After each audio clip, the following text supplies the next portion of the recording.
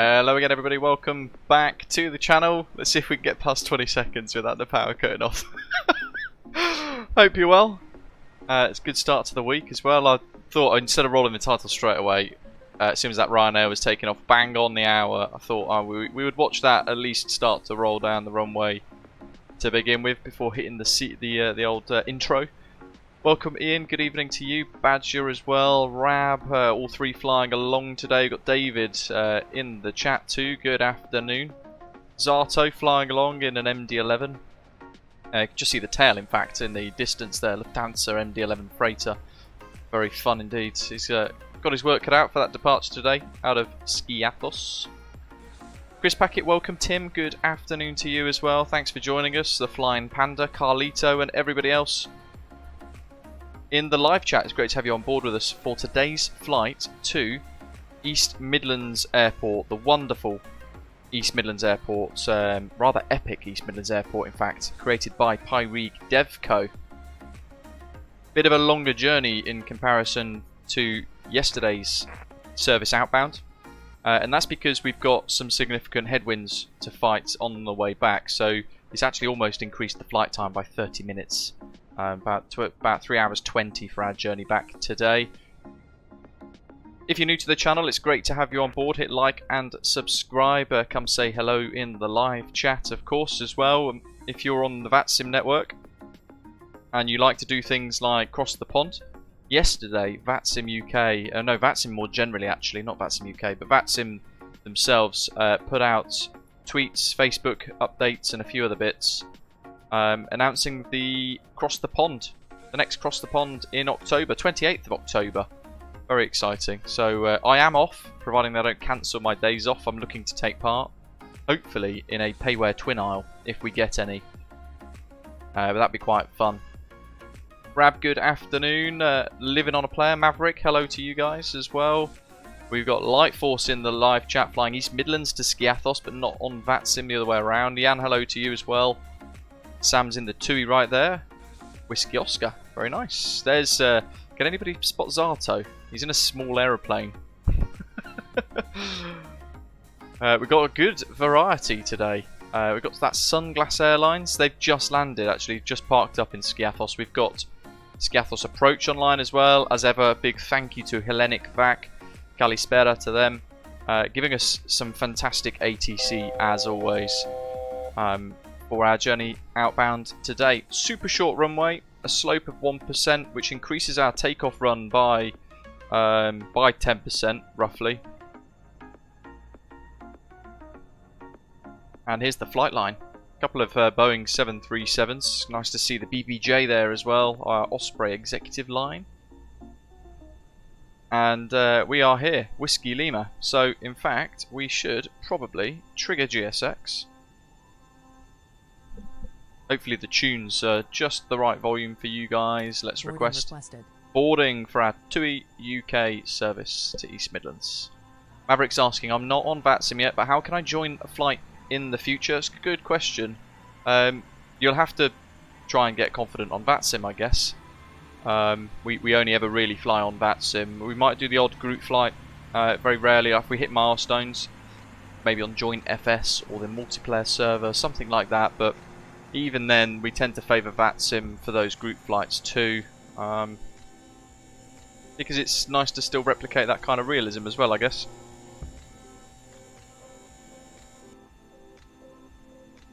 So while the ground staff crack on with their primary task of loading us up for today, we will... no crew, we're already on board. GSX should disable that. Passenger's bus is coming. Live weather, live time. Let's have a little look at the charts for today then. So, using Navigraph and that lovely Jeppesen format, it's all in one place. We can see the runway length of 1628 meters, 5,341 feet. How do you work out runway slope? Well, it seems we've just mentioned it. I might as well kind of tell you. You take the airport elevation, the highest end, so 54 in this instance, minus 9. If anyone else has got another way of working this out, do let me know. And that gives us a total of 45 feet, and that's the difference between both ends. We then have to divide that by the feet, 5341, and that gives us 0.008425, so on and so forth. Then times it by 100, and it gives us 0.84. I've rounded that up to 0.9 for our runway slope for today, and it's uphill, which increases our takeoff run by almost 10%. Toga takeoff, and according to VAS Airplane Toolbox, even though we've only got 71 passengers today, we are quite light. But even with this short field package and the performance improvement package installed on the aeroplane, we're going to be using flat 25. And it's given us a takeoff margin of 62 feet. So the runway is pretty much almost too short. Bacon Sani, nice, thanks for the like, buddy. Back to the charts. So we're stand 3. We're going to push and start facing south. And we're going to head down to Alpha 3 with a backtrack 01 past the crowd on the beach. Give them a couple of flashes of the lights. And then we're going to take off northbound. Barely getting airborne actually, just as the runway disappears below our wheels. Onto the Thessaloniki 1 Bravo departure. Now, you get different experiences here in Skiathos as well, particularly. A lot of the departures are kind of visually flown instead, so you just get 014 and then at 2,000 feet, a lot of the time they might have you turn northbound up towards Thessaloniki, so you cut out all of this gumph over Skopilos, because if you think about it, loads of aeroplanes are flying in potentially, they're all flying to Skopilos as well, so that departure away from Skopilos with a visual turn northbound to Thessaloniki avoids any risk of conflict, I guess. So depending on the level of traffic, you might get visual departure heading north instead. We're going to plan for the Thessaloniki 1 Bravo anyway though, so at 2,000 feet, 210 knot maximum turn speed, we're going to be turning back to Skopilos, then left to arc back round on ourselves to 293 degrees, and then we intercept the radial of 336 from the Skopilos VOR, headed all the way out to Thessaloniki. And then from there, we venture across Europe. So skirting up the Adriatic coast, or kind of more inland though, rather than the coastline itself. Heading over... Where have we got here? Let's go to the world map, lovely. Do like this. Innsbruck, passing to the south of it this time. Yesterday we flew directly over it. We're actually heading more to the north of that. Skopje, we're flying over that. And up here, we're kind of doing the weird kink that we had the other day in Paris, the other way around, north of France, but actually we're kind of doing the opposite little kink at Masek. And then we're heading just south of Dortmund, over to the Channel, and then into Hemel, and then our arrival for East Midlands. Back onto the high IFR charts though. We will get rid of that, and we'll tune into our controller for the day. 126050. And then I will display the charts, just so that you can. I will display the ATIS information so that you can see it. Level 80, Scock 5517. GSX, no, it is that one. LGSK. So this is the ATIS at Skiathos at the moment. We're information Bravo. QNH 1008 now. 15 kilo, clear, correct. Stand 3. So what have we got? Information Bravo at 11:50. Expect lock center approach. Runway in use 01. Visual departures. We just spoke about those. Also in use. Transition level 55. Winds 360 at 12. Visibility 10 kilometers. View at 2,000 feet. Temperatures 30 degrees Celsius. Dew point 23 degrees Celsius. And the QNH 1008. No radar service provided. Report on initial contact position and altitude, and that you have listened to information Bravo. So we'll update that to 1008. There's our toga takeoff, 26k, then reverting to climb profile 2. But I wanted to go onto this page here. There's our slope. Rab says, my plane tells me the slope, Luke, is 0.87 up. That's pretty much what we calculated, wasn't it, actually? That's I'm happy with that. So that works. Are charts a must-have on VATSIM? Yes. Yes. Absolutely. You would struggle without charts, to be totally honest with you. What was that weather that we just had? 360 at 12.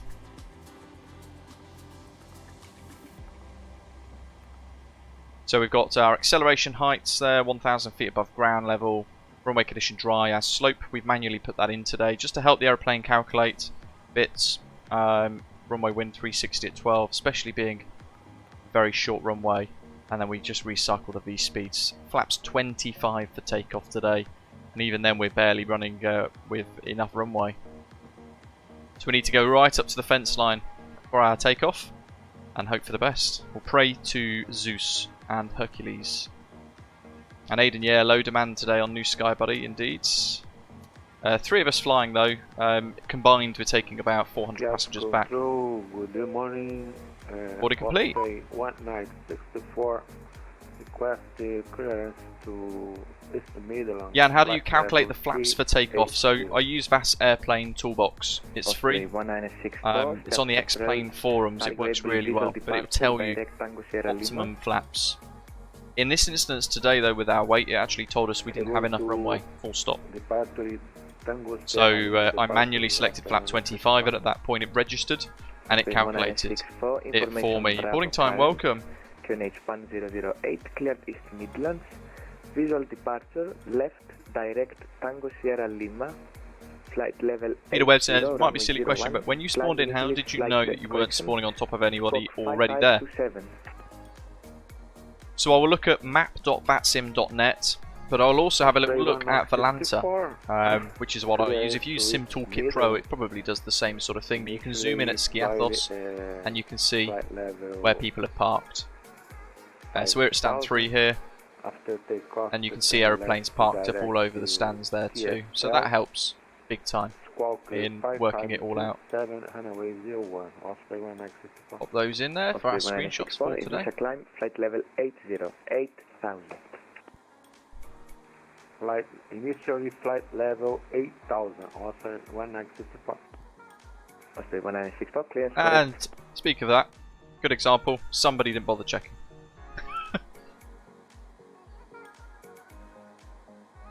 Skiathos approach, Galispera, Tomjet 80 Echo, Boeing 737 on stand 3 with Bravo, QNH 1008, request clearance to East Midlands please. Tomjet 80 Echo, Skiathos approach, Galispera. Advisable visual departure, left direct Tango Sierra Lima. A firm visual departure, we can do that. 80 Echo. Tomjet 80 Echo, copy. Information Bravo correct. Cleared East Midlands. Visual departure, left direct Tango Sierra Lima, runway 01. Climb initially, flight level 80, squawk 5534. Cleared East Midlands, runway 01, visual departure, left direct Thessaloniki, Tango Sierra Lima, initial climb flight level 80, squawk 5534, Tomjet 80 Echo. Tomjet 80 Echo, clears correct. So, that's literally what we were just talking about. That's rather handy, 5534.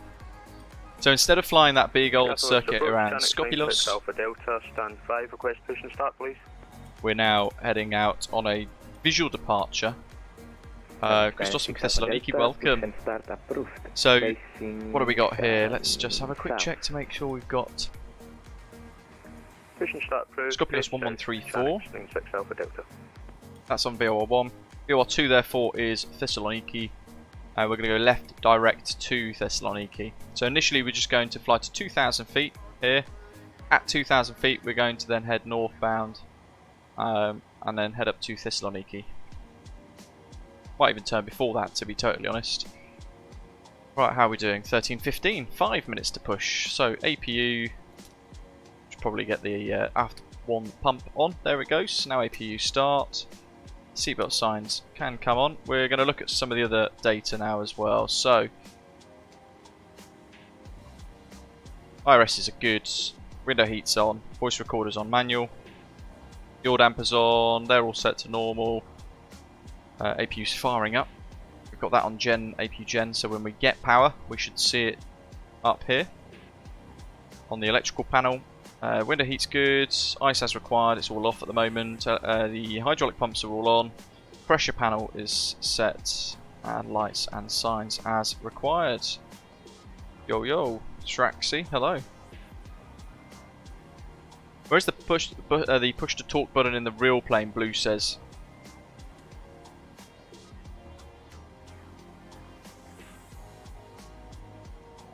There. See where it says mic? Kind of behind that. Can't really see it on the yokes all that much.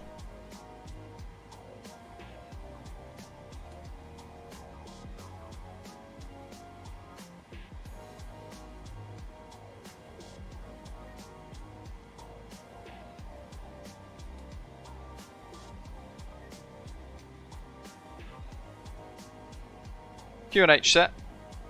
That's all set. Initial climb 8000, 014 for the runway heading, V2 plus 10, 150. Set auto brake RTO. Let's clear that. APU. GSX. We're going to start the safety demonstration early as well. For that, we've got the Luke Air Tool, which is freeware. LukeAirTool.net if you guys want to try it out. Really, really good. It gives you lots of cabin announcements for various aircraft. We should close the guard there, naughty me. I believe I'd noticed that. Didn't notice that earlier. APU bleed on. Packs we'll leave on automatic for now, just so we get air conditioning in the back to help the passengers. Hello, Captain. We are ready for pushback. Jet 2 Holidays is waiting. So we've got to wait till he passes. Basically, he's got a taxi past us, and then we will call for pushback. Ground pin is going to be inserted now. I'm excited for this. We don't, a lot of people always fly in all the time.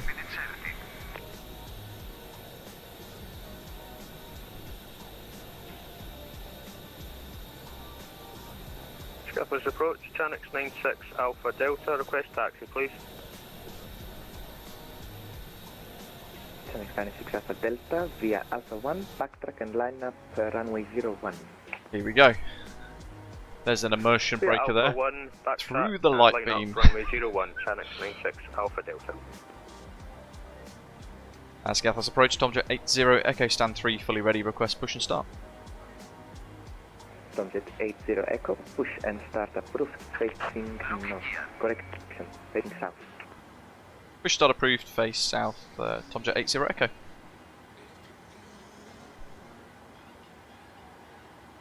Cats, departure Osprey 1964, request pushback and start up. Osprey 964, copy, number 1 for pushback, standby. By number 1, Osprey 1964. Facing south on Alpha. Let's pause the music. And we're going to drop the chocks. Release parking brakes, please. We'll start the safety demo as well at the same time. And Skiathos approach Osprey 615 Bravo is also ready. This doesn't sound like holiday. I don't know what does. Anti-collision lights are on. Packs off. Push and start approved facing south. I don't know, I haven't flown TUI in years, but I do love this safety demo. Gives me little hairs in the back of my neck stand up. Engine start ground. Oh, that's smart. I'm starting to go via Alpha 1.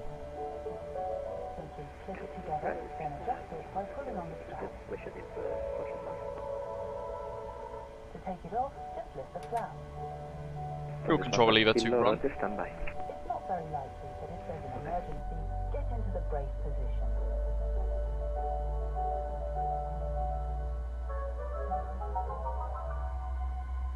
Your cabin crew are now pointing out the emergency exit. Have a look and count the rows to your nearest exit, because you never know, it might be behind you. How you doing, commentator? I hope you're well. If you need help finding your way, follow the low-level light. Tom 15 kilo, push and start approved, face south.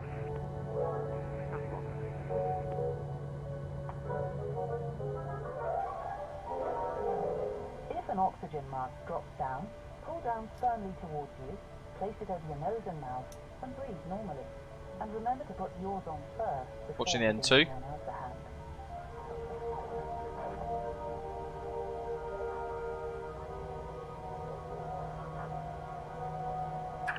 Please set pocket brakes. Cockpit to ground. Set. You have a good engine start. You can You disconnect. can find a life jacket either under your seat, beneath your center armrest, or inside your leg rest. Put it on over your head, pass the straps around your waist, and tie it in a double bow. The life jacket will inflate when you Yeah, we always fly into Skiathos. Everybody always flies in, but no one ever really flies out of Skiathos, do they? Very rarely. But it's such a great departure. Challenging, it's technical, you've got to think about your performance, Unlocking gear. which changes with the temperature as well. Haven't been given a life jacket yet. Let a crew member know now. Just remember to return it at the end of the flight. Crikey, yeah, unlock the gear, drop the plane. Push! Off he goes, that can go on. Tow truck disconnected. Bypass be removed. Lap 25. Left is clear. Right is clear. Control surface checks. Ashton Anders, hello buddy. Gary, welcome. Badge is already on his way, as is Rab. Doc, hello buddy as well. Good evening to you. Very good, thank you. Report passing 4,000 feet, wind 360 degrees 1 to knots, runway 01, cleared for takeoff. The aeroplane urgently. Remember to leave all of your hands Report when passing 4,000 feet, clear for So, takeoff, Channix 96 Laps Alpha 25. about ready for takeoff. So make sure your seatbelt I do that so you can actually see the animations that PMDG have put inside the wing. It's so good. cable is stowed away.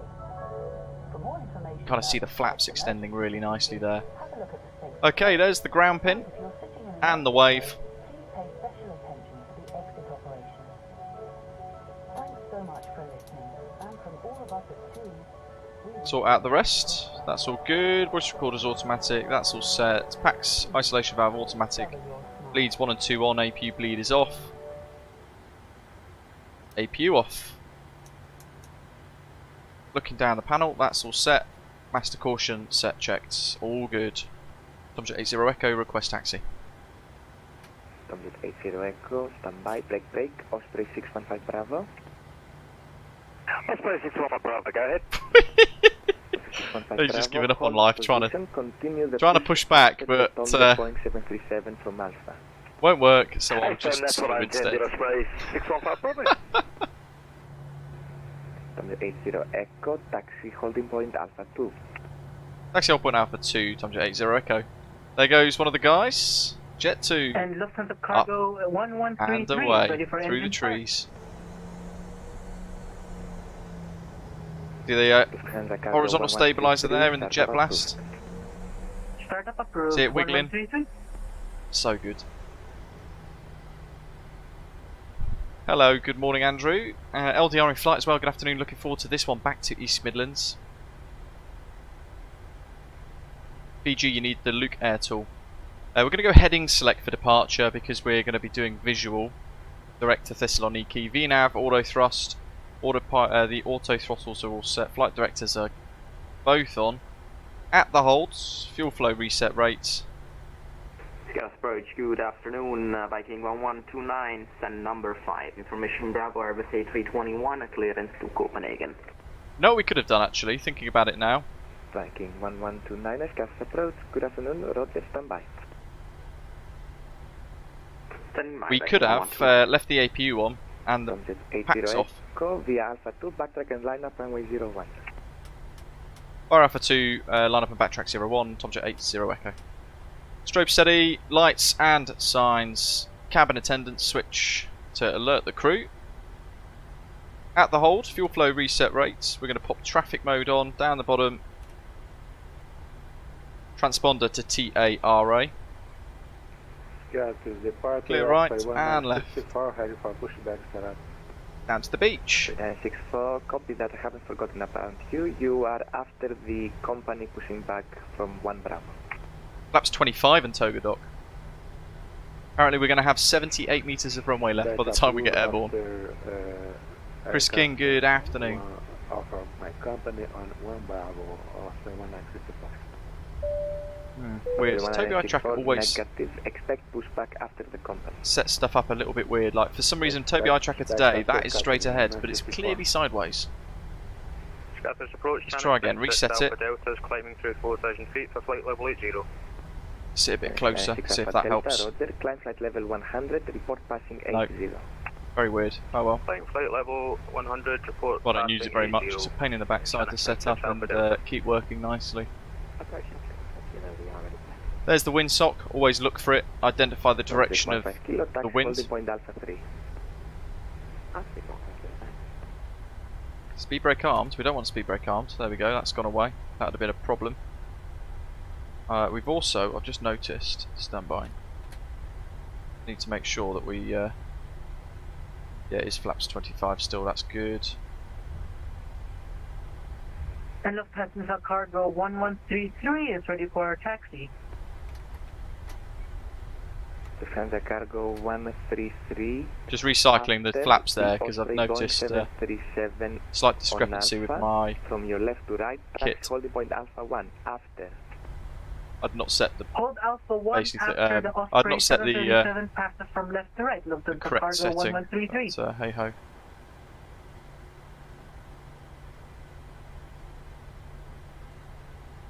Tomjet 80 Echo.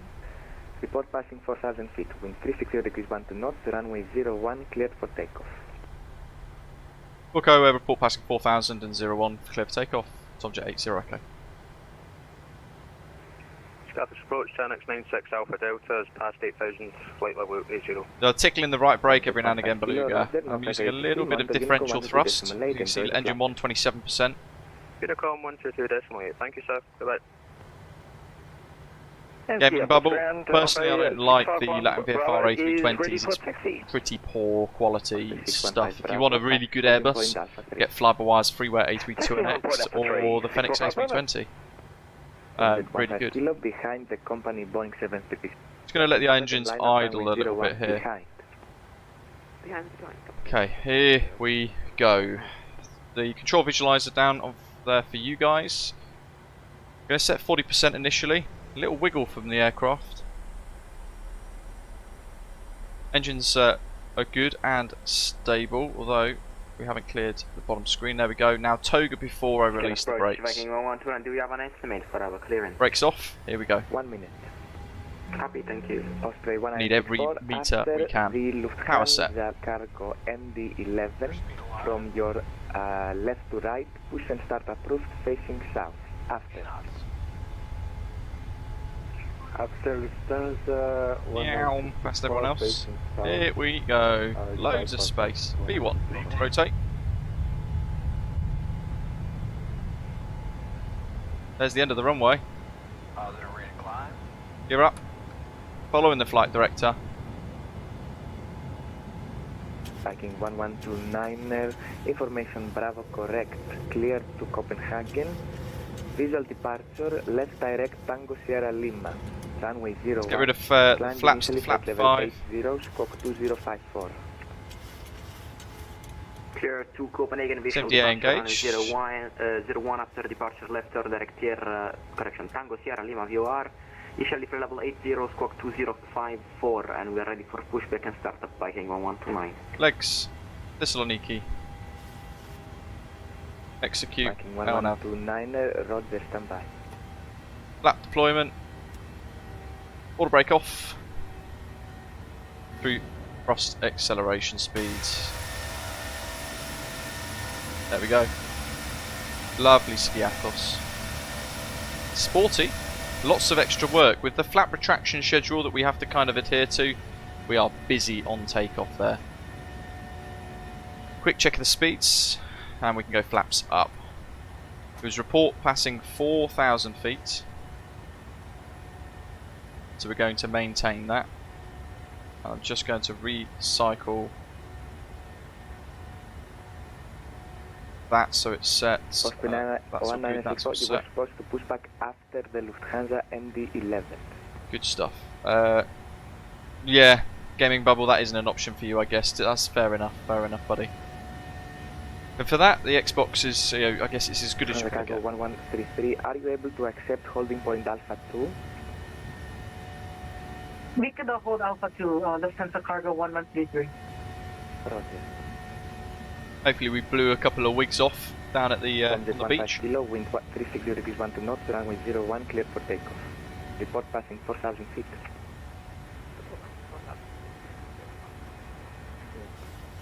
Tomjet 80 Echo, 4,000 feet. Tomjet 80 Echo, roger. Climb flight level 100, report passing flight level 80. Climb flight level 100 Wilco, Tomjet 80 Echo. Standard pressure through the transition altitude. That's all good, that's flaps up, no lights. That's all the after takeoff checks complete now actually as well.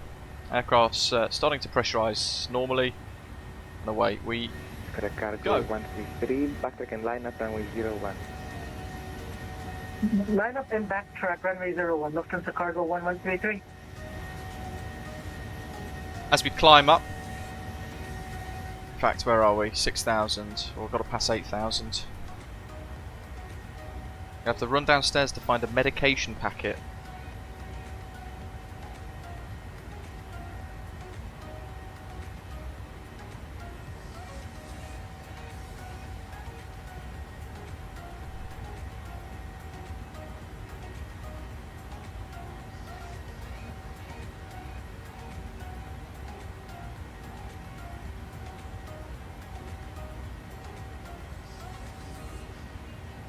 Skiathos approach, this is Osprey 66. Commentator says, are you having to report passing altitudes because the controller's position? Yeah, they haven't got a radar, there's no radar service. East Midlands with information, bro.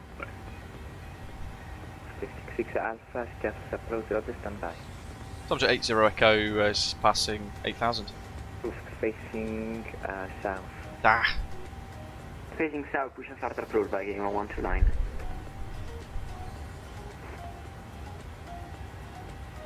Tomjet 80 Echoes through 8,000.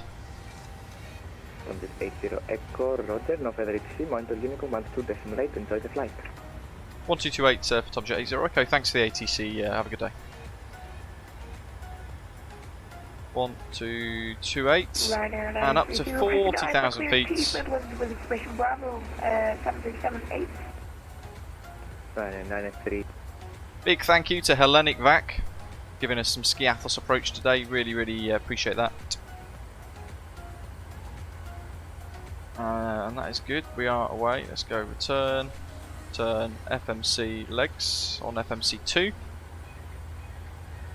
Reg's question on my PMDG hydraulic panel lights will not go off. You might have a hydraulic failure, Reg, basically, that's most likely the case. Ooh, through 10,000. Landing lights off. Let's pop the seatbelt signs off as well.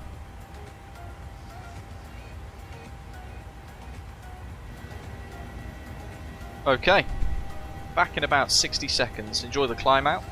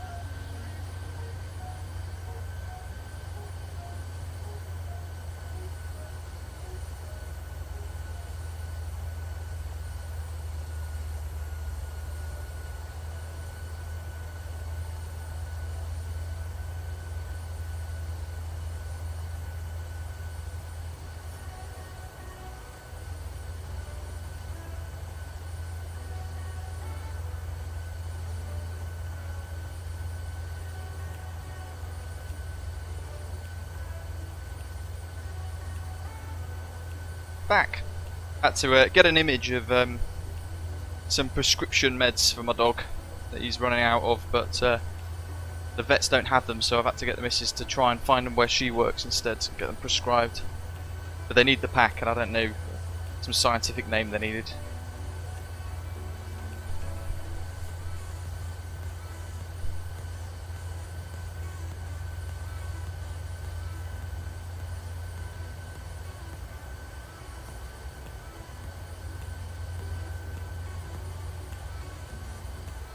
Jolly good. This artist says I used up the entire runway, nearly hit the fence. Ah, my goodness. Let's hit altitude intervention there.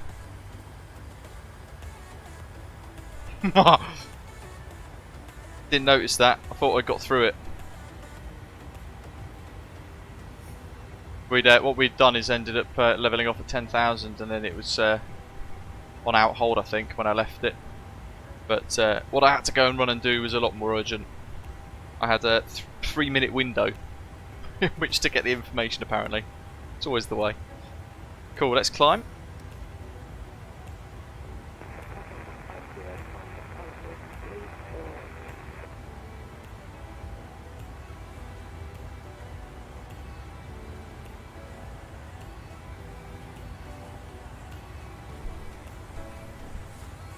Zach, depends on the overlay that you're using.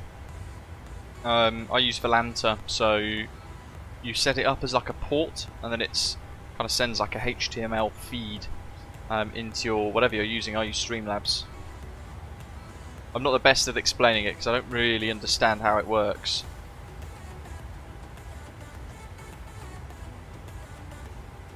But Volanta's quite easy because you just set the source that it tells you to set inside Streamlabs as like an overlay source, and then or a media source, I think it is.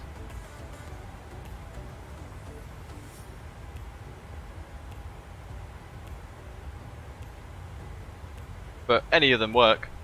We used to use Fly Live. That's pretty rubbish. Sim Toolkit Pro, I think they have an overlay, and Volanta is the one that I use. VOLANTA. Not g'day, welcome. Hope you're doing okay.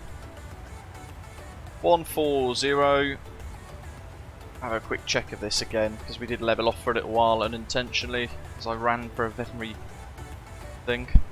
Yeah, pressurising nicely. So yeah, lights are off, engine start switches are off, and lights and signs all set as required. Pressure panel's good. That's all set. Down the bottom, that's all good as well. 1228, frequency set. Yeah, I could hear the engine spool down just as I got downstairs, and I thought, that doesn't sound good. But I was already committed. That's it. Committed, got to get the information.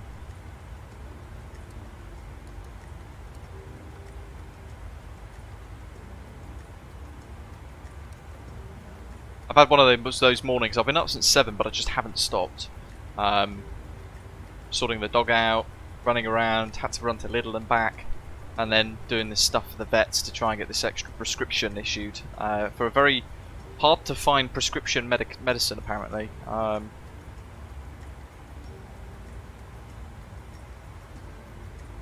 They wanted me to drive 40 minutes to go and pick it up from a different surgery, and I said no.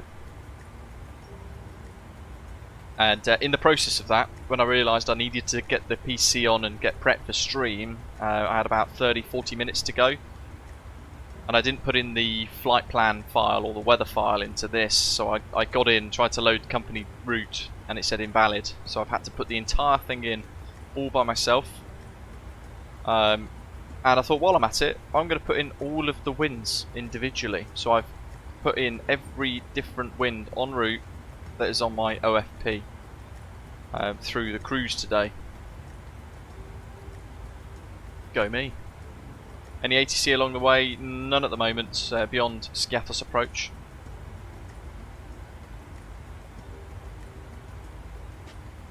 But we'll monitor. It is a weekday. Most people will have work.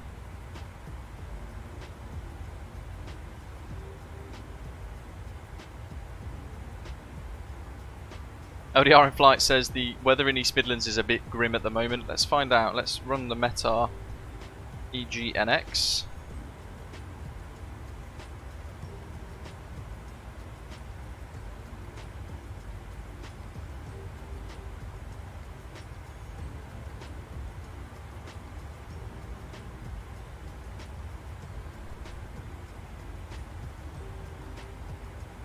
We'll wait for it to feed into the live chat if and when Nightbot wakes up.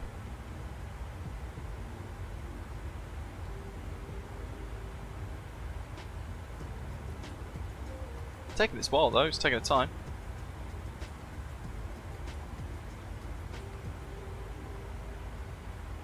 Let's try the TAF command.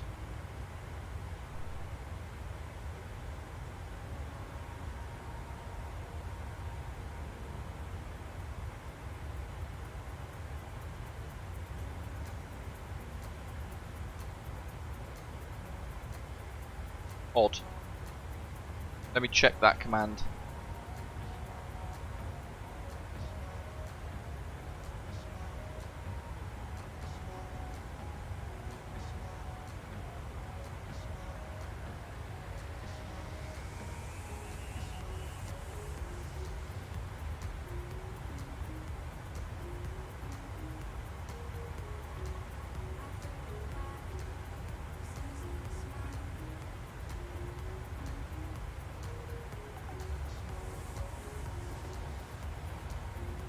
So it's not working.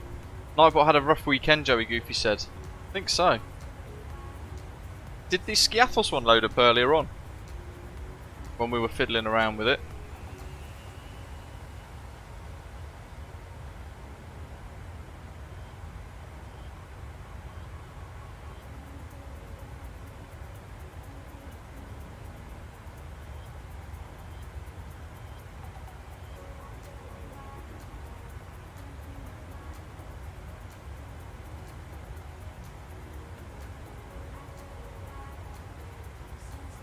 Missing API key.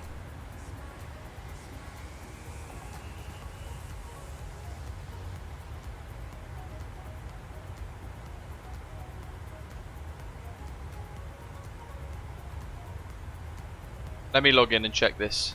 I'll be keen to make it work again if it's broken.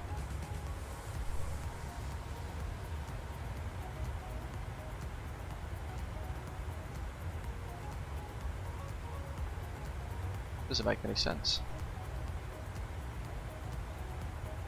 E25. That works. Last used though, January 4th, 2023.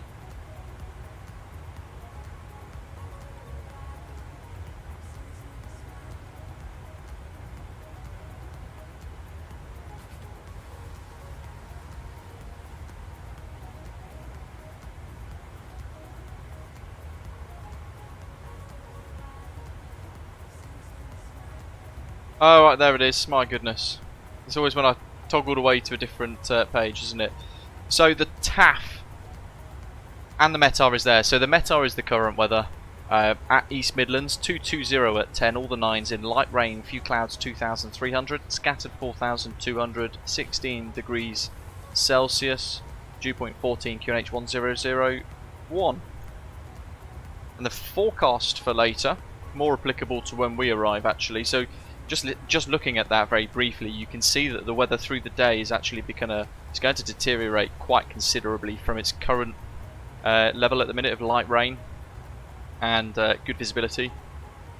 So we're expecting into East Midlands at 16:30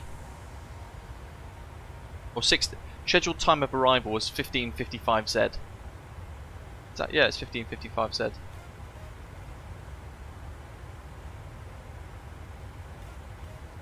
So what do we got here? 31st of July, between midday and midday tomorrow. Mean winds 240 degrees at 13 knots. All the 9 scattered cloud at 3,500. 30% probability of temporary between 12 and 3 today. 6,000 meters visibility in rain and drizzle. Broken cloud at 1,000 feet temporarily between 1,500 today. This will affect us. If the forecast comes true, temporarily between 1500 to 0300 tonight, 6,000 meters visibility in showers and rain, broken 1,000 and 30% probability tonight, 4,000 meters visibility in heavy showers and rain, broken cloud of 1,200 cumulonimbus, 30% probability temporarily 03 to 12 Noon tomorrow, 9,000 meters visibility and light showers and rain. So we can cut some of that gumph out, and a little bit in that taff that we're going to look at.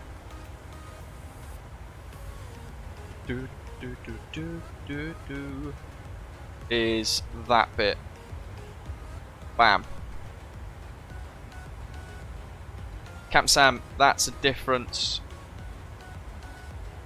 thingy-mabob.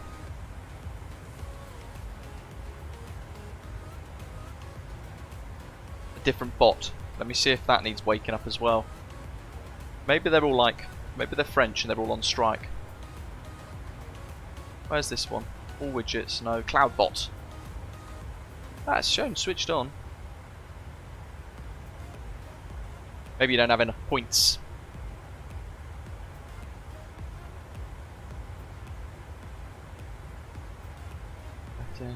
No.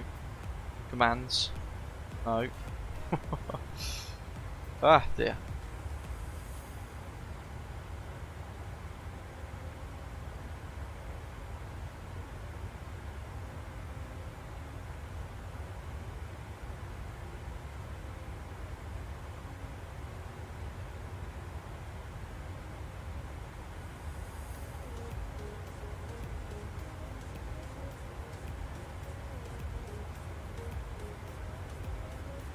No, it's shown on there. I don't know. There you go. Joey, it is working. Andrew says, Luke, have you thought about getting a special paint job for the Cessna 182 RG and other small G aircraft? People like myself that like to fly that as a virtual pilot, school flying. I haven't. No. Anything GA we can't track inside New Skies. That's one of the issues that we face with it, with doing anything like that. But also I don't have that aircraft. The aircraft I do have, they're the ones that I kind of tend to do the liveries for, including maybe some extras that I don't have, but then they're usually airliners because the folks that are painting them, they've got a long list of things to do. Sometimes they prioritise it for me to really kind of help out. But I don't want to just throw loads of work at them. Hundreds of liveries we'd have otherwise. So I focus really on the airliners with that sort of thing.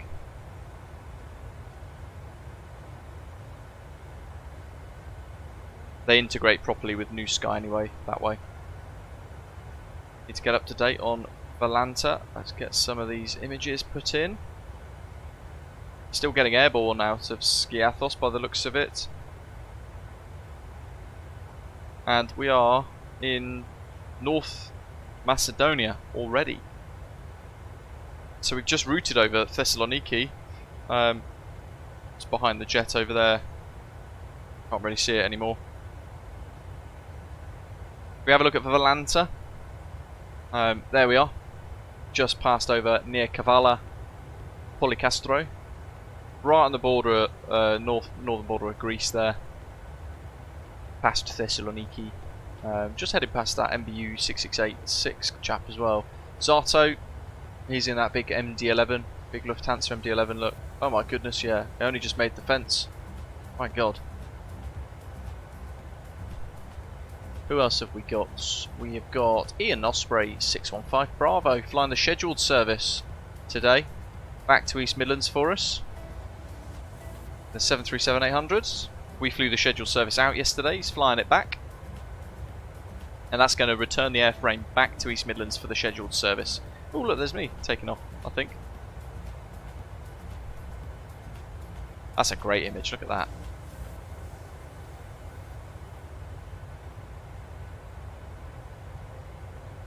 $104 passengers, very nice.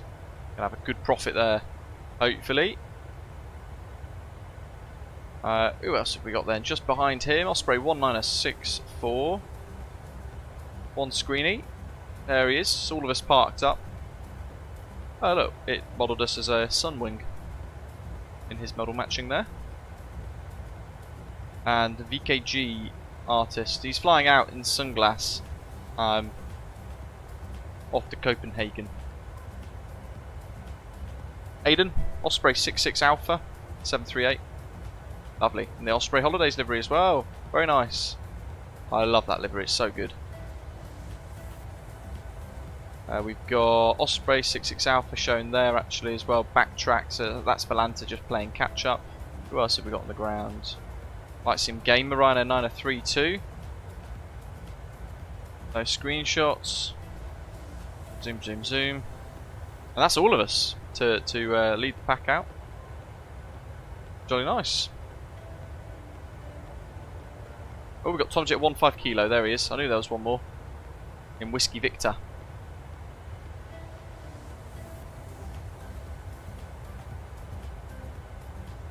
And look at all the weather over the UK at the moment. That's what we're flying towards. That is proper murky looking. It'll be good fun. Look forward to that. I like a challenge. Elk, hello. Horrid weather system moving across central England. Might be a rough one by the time you get there. Let's hope so. George is going the other way, going Stansted to Skiathos. Hey, are you in Osprey? Because you might have, someone else might have. Apparently there was an Osprey in Stansted earlier representing the VA on stream today. On a different stream somewhere.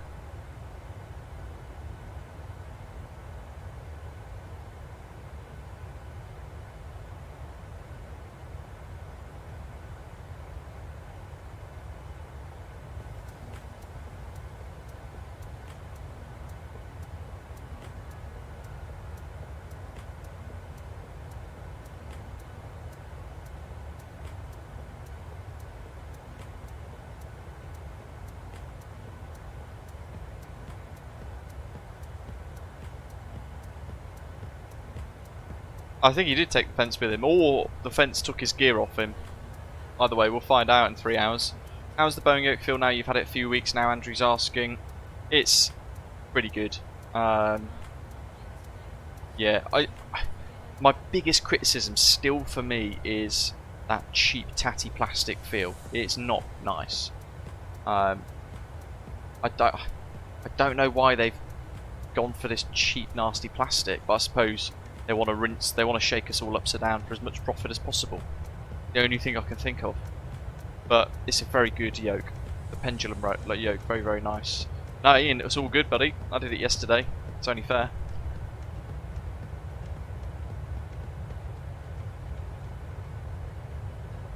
You've got more passengers on board as well, so it makes more sense. Your profit margin will be higher on the scheduled service. That'll be a win-win.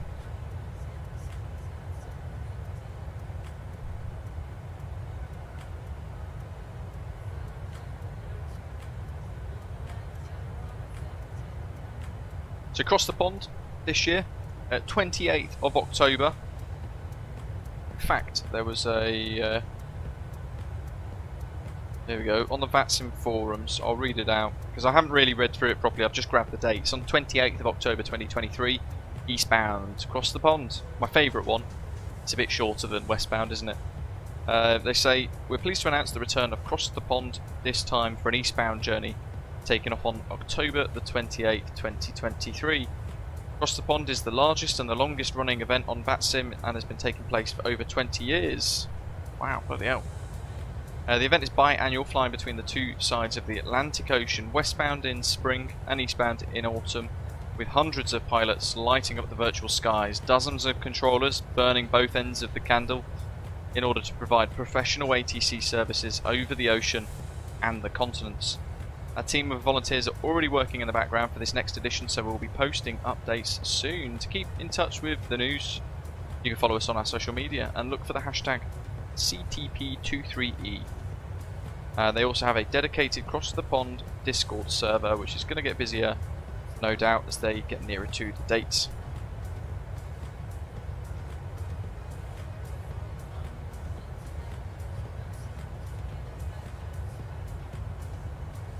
But I don't think they've announced the airports that they're going to use yet, do they?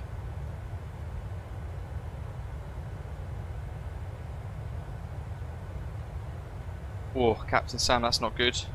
What did you do? You'd have been reported for something.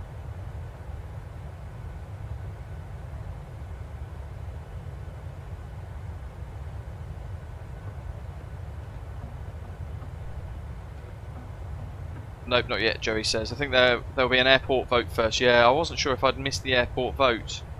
But I can take part this year. Or at least I'm hoping to, providing they don't cancel my day off last minute.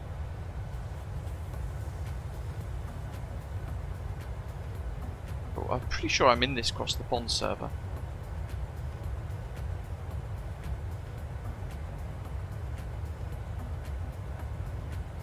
Oh, it turns out I wasn't. Alright, now I am. Woot woot.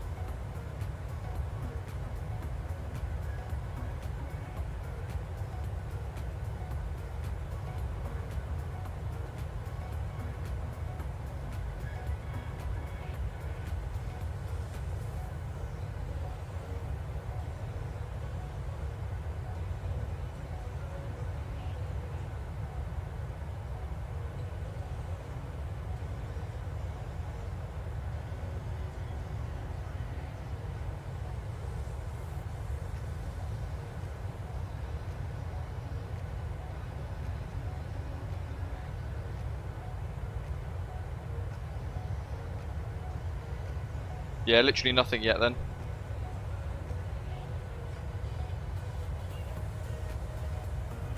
Wonder where it's going to be. It's kind of hard to kind of read these things, isn't it? Because you don't really know where it's going to fall.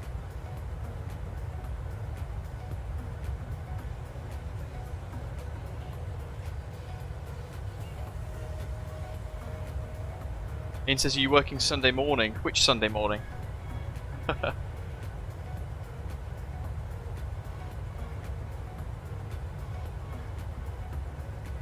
Yeah, there's always a vote for the airports, just not sure, or maybe it's a bit closer to the event than it usually is. Maybe, was it September, perhaps?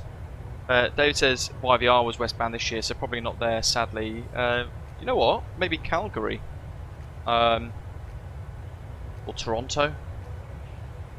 I think last time we did it, in fact, when we last did Across the Pond on the channel, I think it was Washington Dulles, Toronto, and then they had what, San Juan and a few others, didn't they? Barbados maybe, one of them. It was nice, they went different with it. Ian says this Sunday I am working, yes. I'm on night shifts though, so unless you're there at 10 o'clock at night.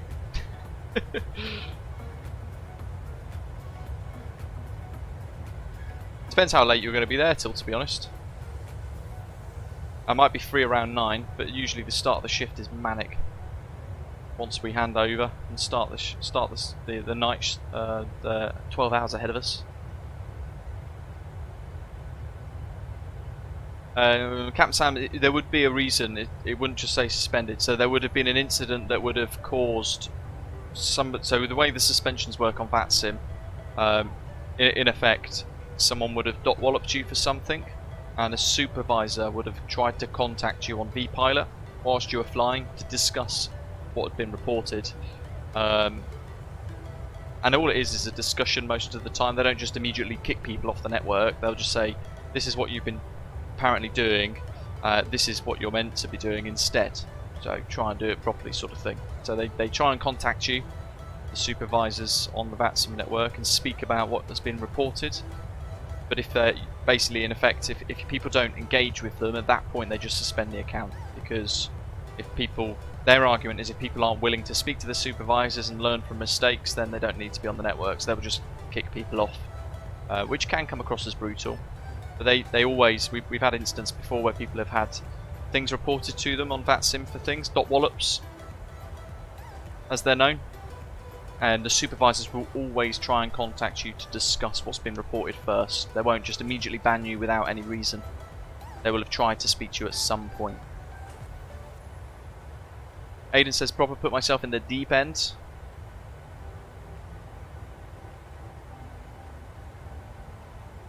Decided one of my first VATSIM flights would be out of Skiathos, but I managed it. Good effort.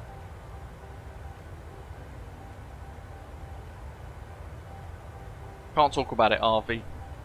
Ashley says, just think of all the great detailed American and Canadian airports we now have since the last time we did Cross the Pond. I know, it's epic, isn't it? Really good. 7 AM Sunday morning. Oof.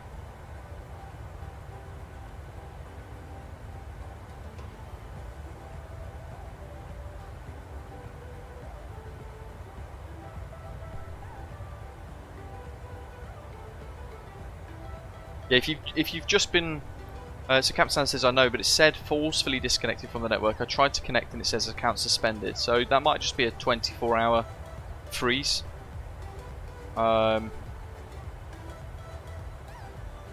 the only way to resolve that is to go on to the VATSIM website, log in on there, and request a support ticket, so that you can speak with them about what's happened. They would have logged the reason for it, and they would have tried to talk to you about it.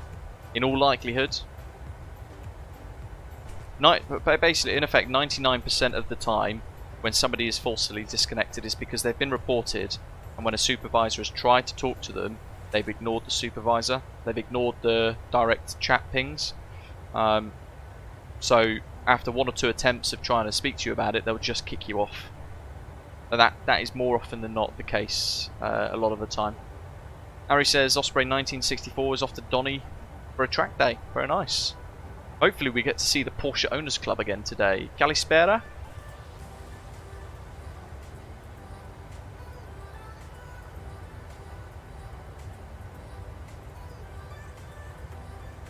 How are you doing, Helias? Welias? Kalispera to you. Thanks for joining us today. Hope you're well.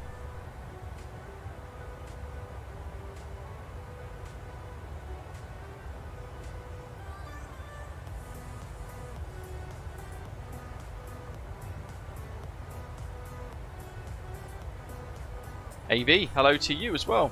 Good morning in Halifax. Are you flying at 7 AM? Are you getting to the airport at 5 AM? Or are you getting there at 7 for a flight at 10, 11-ish, whatever? Round trip back, it's, sort of. This is the round trip back from yesterday, if that makes sense.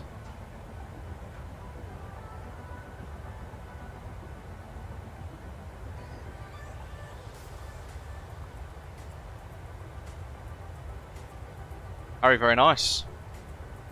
Big achievement.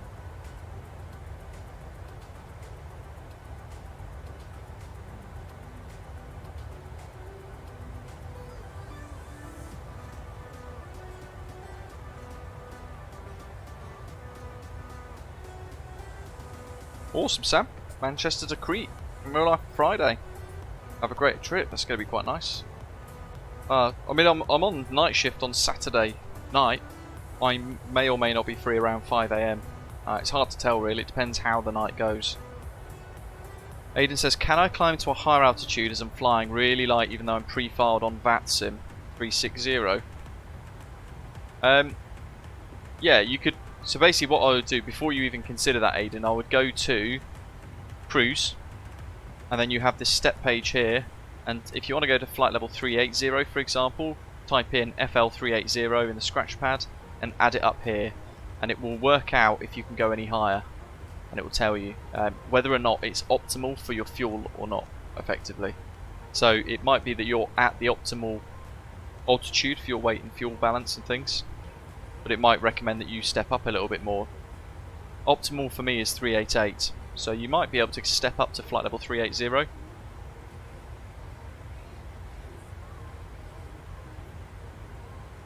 Yeah, it's up to you, Aiden. I'll try 380 first. Depending on your weight, you've got to look at Coffin Corner. So we're right on the cusp of what the aeroplane can do here. So if you're heavier than I am, you might only be able to get to 380. So I'd step to 380 first, let it settle and see how you go with it really. So I'd add the step in, and then don't forget, if you're climbing higher, change your pressure panel up here too. And then when you get there, just ensure that your new cruise altitude is shown in the correct box up here too.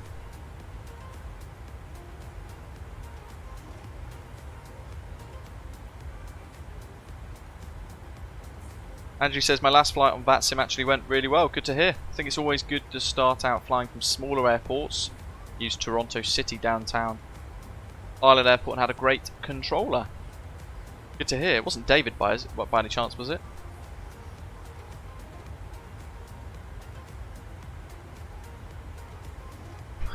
Ian, I wish. I'd definitely lose my job.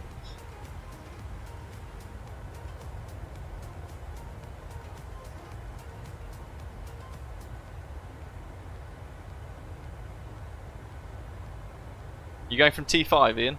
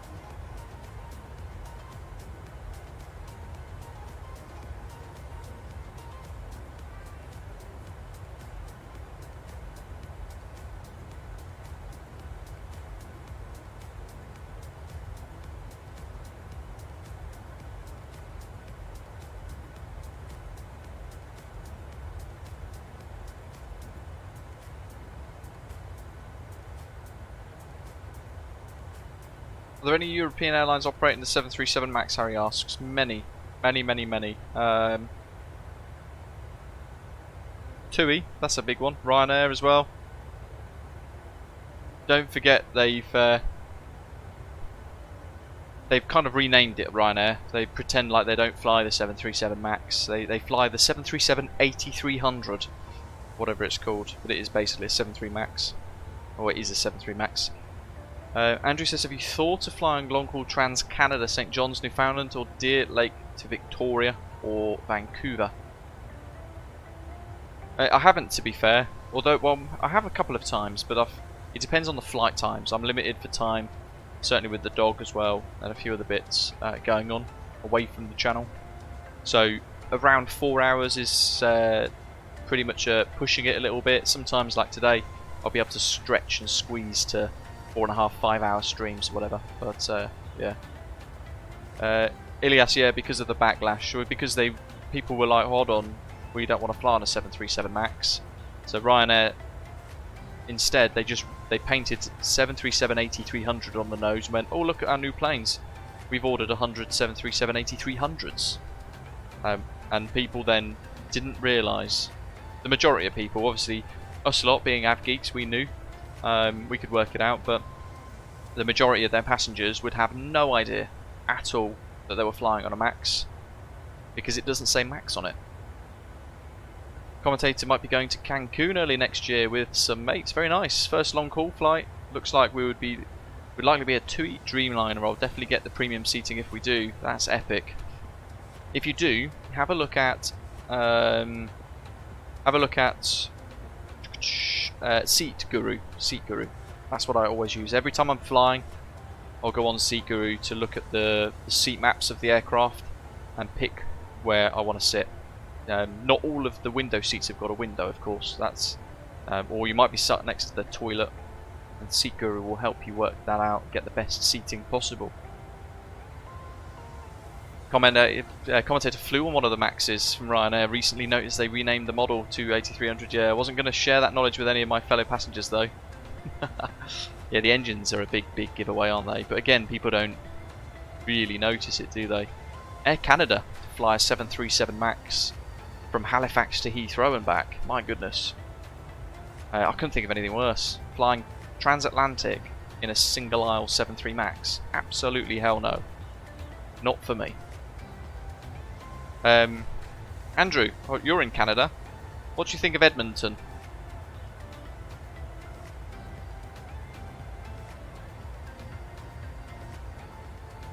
I've never been to Canada, but similar to the jobs available in Western Australia that they were trying to poach me for, Edmonton is now trying to poach people as well, and a few other places across Canada, it seems.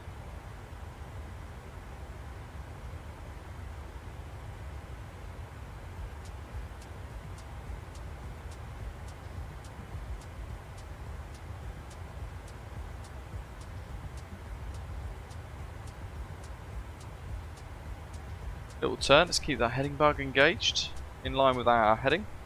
Edmonton is interesting living on a player says. Oh right. I don't know what that means. That doesn't sound good. I lived there for 2.5 years living on a player says.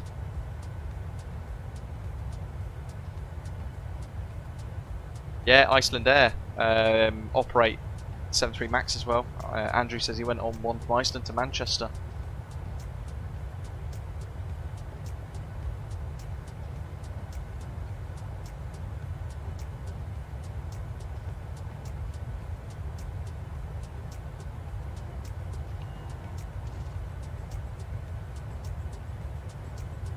Edmonton says Edmonton is a big city, cold in the winter, hot summer, flat, and the Rocky Mountains are still quite far away.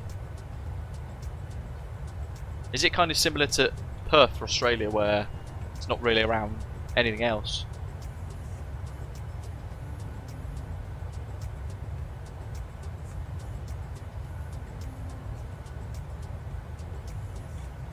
It's odd, isn't it? Because I mean, I've lived in the UK since I've been born, but this place is an absolute train wreck now. So quite a fair few of my colleagues were trying to get out. Ooh, I think that might be Innsbruck. Let me quickly find it on. Where are we? On Volanta. Quick time. Let's go. No, it's not. I'm way too keen. That is Baran Airport in Montenegro, apparently. I should have realised we haven't really been airborne that long. It would have been like flying Mach 2 if we were already at Innsbruck, and it's not hilly enough. Oh well. Flight Sim's most stupid comment of the day award goes to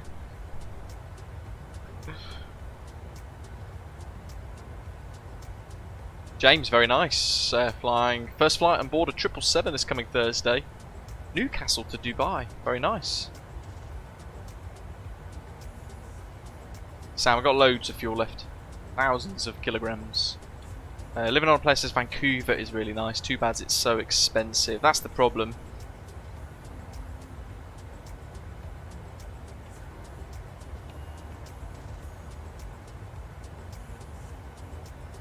Is Edmonton that bad? Andrew's like, I wouldn't want to live there. Living on a player that has moved.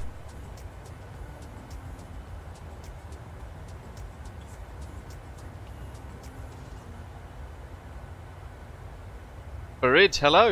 Speedbird treble to East Midlands to Bodrum. We will cross flights. Ian says, I attempted to move to Vancouver once. I loved it so much when we visited. My goodness. The only place, this is a weird one, to be fair, but the only place I've gone where I thought that exact same thing was, funnily enough, Tokyo, Japan.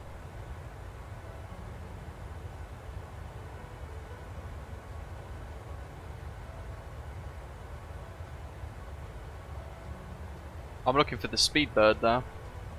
There is, saying we're crossing paths, maybe he's further up.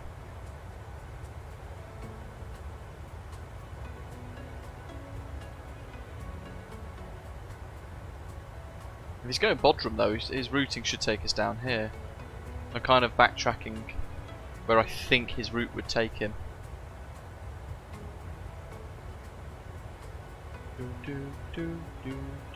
Because we passed just south of Stuttgart yesterday, didn't we?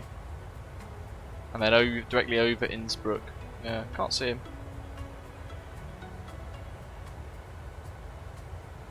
Standard. There's a Concorde.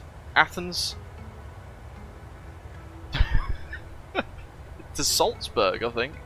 LOWS. Okay.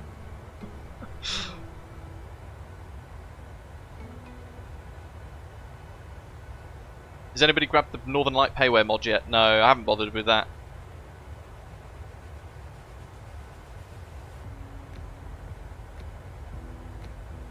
David says if he was to leave the UK, he'd love to go to Vancouver as well, but it's so pricey.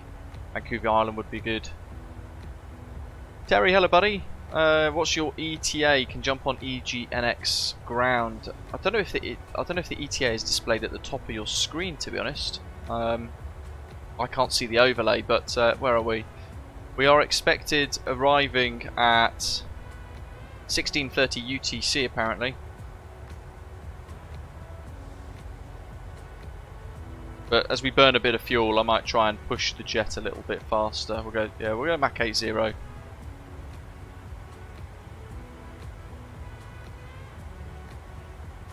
David says 1542Z according to the Volanta overlay. Really? My goodness. That's quite different from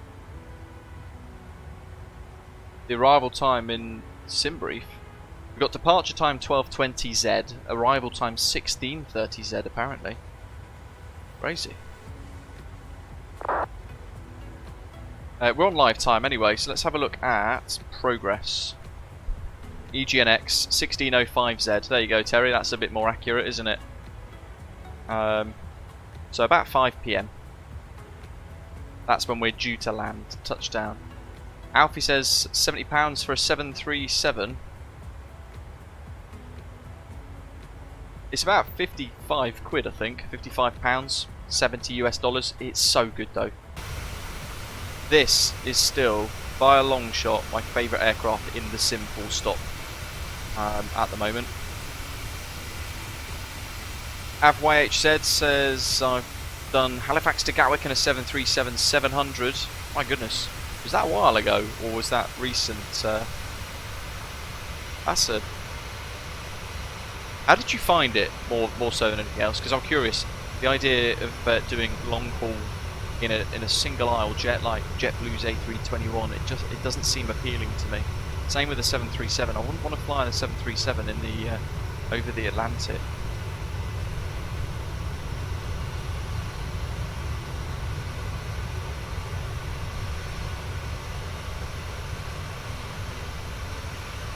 David says the Volantic estimate is spot on then. Yeah, SimBrief's a bit wild then. Lost a couple of minutes, hasn't it?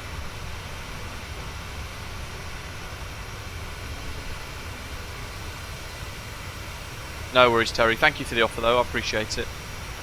Andrew says Vancouver Island is just like the UK in the winter. Cold, wet, dark, crappy. But the summers are amazing. We haven't had much rain for the last 3 months now. Not necessarily a good thing though. Sam says the 800 is $69.99. Worth every penny. The best aircraft in the sim for me, by a long shot. Yeah, living on a player as well, saying never once regretted paying the pounds, the dollars, the money for the 737-800. Don't forget though as well, Alfie, you're getting the 737-800, this passenger variant. Beautiful fidelity and detail. You've also got a cargo version. You get some freighters. And you get BBJ2, so you're getting lots of different aircraft. Zato says, man, I remember you flying that SkySim MD-11 in that preview. Yeah, that was awful, wasn't it? My goodness. I felt bad because I just utterly destroyed their add-on. But I got the feeling that SkySim MD-11 that they released for MSFS was created by somebody like me who has absolutely no idea what they're doing, but they'd managed to stitch a load of stuff together and then went, yeah, that'll do, 40 quid, which is just madness. Yeah. But you know, even though they sent it to me for free for the point of a preview and a review video, I'm not going to lie about it, it was crap. That SkySim MD-11 was one of the worst things I've flown. It was proper Captain Sim level of shite. There's no other way to put it. It was so bad. It was so bad. And yeah, I think just like took it off sale, didn't they? From what I remember, based on that live stream, because they saw how awful it was. Cam Sam's looking forward to the A350. I'm looking forward to the PMDG 777. That's going to be spectacularly good. I'm hoping that will come out before Cross the Pond eastbound. Ian says Perth to Singapore in a 737 was enough for me, and that was about 5.5 hours. Oof.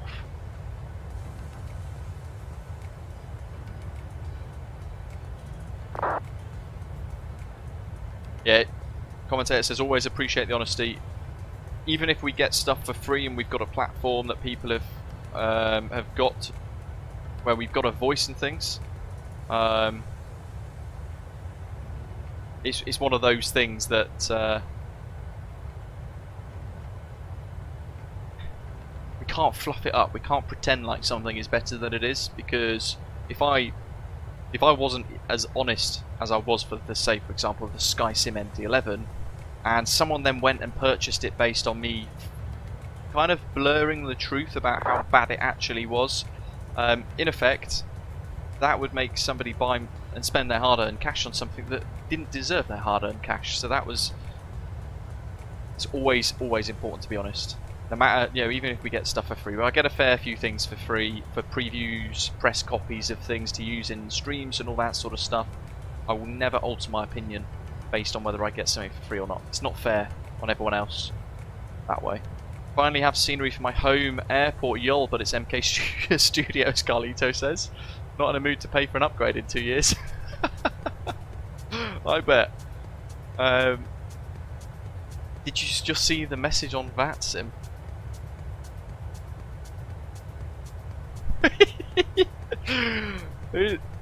Is it Fariz?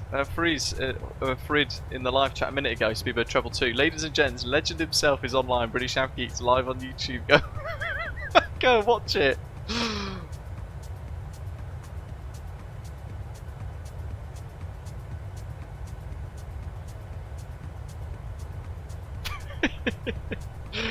If you're just tuning in based on that V-Pilot message, welcome on board.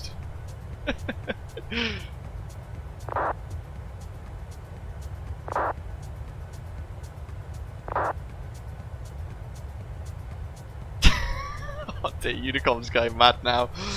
Oh well. Whew. Badger says it's worse than Captain Sim's 777. They're all pretty awful, aren't they? All of the Captain Sim products. The only thing that Captain Sim has done, even to an average standard, is that really crappy hot air balloon that they've made and recently released. That's kind of the level that they're able to actually achieve. But hey ho.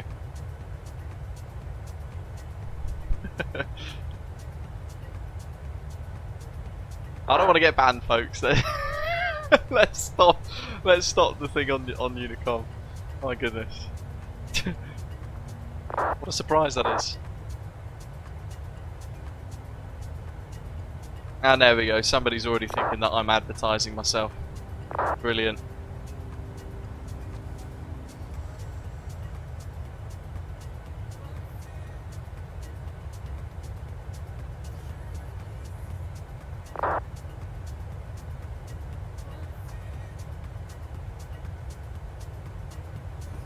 Scott Gray, hello.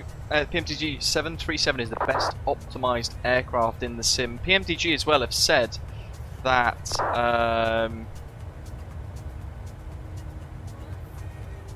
they've said, haven't they, that the 777 will be just as well optimised as the 737. So that's in the PMDG forums. If that is the case, my goodness, we're in for a treat when that finally comes. Flying Panda, well, that's because they've spent too long fluffing their articles about Captain Sim, haven't they? And they've just been getting criticised over and over and over again about it.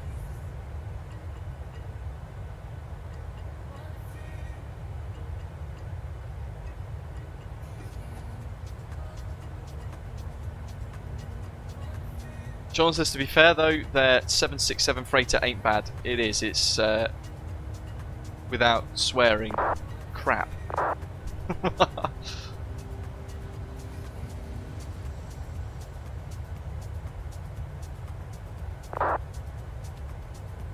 There we go. Let's stop upsetting people on Unicom now. We'll just drop the chat. And there we go. Somebody's already being super square. Jet 7 Charlie Alpha. Rule Alpha 16, all voice and text communication frequencies are for operational use only. Our account holders shall not carry out private conversations over any communication channels, frequency or resources without the exception of private text messages.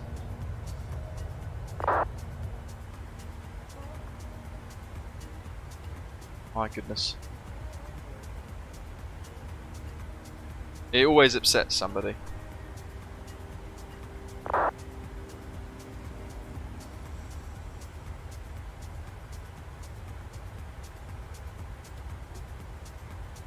How do you turn off the noise when somebody types and sends a message on Unicom? Gaz is asking. So in the vPilot settings, there's a little toggle that says something about noise. Where is it? I'll go settings. Oh, where is it? Notifications. Maybe not. Hold on. No, you can't.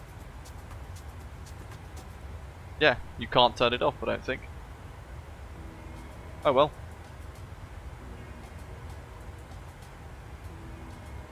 But yeah, that's what that little static noise is. That's somebody sending a message on Unicom, basically.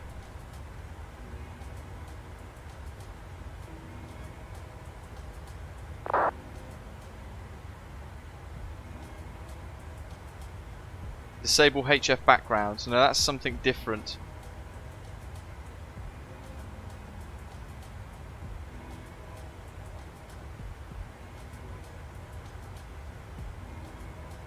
Farid. There's that sort of thing always happens, doesn't it? Ah well. You try and do something in good humour. Somebody always gets upset.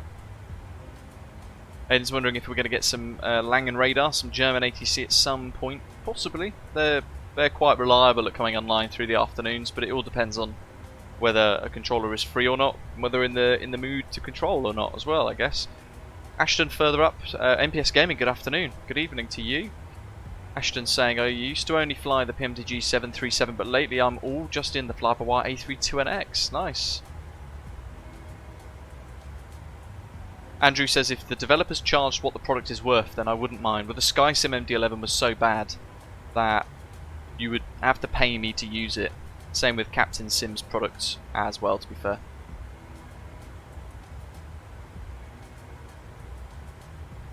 And it's a shame. I'm going to be trying to work. I was going to do it last week, never got round to it.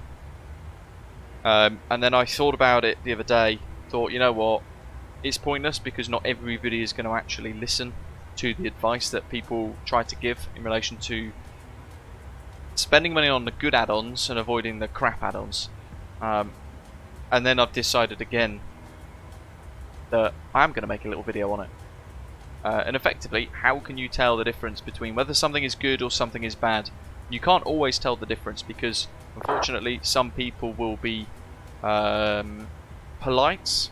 When they get stuff sent to them for free, they'll be polite, maybe not entirely accurate in relation to whether it's good or not, worth your money. Sometimes they'll fluff it as well.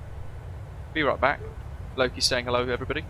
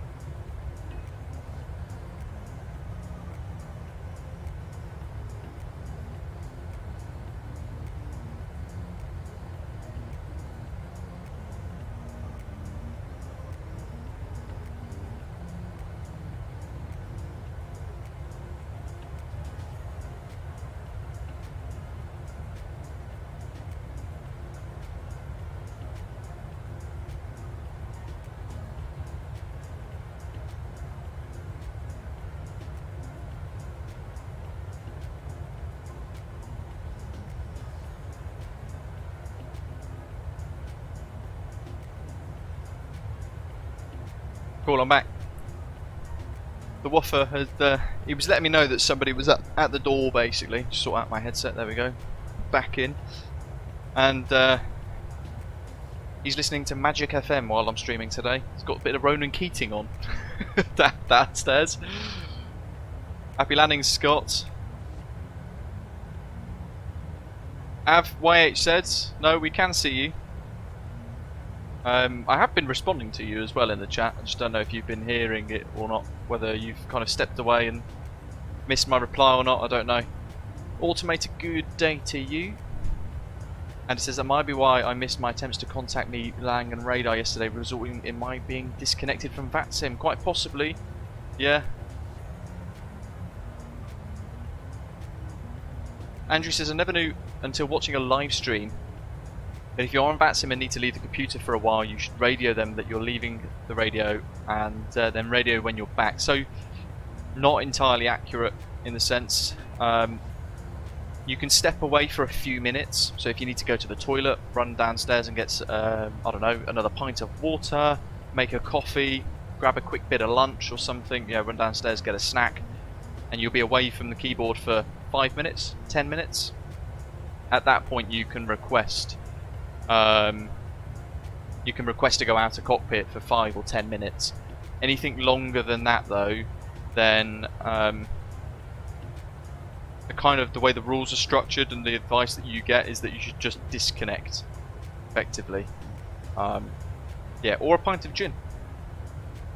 Yeah, the kind of guidance that you get is that if you're going to be longer than 5 or 10 minutes, you need to just disconnect from the network instead. That tends to be how it happens.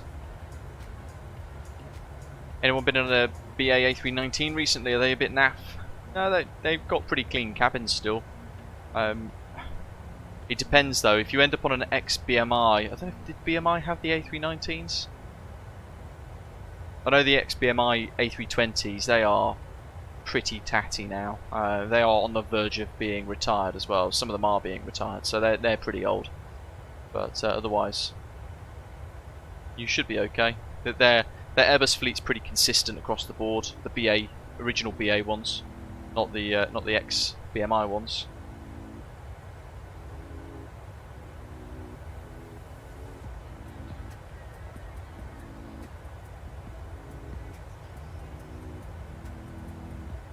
Did I miss anything else in the live chat? How are we getting?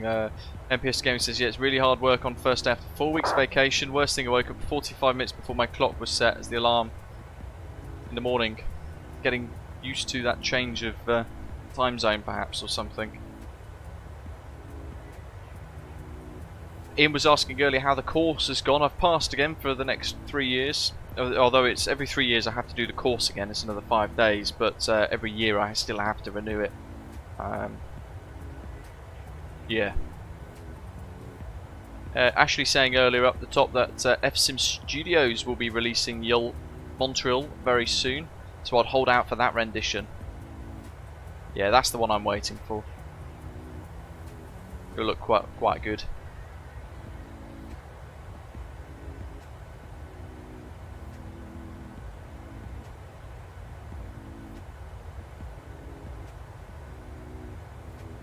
How's the first officer? He's pretty good.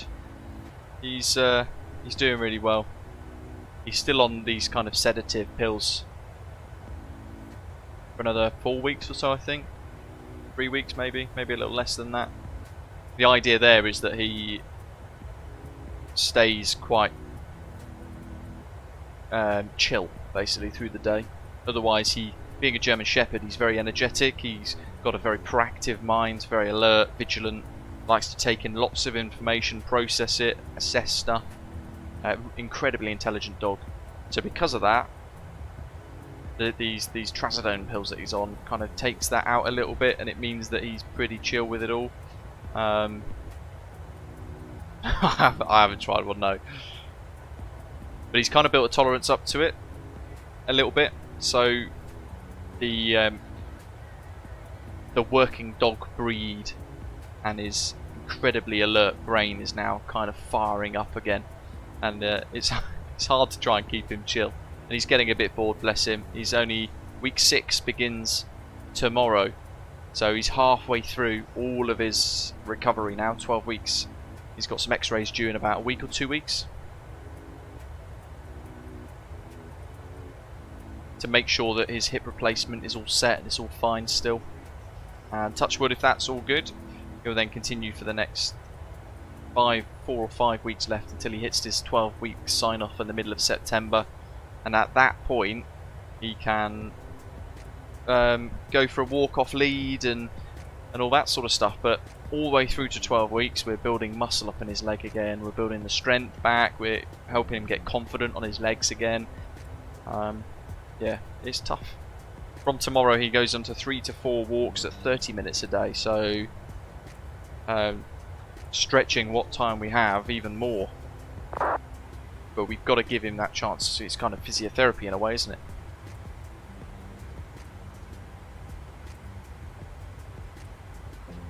VBA coming up. It's probably wise for us to do a fuel check. So I'm just going to scroll through my OFP, find what we were estimated at that waypoint.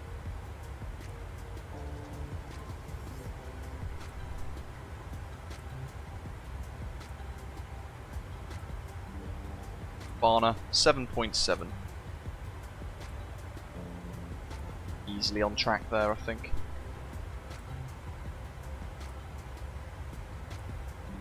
Across the pond, hopefully we can have hopefully we can have Team Osprey show up in en masse and have loads of us flying along. That would be quite cool. Ashley, yeah, you make a really good point. Actually, just kind of going back to that, when you can go away from keyboard on VATSIM, when you need to disconnect or when you need to stay connected and things. Ashley pointing out, yeah, I should have really mentioned that. It's quite a good point to make.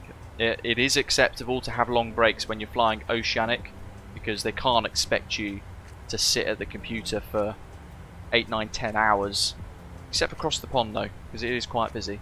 The key thing really when you're flying oceanic is that you are back at your computer every time you need to report your next waypoint.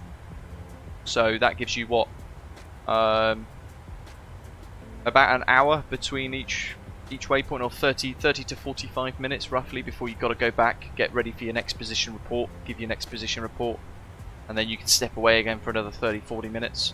That tends to be kind of how it works when you're oceanic. So in that case you can step away between position reports. Bit of an exception to the rule really.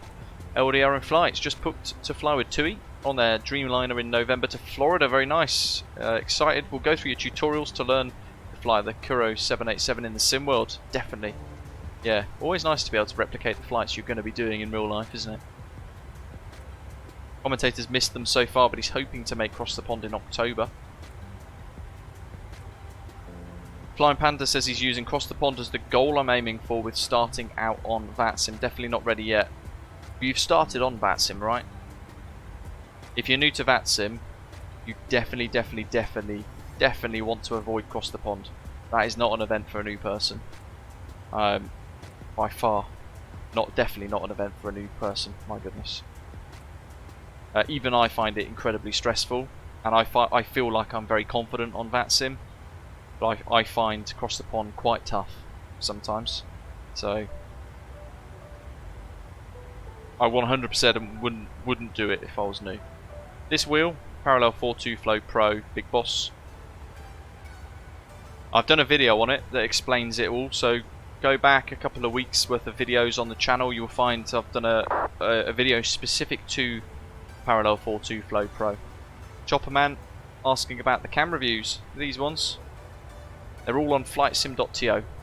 Just search for British AvGeek camera or something like that, and you'll find this. All of the different aircraft that I've got, or at least most of them, I've got a big pack of views that you can copy, but you've got to follow the process properly to set them effectively. Sato can't even do Cross the Pond anymore due to his time zone. Before I could because he had a horrible sleep schedule, but now he's got his sleep schedule fixed. That's a shame.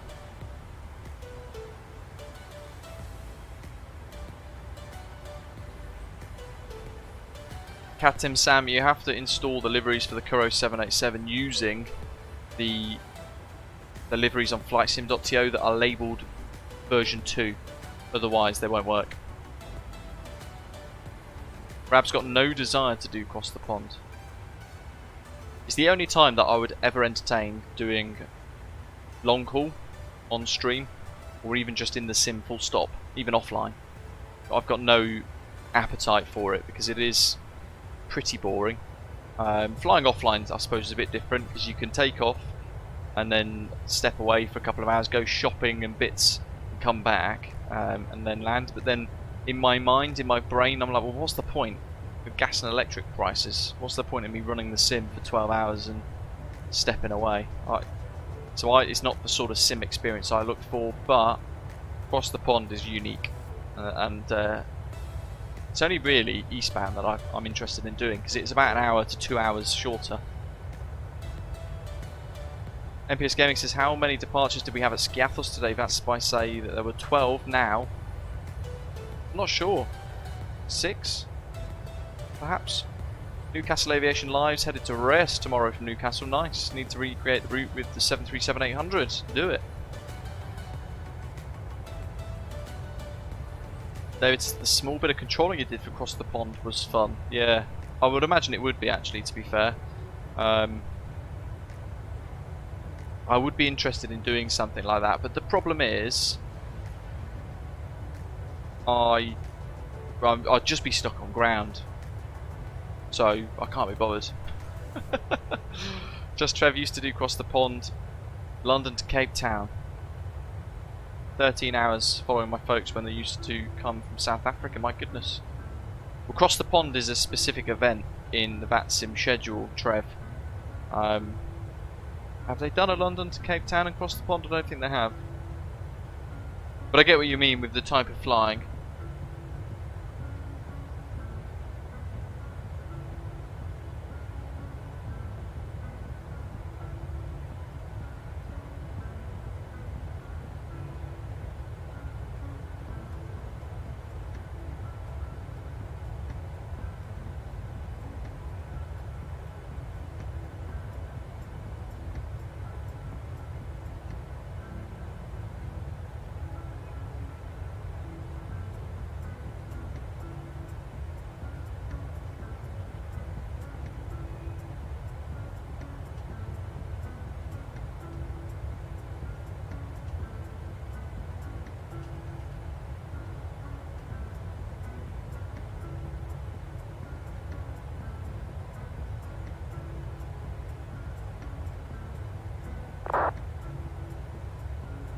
I'm getting sent loads of things about this Canada job now, my goodness. People at work, have you seen this?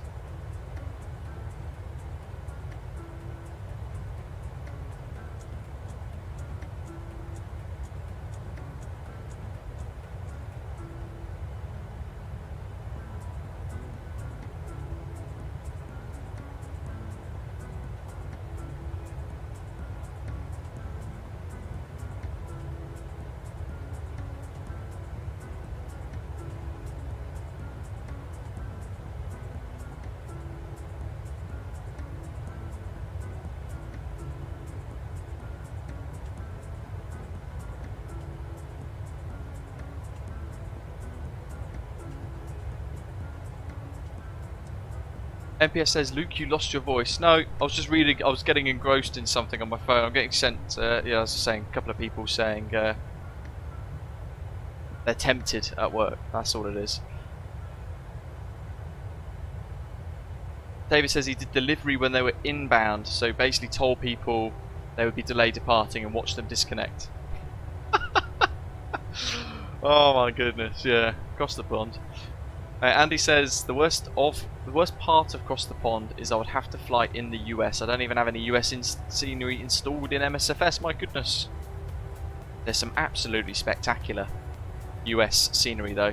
There are beautiful, beautiful airport sceneries coming out now. But Canada, as Ashley was saying earlier on in Discord, I think from memory, as I was zipping through before the thing came about,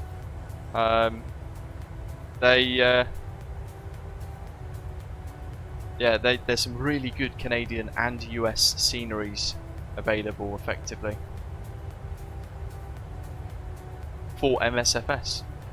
Whereas this time last year in Across the Pond eastbound, we didn't have some of the really stunning sceneries available. We've got some good options. I mean, JFK actually, We didn't have the inner builds JFK scenery. I'm hoping this year perhaps JFK is featured. Maybe that's where I'll be trying to book a slot from. I suppose so will everyone else, I guess. Yeah. But yeah, that'd be a really good one actually. JFK with the innie builds scenery across the pond. Oh, in a PMDG 777, please. Pray to the baby Jesus. Imagine does cross the pond every year, hoping the PMDG 777 will be out by then, but not banking on it though. No, I'm hopeful. I am faithful. If not, maybe the Aerosoft A330. Failing that, my next backup option would be the Kuro 787-8 or the... in fact, we could do the 787-10 actually, couldn't we? AAU2. We could fly that in a British Airways one. Dual, eh?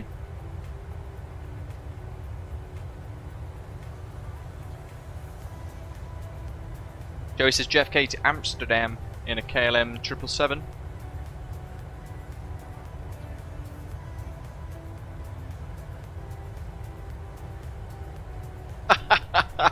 I'll have those points. How many points do I have now? I don't really know how that works. The Aerosoft A330 won't be out by then, Andy says. It's progressing well in beta.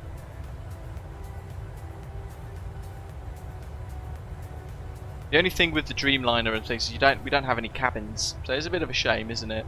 I suppose we've got the Inibuilds A310. That's an option. Sam, hello. Avi, welcome back. Or AvYHZ, welcome back. Sam, you can get my specs, yes. Just use the spec command in the live chat. What kind of fidelity with the A330B? It's pretty good. From what I hear. Crikey, Zato.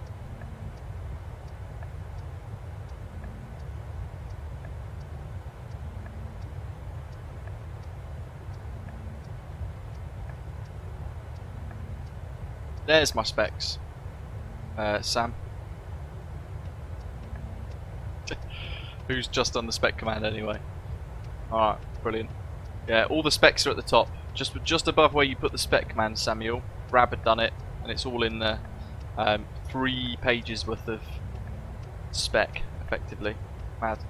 I'm still showing the dud PSU on that though. Ooh, yes, I am. Yeah, don't buy a Corsair PSU, HX 1200 watt, unless you want to have a house fire. Let me change that. Stand by. How do we do it? It's commands, isn't it? We go to specs.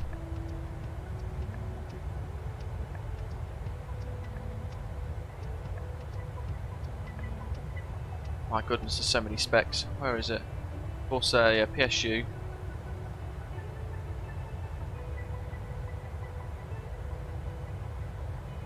What is it? It's an MSI.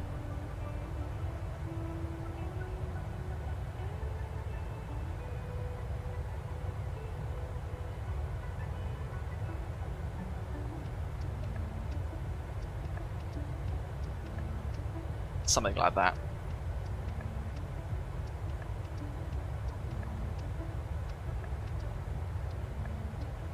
Cool, that's updated. Jolly good. Maybe I should do a hardware command, so if people go, what hardware do I use? There's a hardware command as well. That could be a good one. Cloudbot, what were you saying?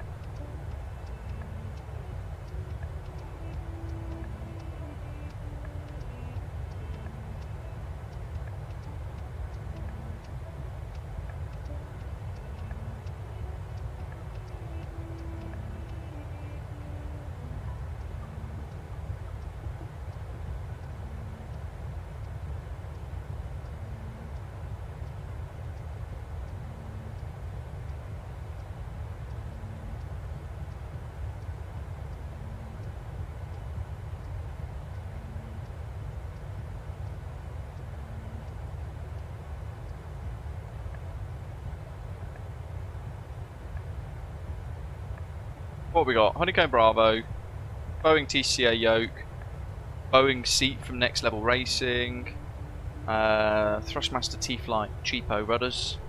They work, they still do the job pretty well. Tobii eye tracker, that's it. Easy. Bam. New command, hardware. How many frames per second are we getting?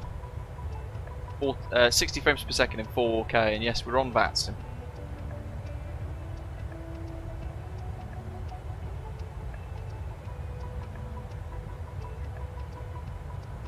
How'd you get points, Av? You just by chatting and taking part in the stream in the chat, really, and then it kind of builds up from there.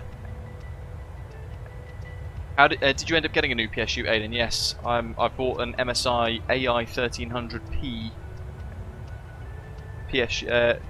PCIe 5 PSU 80 plus platinum something. It's epic. Really, really good. It installed very easily. Actually, I was quite impressed that I was able to do it as somebody who is pretty useless at anything computers. But I was able to take it all out, replace it with, replace the leads and things, put the new ones in with a new bit of kit, and it worked pretty well.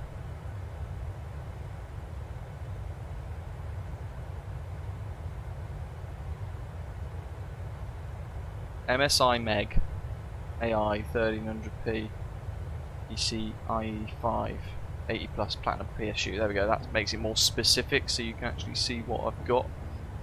Let's update that. If you're going to get a 4070, look at the price difference with the 4090 and see if you can maybe stretch the 4090. But in all likelihood, if you haven't got a good set of RAM, good cooling, absolutely necessary, a good motherboard, and a good CPU that all works with 4070s, 4080, 4090, then don't even look at upgrading. I needed an entirely new computer.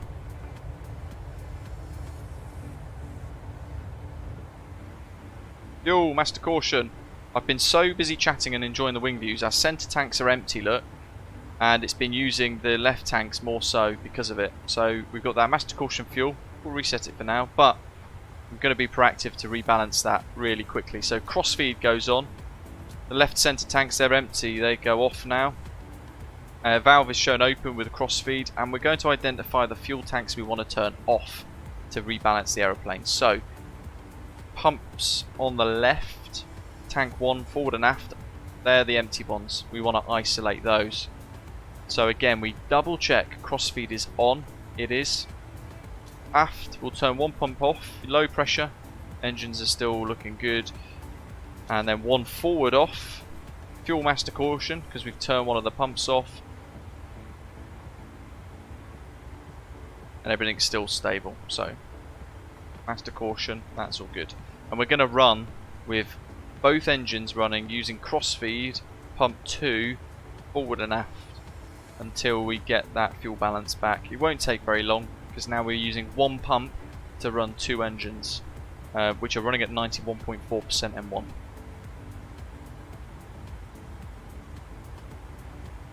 Ilias is flying on Xbox, just plug and play. Any command for PC hardware?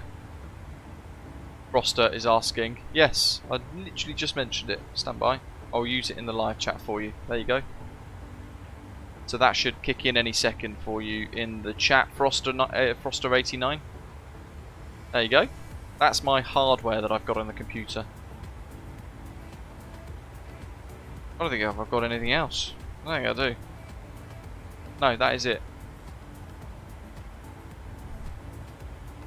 David says, I've been trying out DirectX 12 with my 3080. Runs nicely, but the screens are a bit blurred, running at 3 degrees cooler too. Is that blurred with DLSS or TAA? Because I run DirectX 12, but with TAA mode. Oh, internal components, Froster. Scroll up in the live chat. Somebody just used the specs command, and you'll be able to see it all there. Although the PSU is incorrect. That's all the internal components of my PC. Although, because I've updated it, I'll override the command and I'll run it now.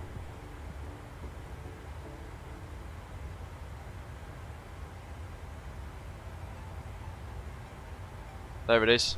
There's a lot.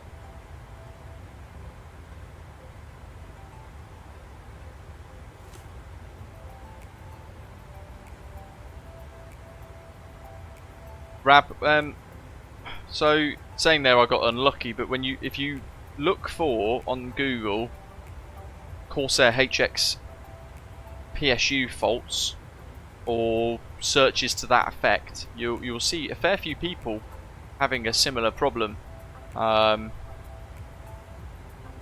They reckon it's because the new PSUs have been made by Tronic or something like that. Corsair aren't actually making them themselves. They've changed supplier for their PSUs to this other company, and all of a sudden lots of people with these 1200 HXs, the 1000 watt HXs, and I think the 800 HX as well, are all starting to find faults and have sparking issues and surges and capacitors blow and all sorts of stuff.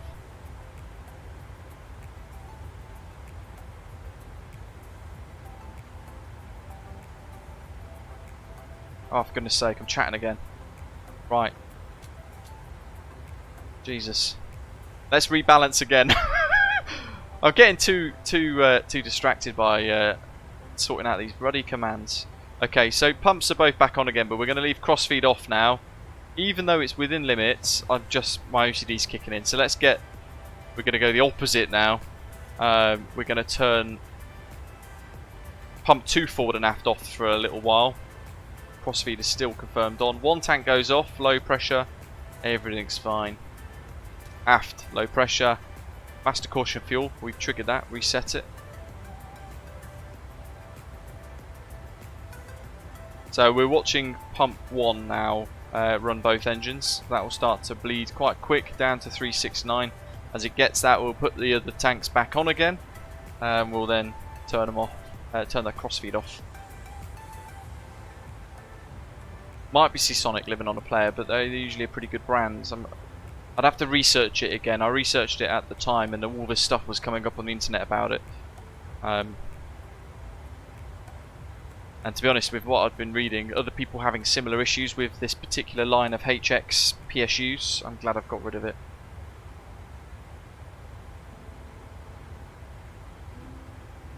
Cool, that'll probably do. There we go. 369. Both go back on again. 369 on both. Low pressure lights are off. Crossfeed closed. Valve is closed. Engines are good. Fuel's nicely balanced. There we go. Double whammy.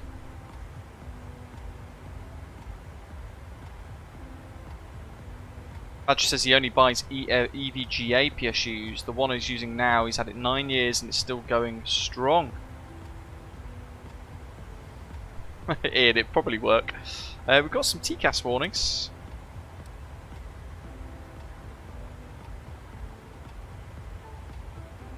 Somebody 2,000 below. Somebody else has gone zipping off over that way.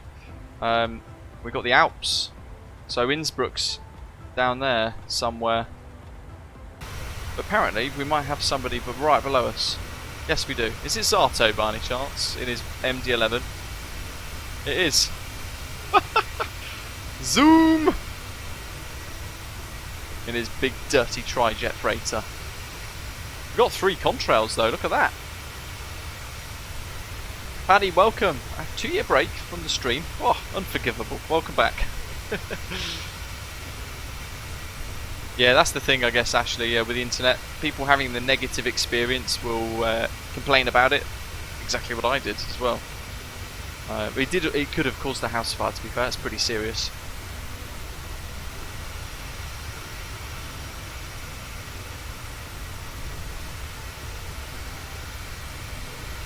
There he goes.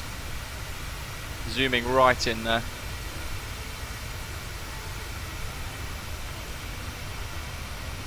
He's going to pop out the other side in a moment. We've got the Alps just coming up into view for us as we start to cross the big bridge. Innsbruck is all the way over there, under the cloud in the valley. A little bit too far for us, I think, unless that valley there has Innsbruck in it. We might be able to see it, but we'll find out. We'll keep an eye out for it. We'll monitor. We'll see how we go. But yeah, the Alps are looking pretty exquisite today.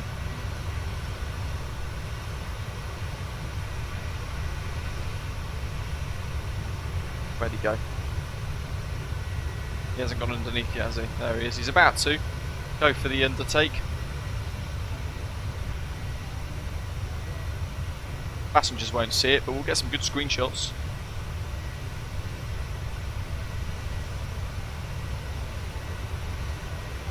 Try and reset this drone camera because it feels like it's tilted again.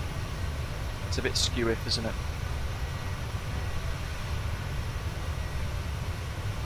Oh yeah, I personally had a serious fault with that unit, 100%. Yeah, the videos proved that. The near house fire. On a positive actually, and in relation to that, the MSI one's been working really well. I'd actually been having that fault with the Corsair PSU for about 2 months, and it was just bubbling away. A couple of sparks, a couple of bangs, no identifiable big sparks coming out of the unit like we had the last week or so prior to me actually finally getting it replaced. But I'd had quite a few pops and bangs in that time.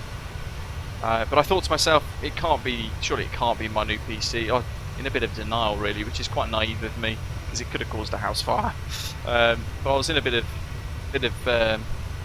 denial with it, I guess, because it's a brand new PC that's worth $3 and a bit grand with all these latest parts, highest spec and all the rest of it. How on earth could it possibly be going wrong was kind of the attitude that I'd employed with it, which is naive.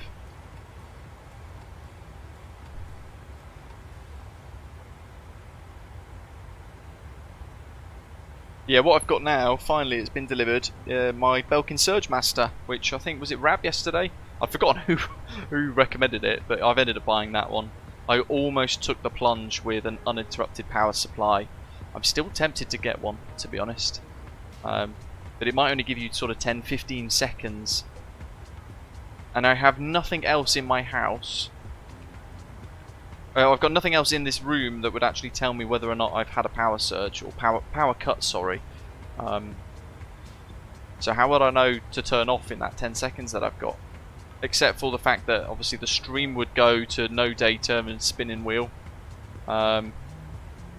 Maybe a light somewhere might go off down, go on the floor with one of my power connectors, my extension leads. But the UPSs are just so expensive. Quite a bit of bobbing here over the Alps, so we'll be good. We'll get the nippers strapped in. Look at the Alps, my goodness. That is insane. That actually looks remarkably realistic today. Let's go to number 3.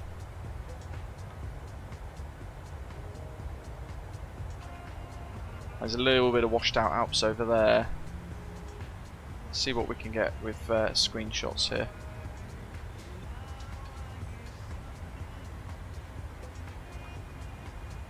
It's pretty swish.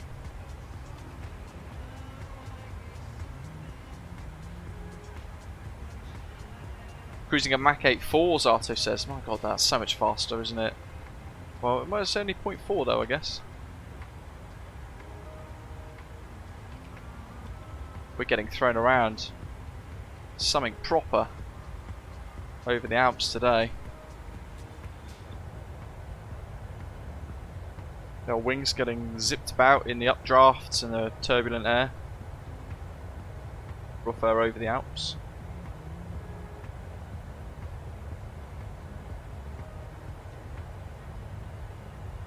McLaren says his 4080 does 4K 60 frames per second at 50 to 55 degrees C all day. Maybe I don't have my fans turned up enough. Wonder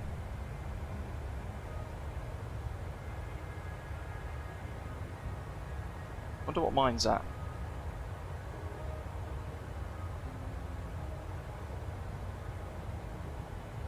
$58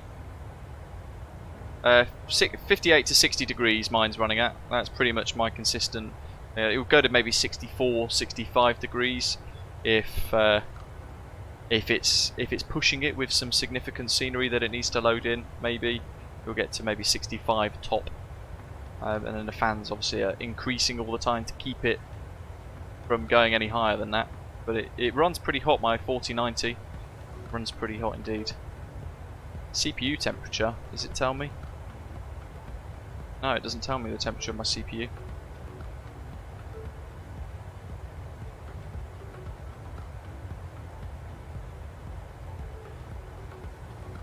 but the graphics card, well, the GPU, sort of the graphics built into my CPU is running at 63 degrees. So I assume my CPU is at 63 degrees. Slightly hotter than my RTX4090, interestingly enough. There we go, look at that for some visuals. Eye candy. 4K for me on a 4K screen, this is spectacular.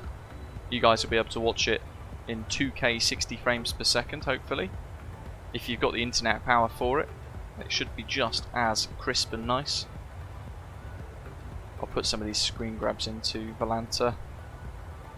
Well, we've got a bit of we've got Langen radar online. By the looks of it.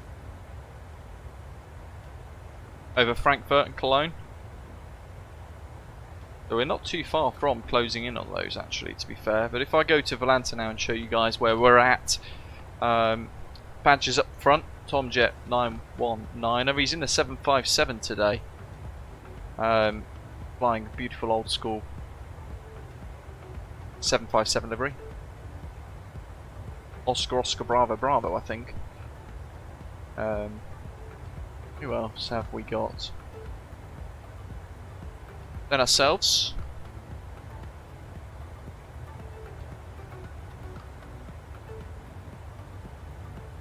I'm sure we had someone further up, but I can't see them anymore, so perhaps they're on a completely different routing. I don't know where they've gone. Zato, just undertaken us. There he is in his Lufthansa cargo. Zipping along. Be great when we finally get that TFDI one eventually. If we do, I refuse to pre-order it, so I haven't pre-ordered it. I'll get it on release instead, so I know I'm actually getting something tangible. But yeah, getting a product at least for my money. But when that does finally come, that's going to be really good. What else have we got? Then ourselves. In Osprey 615 Bravo behind. Wow, Volanta's click spots aren't that pretty fiddly today. Looking pretty good. Bit of jet wash. That one's not working, so I can't view that one for some reason. That screenshot. Osprey 1964. He's only got the one screeny. Aiden 66 Alpha. Represents Osprey Holidays. Looking good. Right, some gamer Ryanair 932. No screenshots. And that is us, I think, for today.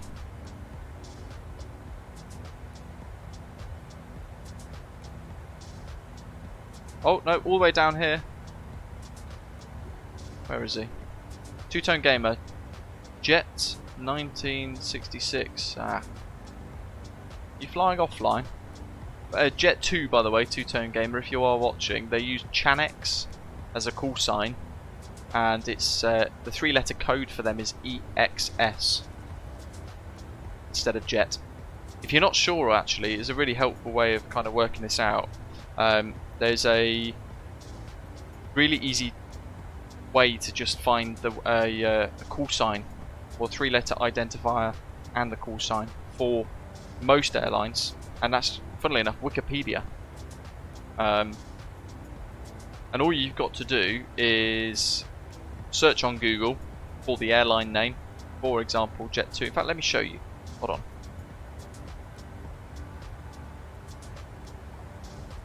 There we go. Let me load this up on a screen. Stand by.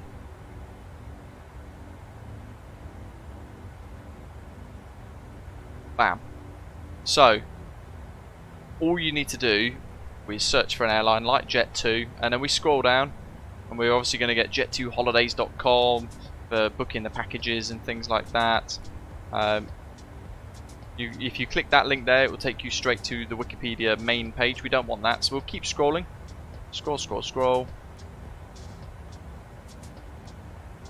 Oh my goodness. Page 2 then. Make it easier. in the search, Jet2 Wikipedia. That'll do. Bam, first result, jet2.com. And there we go. So the flight numbers are LS, which is the one that the passengers will see on the ticket. But the ATC call sign, the ICAO 3-letter identifier, is EXS. And then it actually tells you the call sign as well, CHANX. So, I don't know, if we wanted to search Wikipedia for... who else? I know, Piedmont Airlines. No, they don't exist anymore. It's PSA, isn't it? I'm thinking of PSA Airlines. There we go. Bam. So PSA is a regional airline in America, but they use lots of... they basically use American Airlines flights as American Eagle. So you'll see an American Eagle aircraft, and it might be operated by PSA. It's a subsidiary of American Airlines. So they don't use AAL. Instead, the flight ATC call sign might actually be JIA, and their call sign, therefore, if it's a PSA operated American Eagle flight, will be Blue Streak. Fun fact of the day. Where's that gif with the knowledge, the guy tapping his head? We reset those to make sure we've got our QRHs all back in again, visible.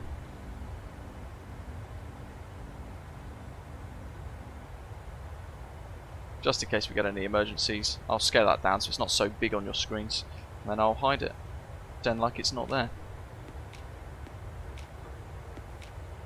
Matthew says we used so many different call signs at his last company, made it hard to keep track of. Yeah, you've got companies like Envoy, who else? My God.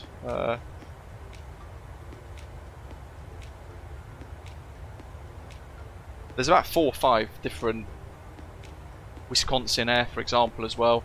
They're all these little regional airlines that are all private companies that operate subsidiaries of or flights on behalf of American Airlines, Delta Regional, all that kind of thing. But they use the call sign belonging to that private company, whether it be Envoy or Air Wisconsin or PSA, as we just had a little look at as well. That sort of thing. Paul says, oh no, where are we? Let me just catch up in this live chat here. How far from Langan radar are we? We're a little way away yet. Basically, when we get to the waypoint Gazga, that's when we need to speak to Langan radar. So I'll be tuning in and speaking to him just beforehand. When we get to Exiti, that's when I'll tune the frequency, to be fair. There'll be one waypoint before, but we might be skirting and chatting to them at that point. It depends. They might ping us with a little contact me request at that point.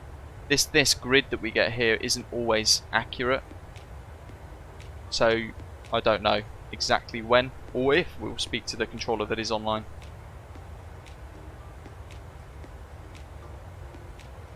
When's the next stream, Zarto's asking. Good question. Obviously we've got the 5th. That's Midsummer Madness. What day are we today? Probably Wednesday. Wednesday the 2nd. That'll probably be the next stream, and that's going to be a flight to Rijeka. We'll fly to Rijeka from somewhere. Maybe Manchester?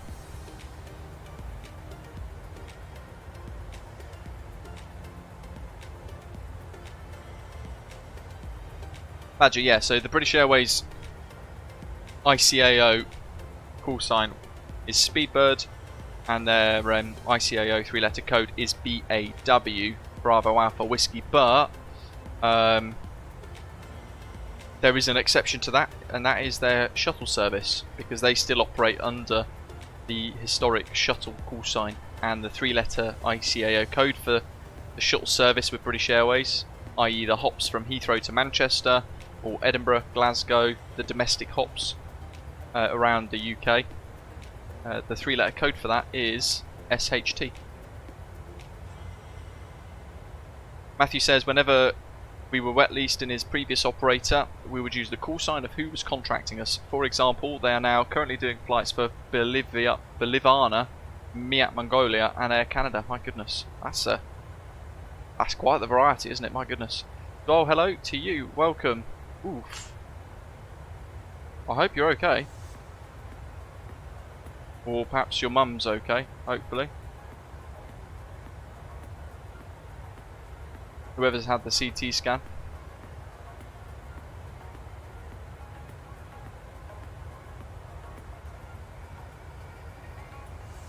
Someone was asking earlier about the headwind A330.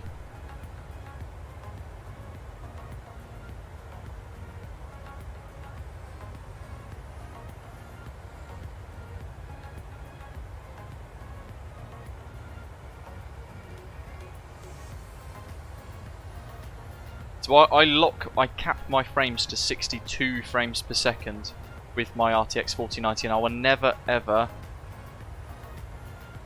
let the sim run beyond that, because we don't need 80 frames per second in a flight sim. So all we're doing there is we're constantly trying to max out our GPU. I'd rather give the GPU a little bit of breathing space and some wiggle room. So if it needs to render in Gatwick and Heathrow and London City all at one go, like it might have to do as we get closer to the UK, it will ramp itself up to maximum, or whatever it needs to get to render it all in without causing a performance degradation. But with frame generation on, it will still remain at 60 frames per second. Similarly, once it's rendered it all in, if we fly so far away that it then drops it all off again, instead of jumping to 100 frames per second or whatever it would be, it will just still stay capped at 60 frames per second, or 62 frames per second. Don't need any higher than that, really.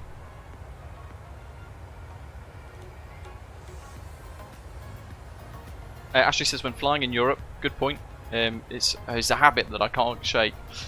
Use VAT glasses. It's always an accurate VATSIM ATC map. Let me try and bring that up on that screen I had on a moment ago. VATglasses.uk. Well, it's not so good on this little screen. Hold on. Can I stretch it out? That's a bit better, isn't it? How are we doing? So display the sector at, I don't know, we'll set 380. Langen radar. EDGG Gin. Pretty much only Frankfurt to Cologne. It's a very narrow sector, actually. Incredibly narrow sector.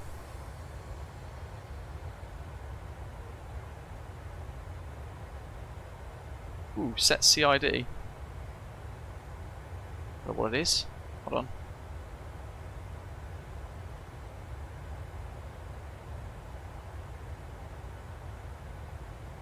There we are. So yeah, we can see us there, highlighted in orange. Bam. And we're flying straight towards Langen radar. And we knew Nuremberg is that XZT waypoint, which is just there. I don't know if you can see that on the text or not for you guys. But we're pretty much heading up to this Bad Kissingen and Bad Neustadt and the Saal and Schlüchtern. So that's going to give us a bit of ATC there if they stay online as we cross this small little segment of airspace. It's pretty much only one waypoint in it, I think. Usually how it goes. Haven't spoke to Langen radar in a very long time. They always tend to go offline whenever I get nearby. He says, as he jinxes it. That's exactly probably what's going to happen now, isn't it? We'll find out what happens when we get there. Hopefully they don't. It's always this little bit of disappointment, isn't it, when they go offline, because you just want ATC on VATSIM. But, you know, otherwise, what's the point of flying on VATSIM? Obviously, you have Unicom and everyone else flying and keeping the immersion and the realism up on Unicom as best as possible, but it's never the same as having some good controllers online.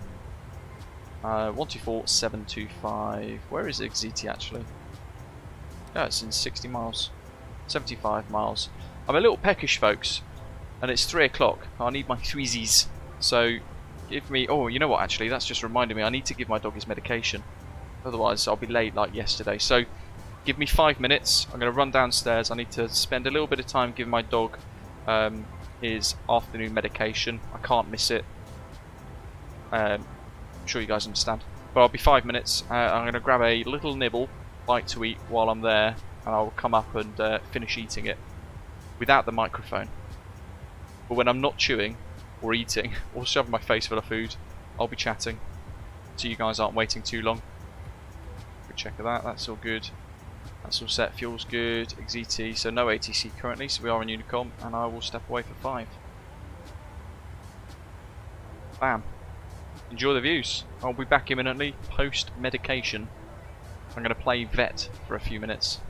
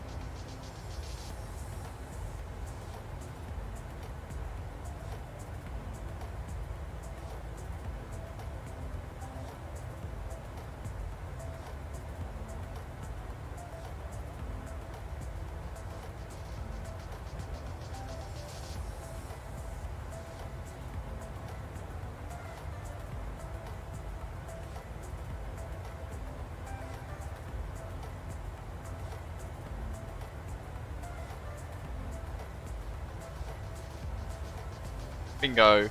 Back. So, is Matthew still in the live chat? Because I'm just I'm curious.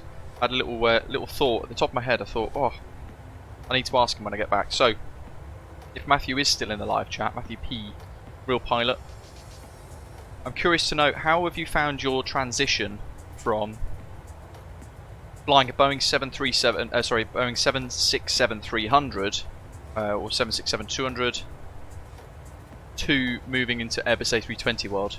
And depending on how you found it as well, what has been the biggest challenge for you transitioning across from Boeing, certainly the older Boeings, to yeah, that big old fly-by-wire A320? Do you find yourself kind of there with twiddly thumbs during the flight, feeling like you need to have things to do?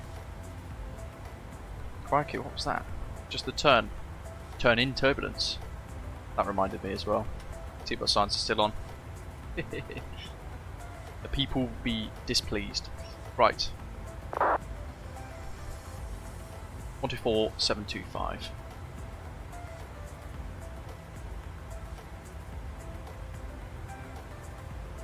Lidl, by the way, now do, depending on what store you have nearby, if you do shop at Lidl in the UK, they have an absolutely banging Greek-style vanilla protein yogurt in a big tub. Oh, so good. 110 runway 13 clear takeoff. 110 runway 13 clear takeoff, now check it from on. So still got a little way to go to speak to Langen Radar at Gazga. Up to Tibbon, pretty much. That's only really where he's at. Only covering today. Down there is going to be Nuremberg Airport in view. Echo Delta Delta November.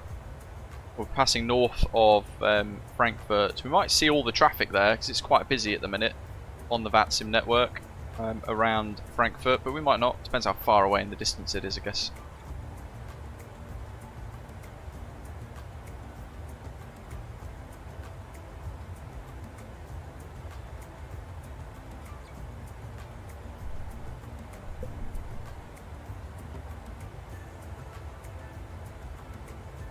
BC Geeks is rating a 2.6 on his first flight new Sky. I think I need more practice. A little bit, yeah. Keep at it. Nav checker 311, radar contact 2,300 feet.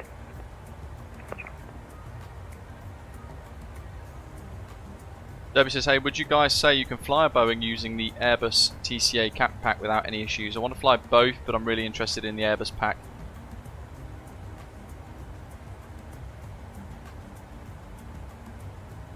Yeah, it's not a yoke, but then I fly an Airbus with a Boeing TCA yoke from Thrustmaster, so depends on your budget as well. Try and get the best that you can get for the money. I still think the Thrustmaster products are cheap and plasticky, but priced quite high. Have a look to see. Have a look at the Honeycomb Alpha yoke to see if maybe that's something you might like. Derby as well, because it's similar sort of price but much more premium feel to it. If in the UK as well, you might have a Currys nearby where you can actually go and hold it, touch it, see the difference. Might be on the shelf. Confirmed, not above there? Not above 70.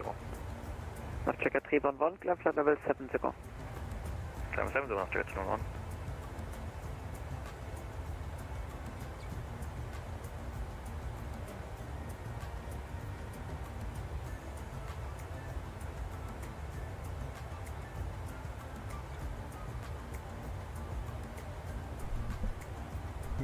Bergie, hello to you, saying Miak Mongolia Water Company. Gazga is our next waypoint. So we're making some good progress actually, over halfway. Slowly closing in on East Midlands. We get a bit closer, we'll start to think about we need to input data into the descent forecast page and a few other bits. But we got that whopper of a headwind, look at that, 62 knots pushing against us.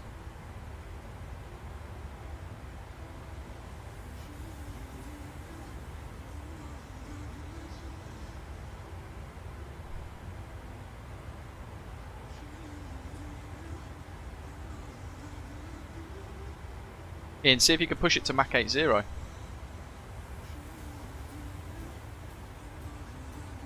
Derby, depends. I mean, what are you going to be flying more? Airbus or Boeing?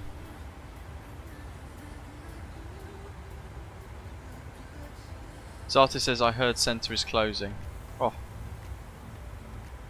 I wasn't really listening, to be honest. I've got it tuned in, but I'm not really paying attention to it yet. 707 Alina says, hello, are there any plans for a VATSIM newbie day at Birmingham or Manchester that you've organised, similar to what you've organised before? Keen to get on board. There is a Midsummer Madness event going on on the 5th and the 6th. So you can just take part in that. It's not a newbie event, but it'll be a good one to get stuck into, perhaps. But it's very difficult to kind of organise these things. It used to be simple, it used to be easy, but now it's not. Now it's not really that simple to kind of organise. The event on the weekend, Midsummer Madness, is going to be very busy though. So it depends if you want a busy experience or not, and whether or not you know how to plan your flight plans, how to fly the aircraft that you're going to be flying. If you're flying in, you can guarantee you'll be flying holds and getting vectored and all that. So it depends. It depends. Either that, or you could use the ATC that's going to be online around Birmingham by flying over. So you could do Manchester to Heathrow and back, flying through the central London central London controller area, if that makes sense. So you can speak to a little bit of ATC and fly over the top of the event. That's an option. VATSIM Mike, good morning to you over in sunny California. Hopefully sunny California.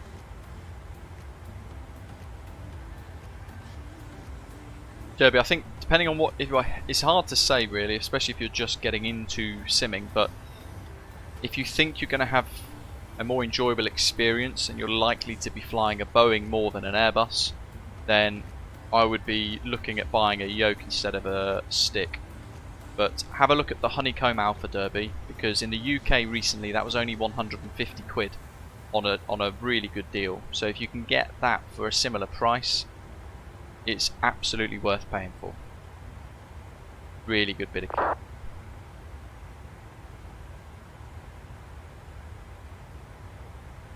Uh, 707 line or other details on the VATSIM site. Yeah, if you log into the VATSIM events calendar, it's events.vatsim.net, I think it is. You put in all your details. That will give you all of the information. Oh, no way. They went offline.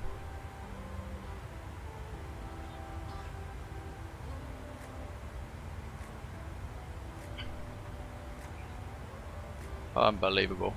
This is how VATSIM really kind of shoots itself in the legs sometimes.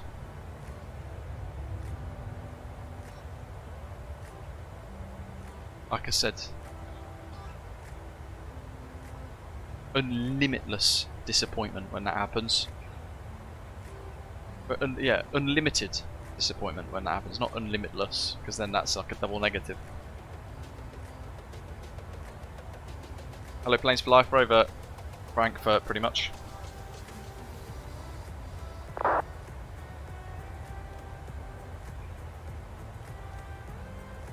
Shadowed answer saying the Honeycomb Alpha comes in 2 versions.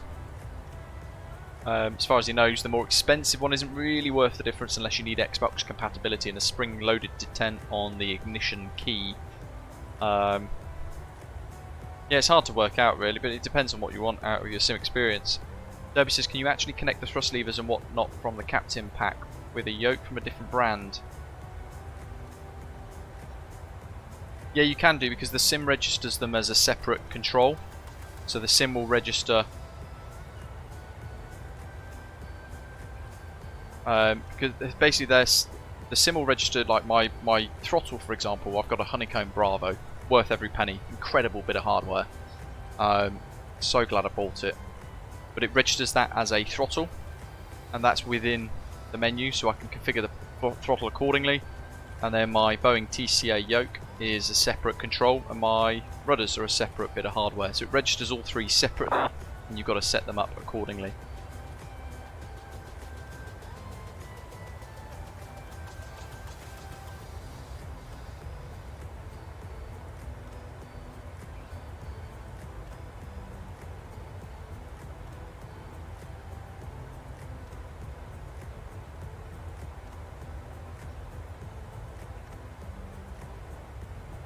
Frankfurt is below there somewhere. I don't think we're going to see it because the weather's pretty poop. Rather lovely clouds though, spectacular clouds. So at Fulda, which is waypoint Masek, we'll turn left. As we head over Marburg, we might see Frankfurt, we might not. It's kind of down there somewhere in that haze in the clouds. Unlikely to see it, to be fair, but that looks spectacular in its own right.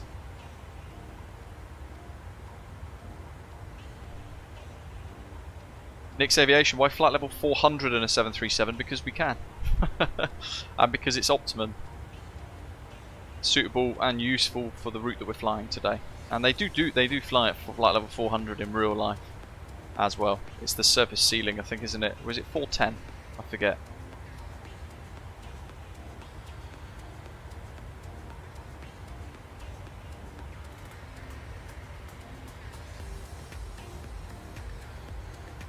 Alright, well, bearing in mind he's gone, let's tackle one of the next tasks. So let's have a look at...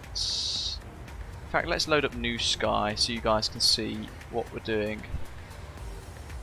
I'm going to go down to the winds page. Got top of descent there, look, Lima 610 airway. What? No way. He reckons top of descent is going to be at Hemel. Impossible. Pigot of flight level 348. That flight plan is proper balked. Alright, well we're going to rely on the aircraft's VNAV to help us then here. So on the left of the screen you can see our OFP's descent, winds and things. We'll pop that into the forecast manually now. And I'll just pick a few. So we're flight level 400. Hello Michael, welcome buddy. Been with us 5 months. Thanks for the ongoing support. Appreciate it. Zata says, I remember when he got the Captain Sim 777, he was able to climb it up to flight level 540 on a long haul from Heathrow to Tokyo. That's just how unrealistic that is. It says it all, doesn't it, really?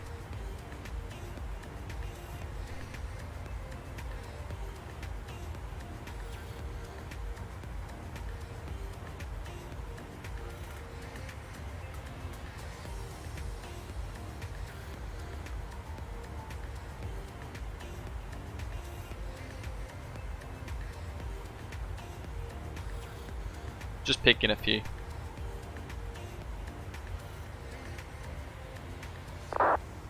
We'll do 100 as well. 26234. That'll do. We also need to see charts.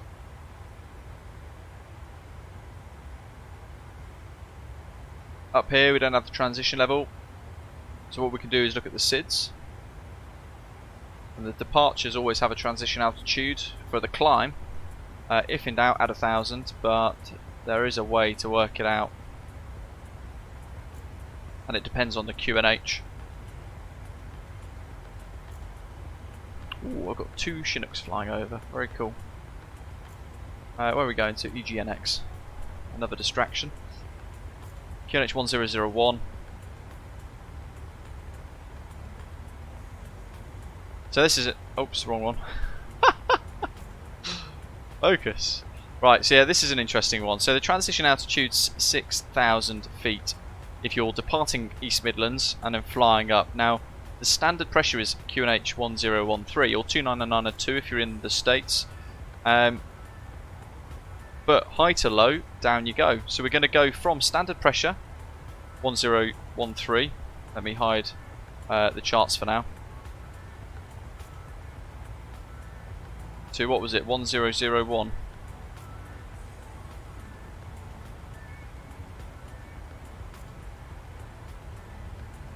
And it's something I'm trying to remember my PPL theory now from a year ago. Might be wrong. Something like 50 feet per millibar. So you can work out then how different that is going to be. So if we look at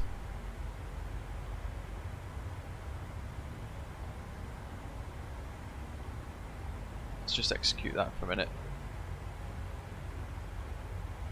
Your transition level tends to be about 1,000 foot above the transition altitude. So as you're descending, you don't then descend into the transition altitude without being on the local pressure. But going from QNH1013 to QNH1001, we're going to be flying a lot lower than we actually realise up until the point that we change to the transition altitude, the transition level, sorry, and go back to local pressure off standard pressure. So if we leave the transition level at 7,000, when we go to the local QNH of 1001, that altitude is going to drop considerably.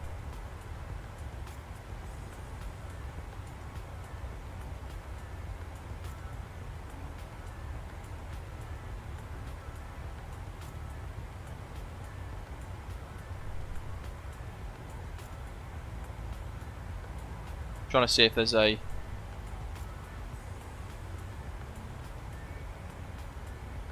no, there's no quick online calculator anywhere. But effectively, so for example, we're at 40,000 feet now at 1013, and we then change to QNH 1001. We're probably going to be 1,000 foot lower than we realise. So the transition altitude of 6,000, when we would go to standard pressure climbing out, they're going to see their altimeters zip up to near to 7,000 feet already. But if we're at 7,000 and we go to local QNH 1001, we're actually going to be about 6,000 feet. So for that, you will tend to see the transition level slightly higher. I'm going to see if there's an ATIS on it, EGNX. There is. There you go, look, transition level is now flight level 7.5. And that will give us at least 500 foot gap between 6,000 feet and flight level 7.5 because of the drop in the QNH.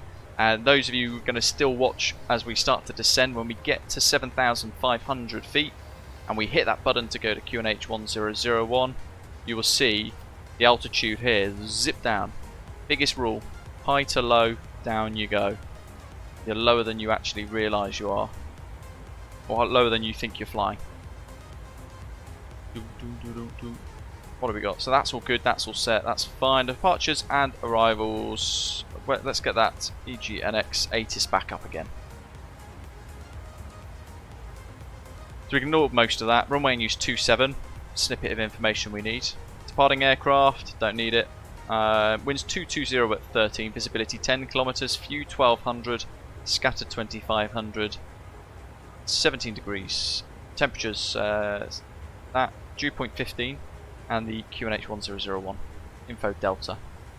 So 27, 22013, go EGNX, ILS 27, via Pigot, because we're coming in from the south, and we want the Hemel 1 Echo. Bam. Execute. Legs.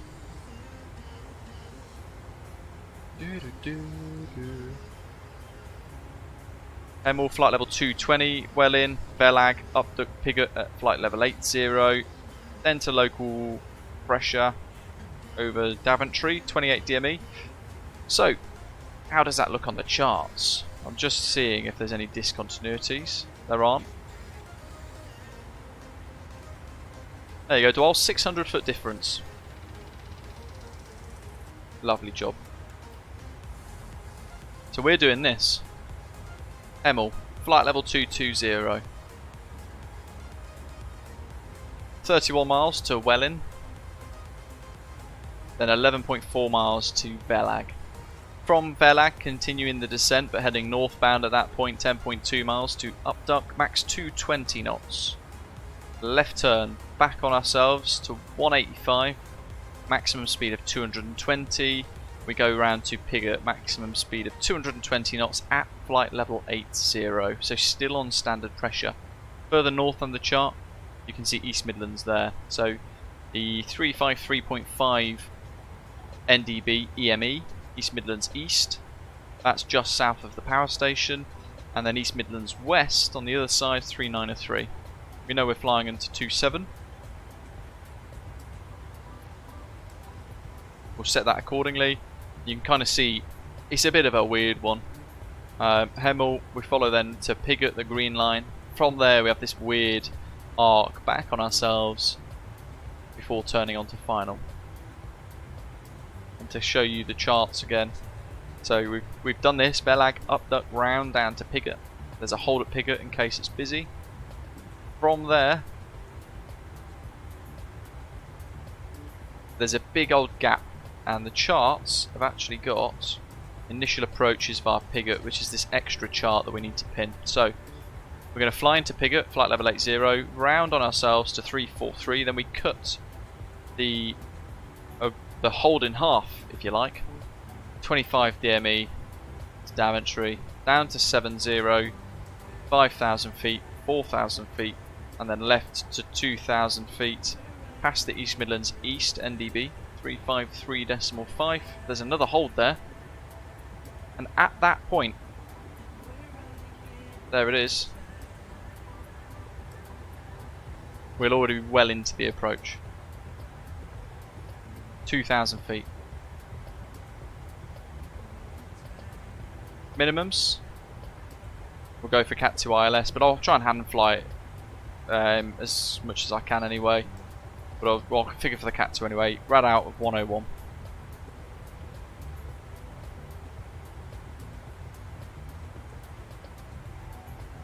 Zardis says, what I saw on Twitter, Orbx updated London City for X-Plane with the new taxiway. Oh, interesting. How about MSFS? No, you do know that London City got updated, Zata, about 6 months ago by Orbx to version 2, right?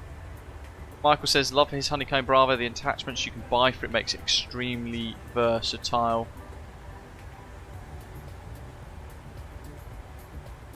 Nick, I've done video tutorials on how to set up the smooth camera views, so do check those out. Mark, yeah, in case the controllers go offline, we'll show how all the charted processes work, but we might, and we're very likely to be vectored by ATC, as Mark's saying in the live chat, so we would just we'd cut a lot of that star out. We wouldn't go round back on ourselves to Pigot and then zip back round again and up, because it's inefficient. But again, on Unicom, it's dependent on traffic flying in as well, because we might need to still enter the hold to help others out. Derby says, does the Honeycomb Bravo come with all the configuration options for 1 to 4 engines? Yes, it does. Yeah, you can take them off, put them in. You can buy realistic 757 or 787 or ATR levers. It's really flexible. It's fantastic. I love the Honeycomb Bravo. It blows me away with how good it is.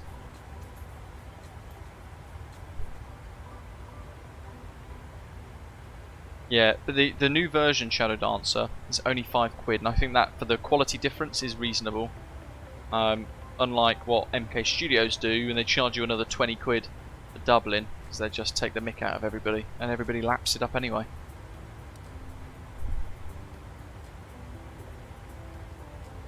Uh, 101 was the rad out, wasn't it? So down we go.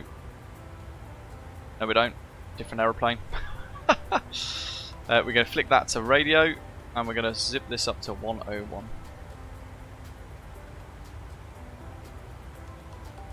Ooh, Michael, very nice. Got the Fokker F28 levers inbound. Very swish. Headwind of 11 knots, crosswind of 2 knots into East Midlands today.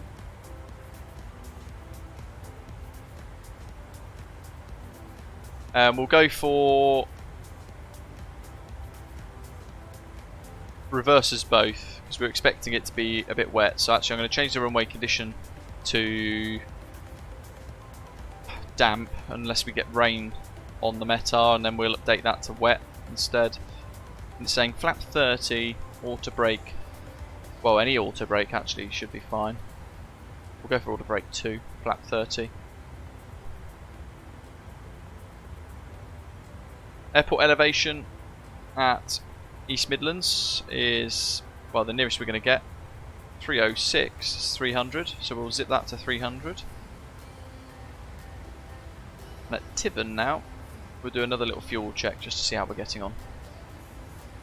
5 tons, so we're at 5.4, so we're 400 kilograms higher than we expected to be. Probably be 500 by the time we get to East Midlands, but that's fine. Auto Brake 2 has got a stop margin of 706 metres.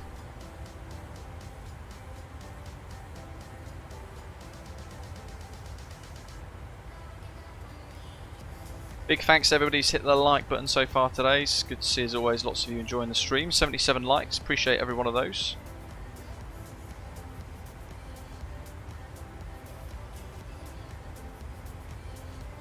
Ah, Shadow Dancer, yeah, fair enough. If you're new to simming or you buy your bits and bobs from wherever, you don't know where to get your add-ons from, try and avoid Sim Market because it's plagued full of utter crap.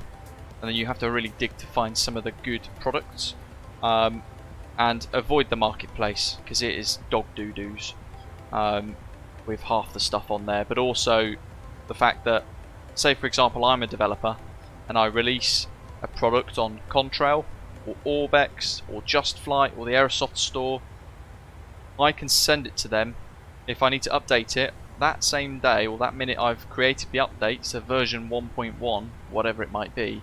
I can send it straight to them and they'll update it in the store. Boom, done, complete. And then everyone else, the end user, can update immediately. The marketplace, you can send it to Microsoft, then you've got to wait 1 to 2 weeks for them to process the changes and put them into the update cycle for the marketplace. So you might have something entirely broken for a week and a bit. It's rubbish. The marketplace is utter nonsense.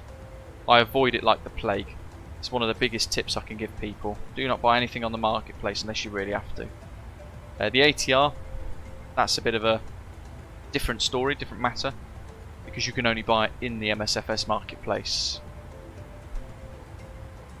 So can't help but buy that. That's the only product I've purchased in the marketplace, in fact.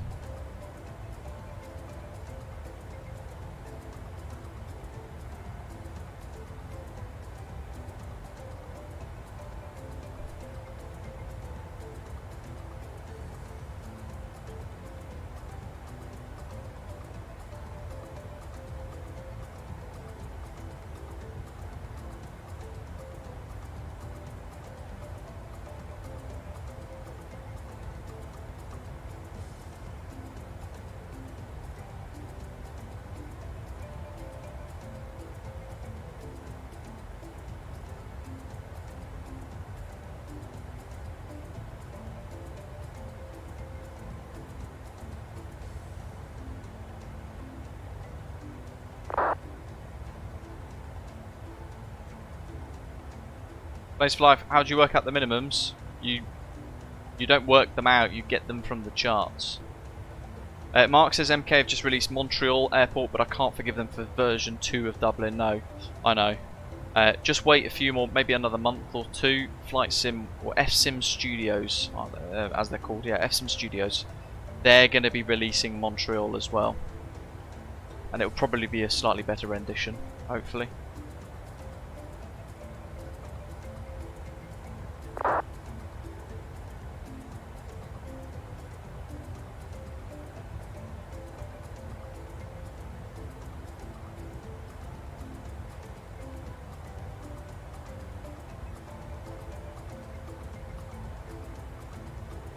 Mikhail, hello buddy. Yeah, I always plan the flights on SimBrief. Always, always.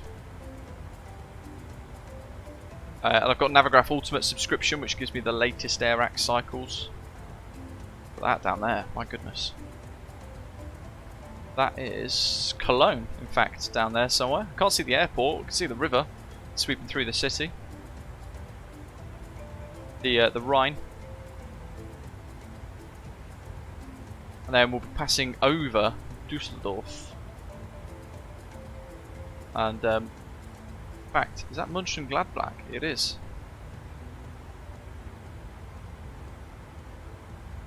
Woofer's doing alright, thanks, Mikhail. Yeah, he's doing really well. Get in there, bless him. Ooh, drone camera. Why are you over there? Look at that. It's actually quite impressive, isn't it, what the sim can look like sometimes. They should bring back the old comment of as real as it gets. which was Flight Sim 2000's tagline, looking at the box that I've got in my room.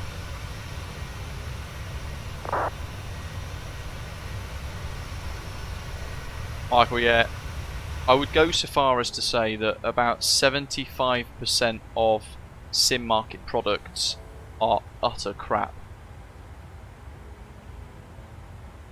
But they don't care, because they just churn the 30% profit that they make off all the resales.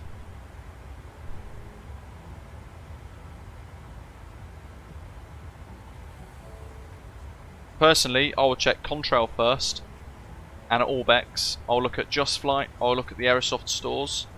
If it's not on any of those, then I'll be scratching my head as to whether or not I can be bothered to buy it in the first place. That's pretty much how it boils down. Or AnyBuild store as well, actually. AnyBuild store. I always forget they have a store.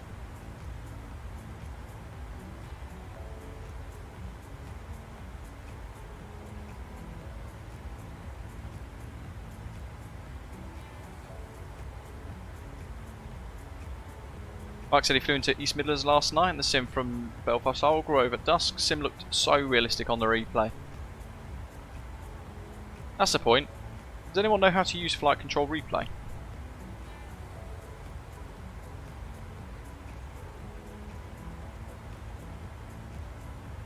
Because I have it, but I've had it for the last month, and I've been scratching my head. There's a big old red record button, but I don't really know how it works. Doesn't seem that user friendly, to be honest.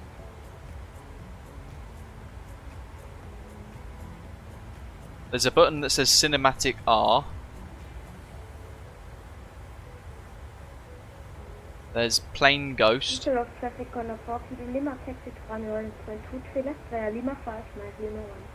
Start Stop Video Record. And then there's a big record button and a stop button. Doesn't make any sense. Who knows?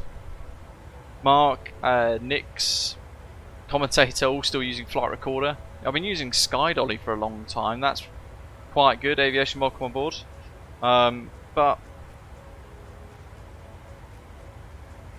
yeah, supposedly Flight Recorder, certainly as a content creator, it has supposedly a lot of features that are really useful for content creators. The cinematic camera views and stuff like that. By default you can click it, replay it, and then it will do a lot of cinematic work for you. I haven't really been able to work out how on earth to get it to work yet, so feel a little lost with it.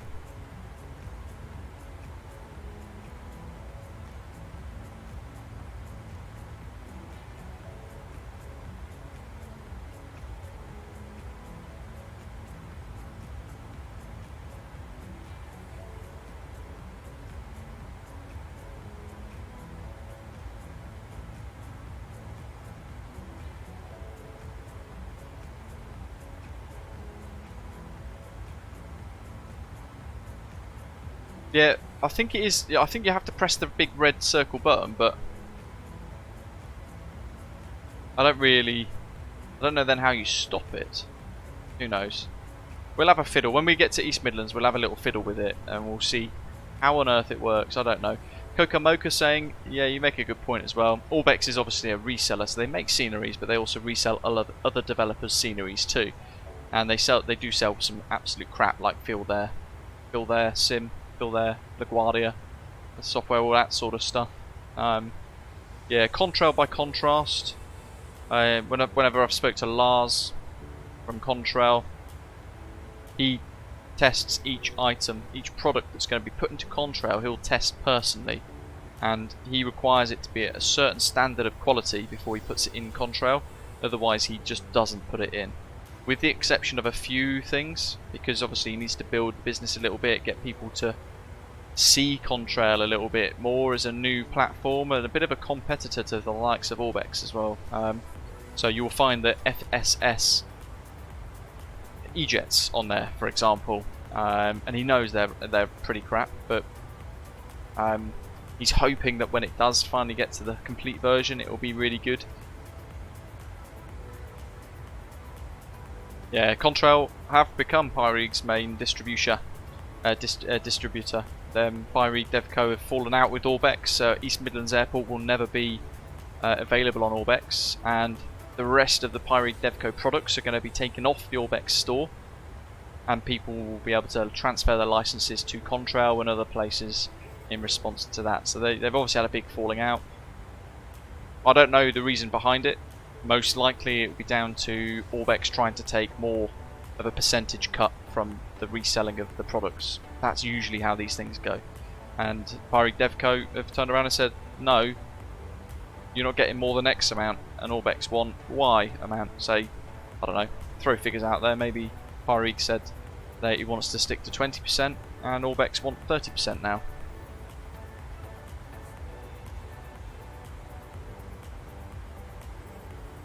Mikhail says bought Copenhagen as his first add-on at the marketplace. After a while had to buy it again from one of the stores to get the update. Yeah, there we go, point proven, yeah.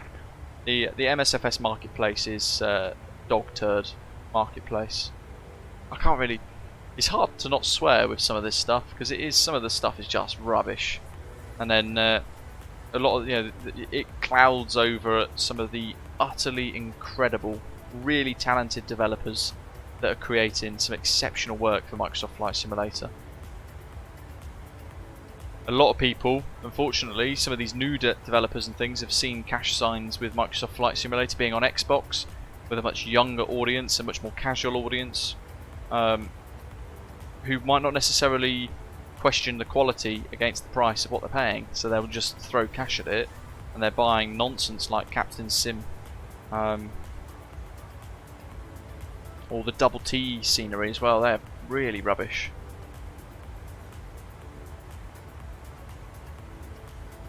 I don't know, it's only my opinion.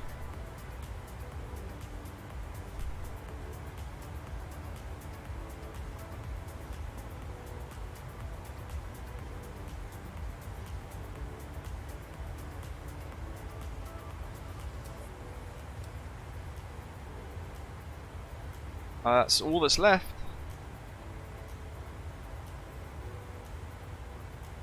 Have a quick look at the charts. What have we got here? East Midlands, the approach, glide slope 2,000 feet, and then 3 degrees from 5 DME. So we'll do 8 and 4. What is it marked as actually? Runway 0, runway 27.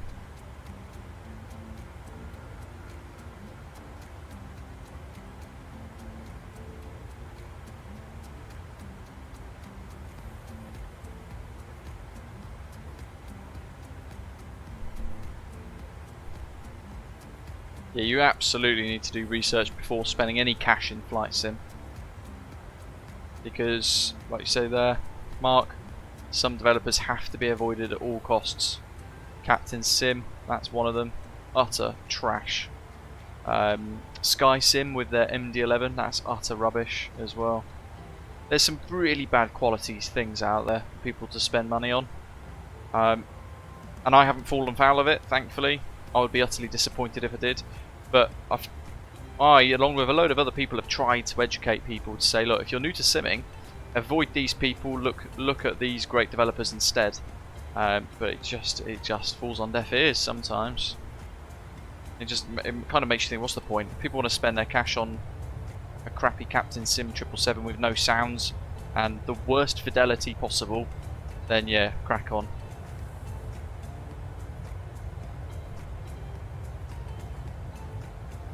It's almost segmented the market into different categories of simmer.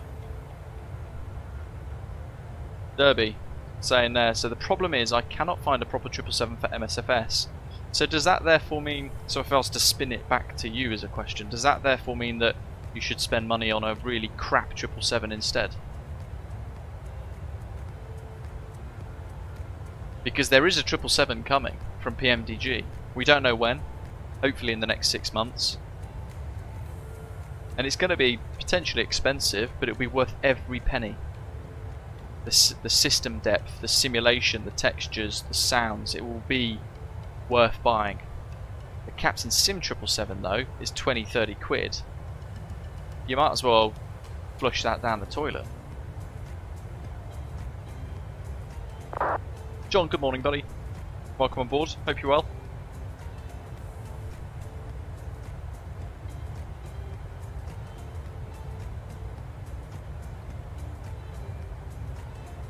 What I can't get my head around, maybe Derby, others that have done the same, you can explain maybe why you've done it, but what I can't get my head around is why somebody would want a 777, so they would then go and buy the worst possible 777 just so that you have a 777. I don't get the logic of it. Captain Sim is basically very bad quality freeware, but they're charging money for it. Insane. Yeah, I don't know. It frustrates me, and it does. It really frustrates me because it's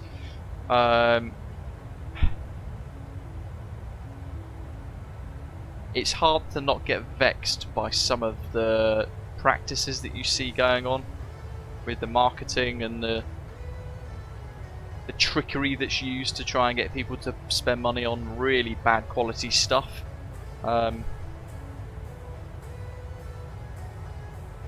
When you know people are buying it, it makes me quite angry. I can't get around it any other way. I can't really explain it any better either. But yeah, a little bit of a potty mouth today. It vexes me somewhat. Shadow Dancer saying that worth every penny, quote unquote, is something that he's careful with by now when it comes to PMDG. They still have some homework to do on their existing products, and their dev management practices sound shoddy.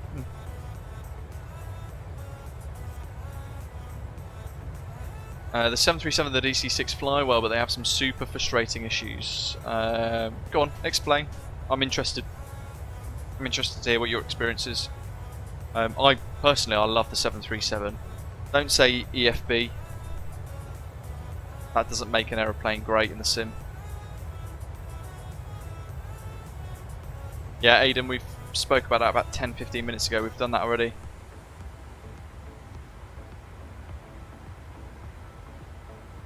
We've got that input ready to go. Flight level 70 for the transition. 775.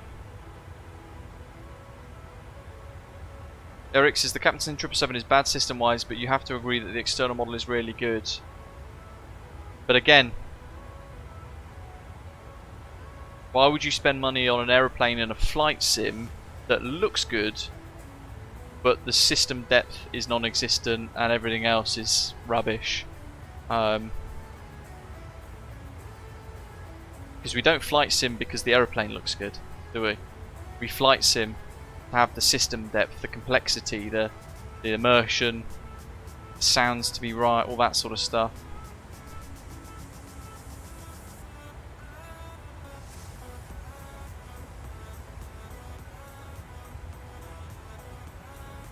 But then that in a way kind of proves that there is a different market in the sim. We've got folks like a lot of us that really want the fidelity, the detail, the quality, the consistency, the immersion. And then you've got a different kind of branch off of simmer that is, they just want it to look good. They want to be able to look at the 777 or whatever and be like, whoa, and then they just live outside and they fly like this. Do you know what I mean? You'll have a different type of simmer that just lives here on the camera view, zipping about doing stuff. Probably a good thing if it's the Captain Sim, because was it the C-130 Hercules has no cockpit. I don't know, comedy. There's the Metar, thanks Rab. 230 at 13 for the winds. View cloud at 1400. The temperature's 17 degrees and the dew point 14, so the spread is closing in a little bit now. No, it's not, hold on. 1420, so the last, in fact it's increased by 1 degree. Nice.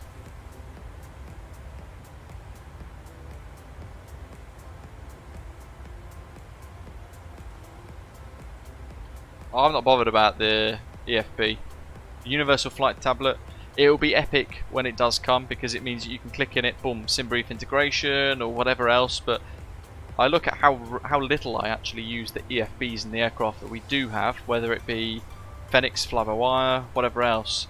It's 5 minutes of clicking on it here pre-flight, and that's it. I don't use it after that.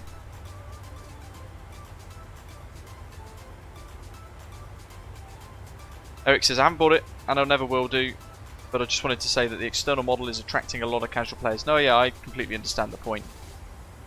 I was kind of just spinning it back a little bit to make it kind of set the same point in a different way, if that makes sense.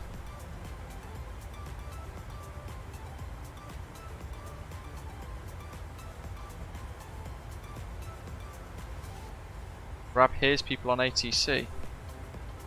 What frequency are you on? 1228?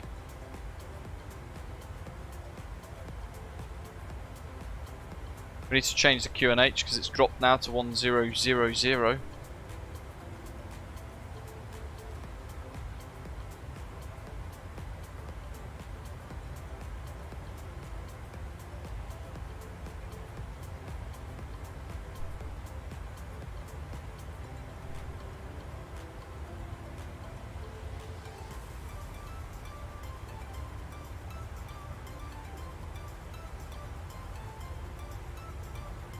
So we are almost at Galso, and we need to speak to London East Centre 118475.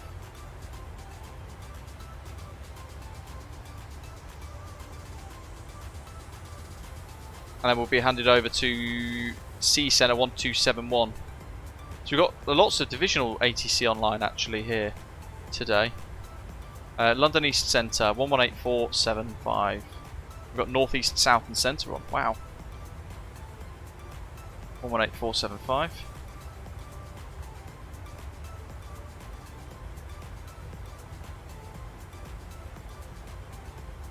It's odd, isn't it? Because at this kind of stage of the flight, you're thinking about when you're flying into Heathrow, Gatwick, that sort of thing. Your brain's already thinking, oh, top of descent soon.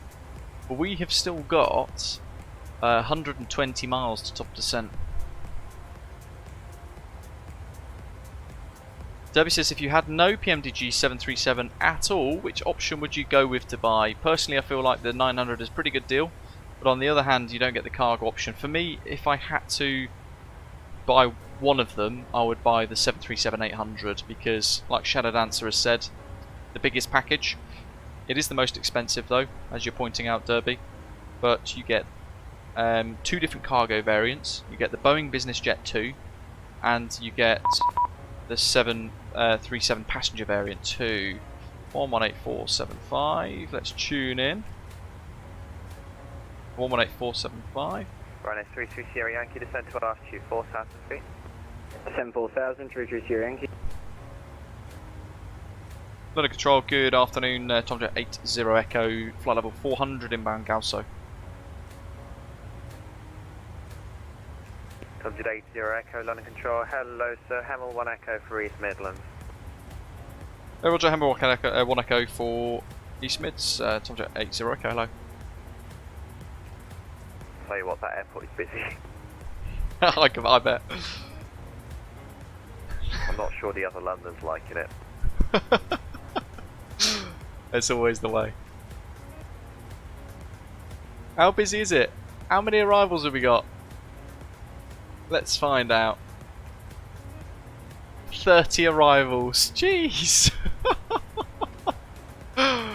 Oh, fantastic. It looks busy on the ground as well. The apron looks pretty packed out too.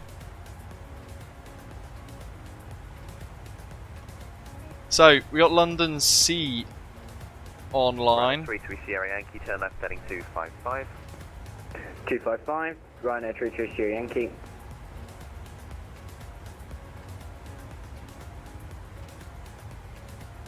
Eurowings 338, descend flight level 180, level of Disney. This is Information Echo. UNH 1000. Eurowings 338, descend flight level 180, level of Disney. Eurowings 338? It is, you know what? East Midlands is so busy because the scenery is groundbreaking, the best scenery in the sim currently, I think, and it shows because every day on VATSIM now, hundreds of flights in and out of East Midlands. It's busy all the time. I'm sure it's the same on the other networks as well, and the MSFS multiplayer servers as well. I imagine East Midlands is Gearing 338. absolutely popping all day. 1271. 33 Sierra Yankee, descend 2000, cleared ILS, runway 22. Cleared ILS, runway 22, It's great to see. 2,000 feet, Ryanair 33 Sierra Yankee. You know what we need to do? My goodness, charts. We need to tune the frequencies. 10935.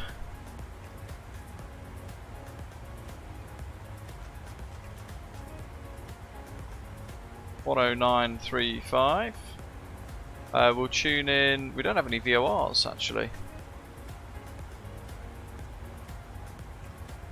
Oh, we don't.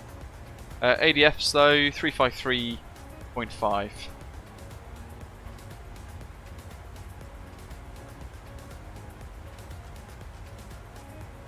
I'm going to tune 353.5, which is East Midlands East, but I'm also going to tune 3903. Runway 33 Sierra Yankee, cleared land, runway 22, winds of 250 degrees, 1.0. Cleared land, runway 22, Like Ryanair so. 33 So Sierra I've got Yankee. both ready, because we only have ADF1 in the jet. Runway 2 Charlie Whiskey, Amsterdam's off, mighty Unicorn. And yeah, we've got loads of scheduled services out of EGNX, buddy. Bye-bye, thank you very much for your service. Right, bye. This approach from Pyreegue, and we go to this one. Yes, the missed Gearing approach. 38, to change my frequency back, I'm sorry. Ah, it's 8 EME actually, so we don't need to worry about that other one.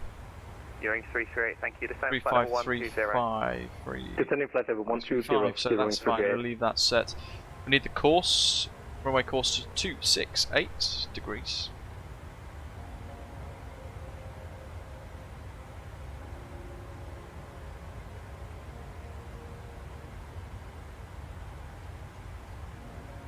And the same goes for this one, 268.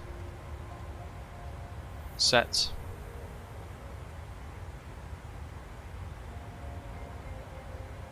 And the only thing then we need to do is our weight, so 57.6, I'm going to round up. What? Oh no, 56.6 landing weight. EC7829, 10 Lap left, 30. 255. Pop that in the box there, and that now gives us our VREF. So VREF Gearing minimums 338, route direct and Abbott, local pressure descend flight ready. level 90. That's all tuned as well, so we've got frequencies tuned. We'll actually leave, I'll leave the ILSs in and active. Gearing 338, route direct Abbott, descend flight level 90. now. Just one less thing to worry about. Directing up, descend flight level There'll be no 90, in-house, there's no 38. in-house academy. We've got all of my tutorials for various aircraft, which you can always watch on YouTube. That's kind of the academy if you like. But New Sky itself, the VA platform we use, that has an academy in it. So you can learn how to use the system by flying in the New Sky Academy first for a few flights. And then when you're happy, then you can apply to Osprey Airways to fly proper. 5 miles before landboard. 300 Swedish krona for you MPS Gaming, my goodness. It depends if you're going to use the airport scenery or not, really. Ah, sorry, yeah, descend there when ready, flight level 270, level 35 before Lambourne, on jet 80 Echo. Gearing 338, turn left, heading 270. Turn left, heading 270, Gearing 338. Easy 1 on a Tango Yankee video, flight level 30. My bad. 270, 35 before Lambourne, so let me just do some quick crunching. Just focus on this first, folks, bear with. Alvis 1 Mike arrival for Manchester Easy 1 on a Tango Yankee. EG7829, descend to altitude 6,000 feet, stands to QNH 1003. 6,000 feet, stands to QNH 1003, EG7829.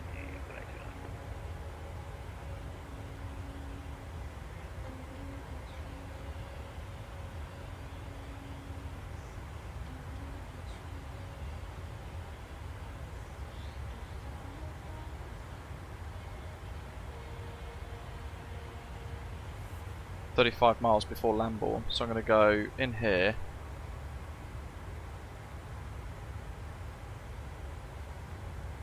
Gearing 338, stop, Stick a descend flight level whopper of a 110. Uh-oh. Descent, flight level 110, Eurowings 338. SHIT. 7829 and turn right heading 300. That has just froze my sim. Oh, we're back. My God. I think a bit of poo came out. Why does it do that to me? Good afternoon, Jack. 6 Mike. So we know we need to be Sierra 1 ready for departure. flight level 220. Right, Max 6 Mike Lima, London Control. Hello, sir. Cable takeoff runway 22 with 250 degrees 14 knots.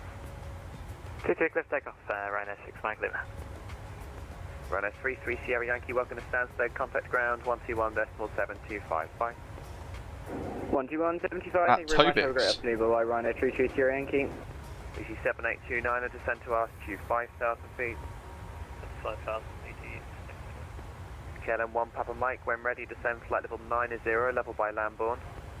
When ready, descent to flight level 90 to be leveled by Lambourne and KLM 1 Papa Mike. Which has brought now our top of descent all the way forwards to pretty much now. So 220, set. Sorry, I had to do quite a bit of work there, folks. I had to ditch the live chat for a bit. Otherwise, we're behind the jet.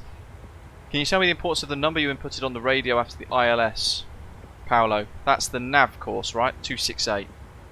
So, we've tuned the ILSs in, 10935, but we have to tell the aeroplane what course to fly for that. So we have to set them into nav 1 and 2 in the course boxes.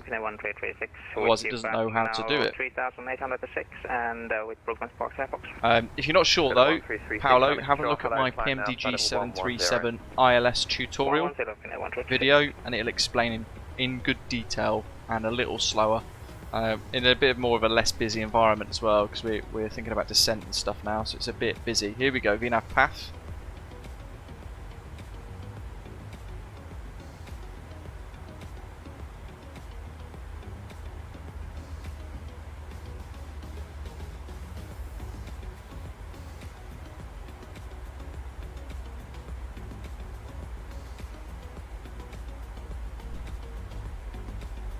Set that. Auto brake 2 is what we want. Oh, we're almost at VNE. Come on, auto thrust. Keeping an eye on that speed, right on the edge of the clacker here. And that vertical speed's good. So 35 DME from Lambourne is where he's told us. So I've put a fixed ring in around. It was descent flight level 270. Crikey, I've got it wrong in the rush. And KLM 1 Papa Mike on the control. So I've changed that on the fly. Yeah, our FMC is kind of acting up. Can we go flight level 250 then down to flight level 90 again? KLM 1 Papa Mike. Yeah, you can climb flight level 250. Yep, thank you, KLM 1 I'm just letting the aeroplane sort itself out again here. 7829, descent to altitude 4,000 feet. That's 4,000 feet. So it's just recalculating how high up profile we are. Only 600 or so, look. Easy 7829, turn left, heading 195, cleared ILS, runway 22. Got a vertical speed mode for a minute. 195, cleared ILS. Ryanair 6 Mike Lima, we've had an RTO. Can we vacate via November Romeo and taxi back up for another go? Ryanair 6 Mike Lima, yep, that's fine. Taxi, vacate left towards November Romeo, hold short hotel. November Romeo to vacate and hold short of hotel, Ryanair 6 Mike Lima. Ryanair 6 Mike Lima, contact ground 121.725. 121.75, Ryanair 6 Mike Lima. London is November 420, Delta Echo with you, squawk the dial set. Cook, it says I want to buy for Leopard Bomber de Mallorca. It's currently on sale in the marketplace. I don't know whether I should buy it on the marketplace or on Sim Market. Neither. Buy it on justflight.com. Jets, disregard KLM 1 Papa Mike, when ready, descend flight level 90, level by Lambourne. Yep, already descending KLM 1 Papa Mike. So, as I was saying earlier on, what I've done is I've put a fixed ring of 35 miles around Lambourne, because they've said when ready, descend flight level 270, level 35 miles before Lambourne. So, we need to be level there. Eurowings 338, vectoring ILS approach, runway 22, turn left heading 250. Turn left heading 250, sorry. Your wings prepared. The VNAV path's coming back. 1336, climb flight level 150. 150, Pinay 126. So one little mistake 29, speed has meant we're a little too low from our profile. So we're just in vertical speed mode instead. We'll be proactive to get it back, but we're still continuing a descent, otherwise the controller will see that we've levelled off. We're listening out for our call sign, Tomjet 80 Echo. London, good afternoon, Stephen 992 Golf. November 420 Hotel Echo, descend flight level 260. Descend to 60, November 420 Hotel Echo. And Stephen 992 Golf, London Control, hello, report your passing altitude, climb now, flight level 150. So you're passing 2007, climb now, flight level 150, Stephen 992 Golf. London, hello, it's Air Belgium 442 with you, fully ready. Air Belgium 442, roger. Good afternoon, the Alpha Sierra 1 fully ready. Boppy tunes. 1,000 to go for the VNAV path.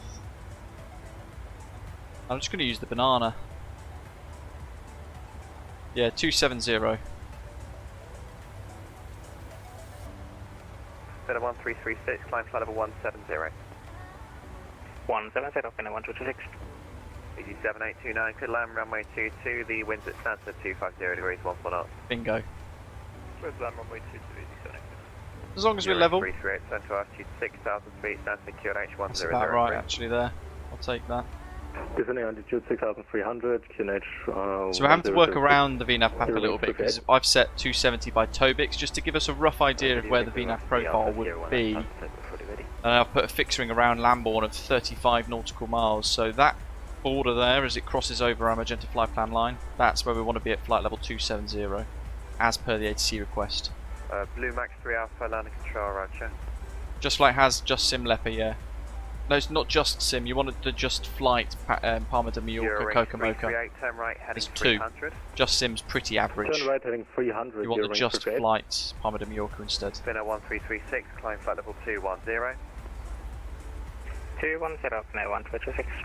So that's good, pressure panel is good and set. That's all set. Fuel's both good and balanced. Into descent. Through the cloud almost actually. So let's preempt some turbulence because the weather we know in the UK at the moment is pretty rubbish. Through cloud we'll put icing systems on as well. Keep smashing the likes, folks. See if we can get to beyond 100 before we touch down. Descending 5,000, your wings prepared.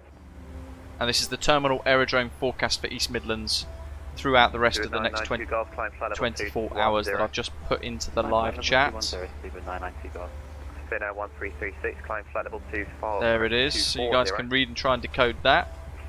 And that's the weather for the day ahead. One Papa Mike, contact Heathrow 119.725. 119.725, killing 1 Papa Mike, choose.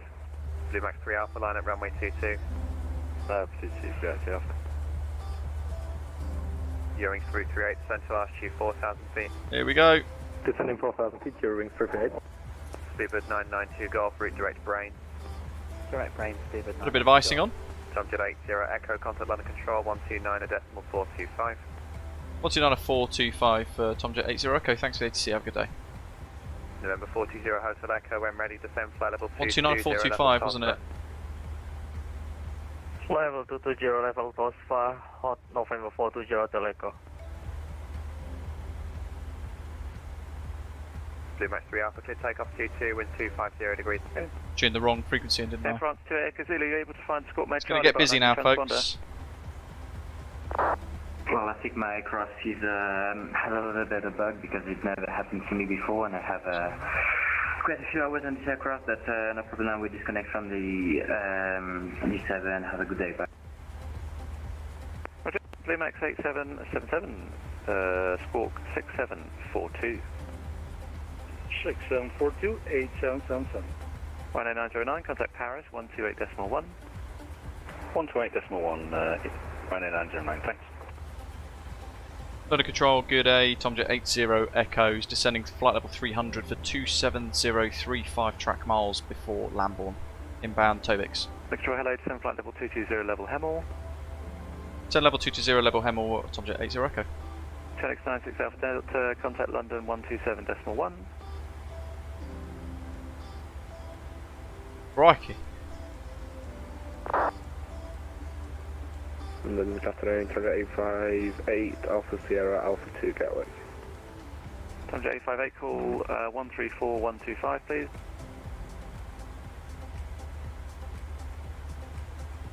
London Center, hello, France 280 Gazelle, I'm back the aircraft. 20122, 10 on Mo Charlie. Oh, there we go, Air France Turkey City, I've got you now, thank you. You can maintain flight level 260, Banva 1 Lima arrival. And we'll maintain 260, Banva 1 Lima arrival, Air France 280 Gazelle, thank you. Blue Max 8777, descend flight level 160. 160, 8777. And Blue Max 8777, it's a Banva 1 Lima arrival for Stansted. They just told me it was different aircraft, wasn't it? A different. That was 85 Echo. 1 Lima. Banva 1 Lima, 8777. Lufthansa 2 Man Papa, monitoring Unicorn 1228. 227 level Hemel, wasn't it? So 220 thanks for service. level Hemel, that's what we want. Take care now. Delta 1 Publish 2, continuing on CPT 3 Foxtrot departure. Delta 152, Squawk Mode Charlie. Squawk Mode Charlie. Delta 152, speed with 134125.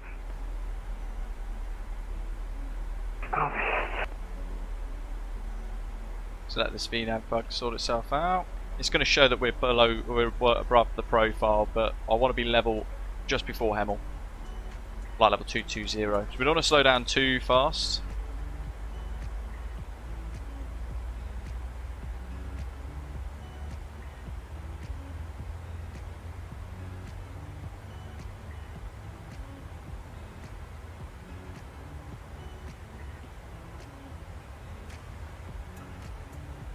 Air France 28 Echo Zulu, when ready, descend flight level 200, level by Mayfield.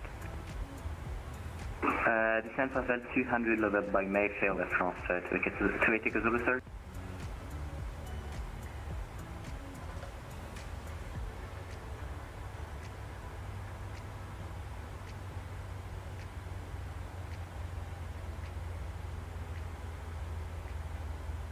Subject 858. I think that's who we were speaking to actually. Gotta be. Because he's told us 220 level Hemel, so we got full ATC all the way in now, folks. Do do do do do do.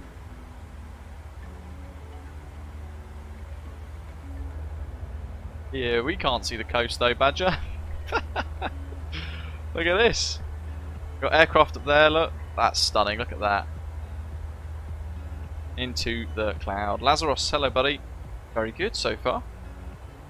Put a 35 DME fixed wing around Lambourne though, and Yankee with you at flight level 30. the sim almost crashed out on me. Just froze for a moment. Easy 19 Tango Yankee, landing control. These clouds are stunning. Roger.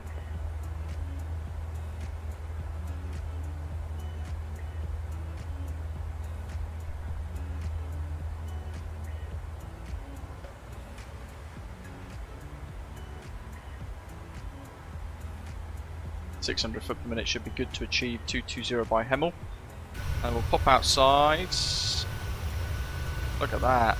The skies of VATSIM are alive.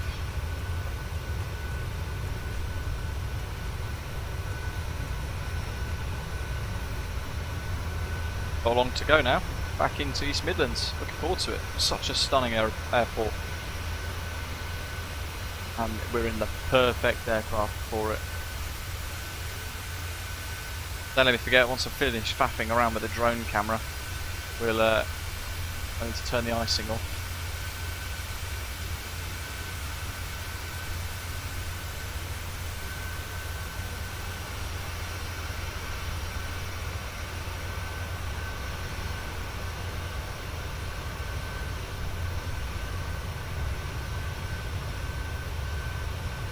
Ah yes, there's the coast. Whoa, look at those clouds, my god. Big old cumulonimbus.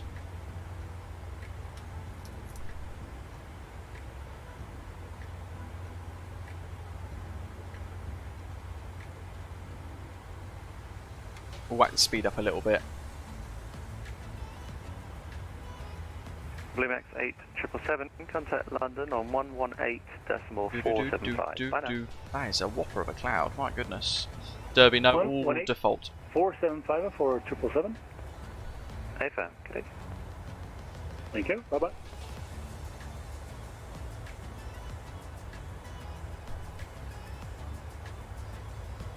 London, good afternoon. Tango 858, Bravo Electro, passing over 100 470. There's the Thames. Subject 858, London Electro, hello, climb flight level 290. On the other side, there's a rainbow just under the wing. London Center, Speedbird 189, welcome. by the Rockfog 1 hotel arrival. Speed 189, London Control, thank you. Descend flight level 130, level by Hazel. 130, level by Hazel, Speedbird 189.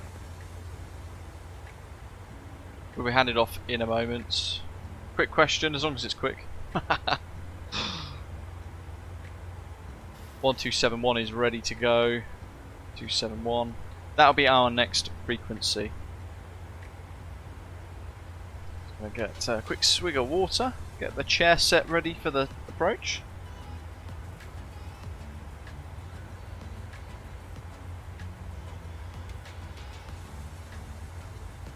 Hockey, yeah, if you want a really good 737, you don't have the budget for a 737-800 or a 900. 737-600 is a great alternative. Great option for you, and it's an absolute pocket rocket. It's really fun to fly. If you join Osprey VA, can you operate any different airlines? I mean, not be active in a different VA, but operate a plane with a different livery. Yeah, as long as it's not all the time, that's okay. Ideally, you always fly in an Osprey Airways livery. Once or twice, perhaps in a different aircraft paint scheme, that's fine. But the argument there is, what's the point of flying for Osprey Airways if you're going to fly American Airlines every day, for example?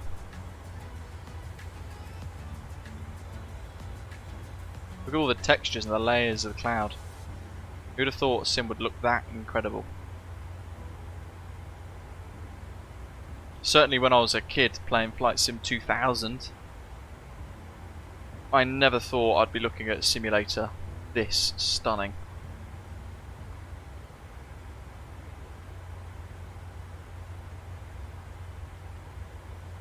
And we haven't got long to go at all now.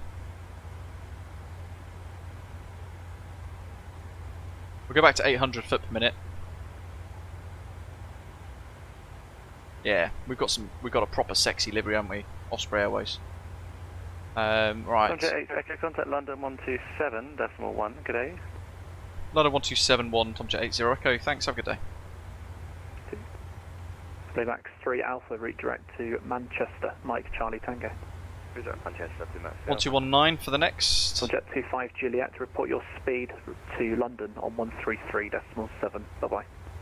Report speed on London 133.7. Jet 25, enjoy your rest of the day. Thank you. Chanix 48 Hotel Bravo, a navigation Cowley, contact London 129.425. Direct to Cowley and over to London 129.45. Good evening, Chanix 48 Hotel Bravo. Thank you. Shuttle 41 Victor, direct to Bovingdon, descend flight level 90. I'll find a natural gap now. London Control, hello, Tomjet 80 Echo, passing Lambourne, descending to flight level 220 level Hemel. Tomjet 80 Echo, London, thank you, route direct to Upduck. Direct Upduck, we've got information Echo, Tomjet 80 Echo. Thank you. Tomjet 536, descend flight level 200 level Elvos. Flight level 200 level Airbus, Tomjet 536. So he hasn't told us that we can descend any lower than 220. No, course, Shamrock 236 for 2, flight level 290. Shamrock 236, London, thanks, roger. Easy 19, Tango Yankee, with you at flight level 380. Easy 19 Tango Yankee, London Control, roger. Fly heading 290 degrees. Chris, sorry buddy. 290 degrees, Easy 19 Tango Yankee. Ryanair 669, just check the squawk, 6020.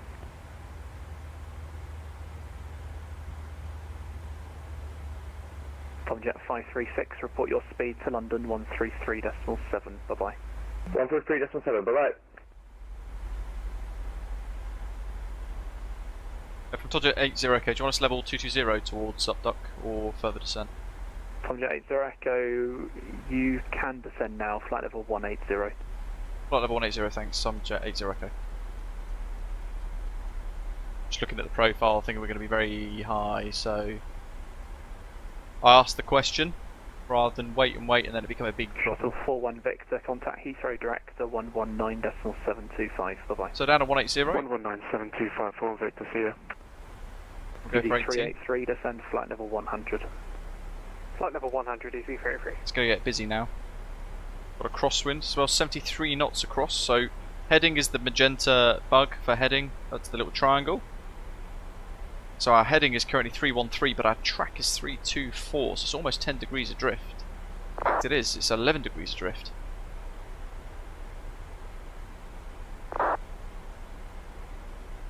This has been a long flight. When you took off, how did you take off? Toga. Flap 25. With the performance pack installed and the short 669, build runway 15, package clear too. for takeoff, wind 210, knots. Winds Cockpit, clear for takeoff, runway 15, Ryanair 669. East 19 Tango Yankee Road. So what we've got very quickly, folks, instead of going to Hemel, well in Velag, upduck, we've been given direct pretty much now. From here. You just wait 1 minute. I'm waiting for somebody to pass underneath you. I'll get you all the descending way and then you can go. upduck there. Yeah, no worries. Thank you. So Swift quite 4 Alpha, you on? a shortcut. Because you've 19 Tango Yankee, you are just clearing that traffic now. So descend flight level 200. Descend flight level 200, if you 19 Tango Yankee. First time flying into East Midlands Airport in the sim. And if you Full 19 stop. Tango Yankee, Oh, look at that! heading 310 degrees, and then just report when you're back. That sim is alive. 310 degrees, and then we'll report when I'm back. He's 19 Tango Yankee. Absolutely stunning. Busy, just looking for more contrails. Swiss 4 Alpha London, thank There's you. the world Flight below. heading 340 degrees.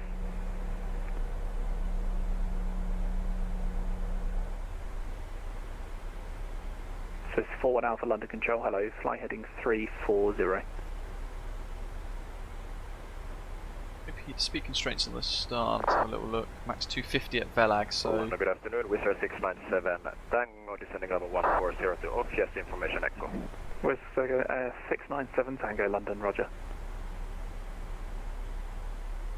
Blue Max 3 Alpha, contact London Control, So I'm expecting 133.7. quite a steep descent here, because we're flying over kind of Northampton. Easy 383, leave upduck, heading 360 degrees. And all the rest of it, heading but 360, easy, very close to East Midlands. We've got a bit of work to do to get from 18,000 down to 2,000 for the approach. Derby, you're leaving for the best bit. And yeah, we're going to have the power station next to East Midlands. It's going to be on the right hand side of the aircraft as we fly in.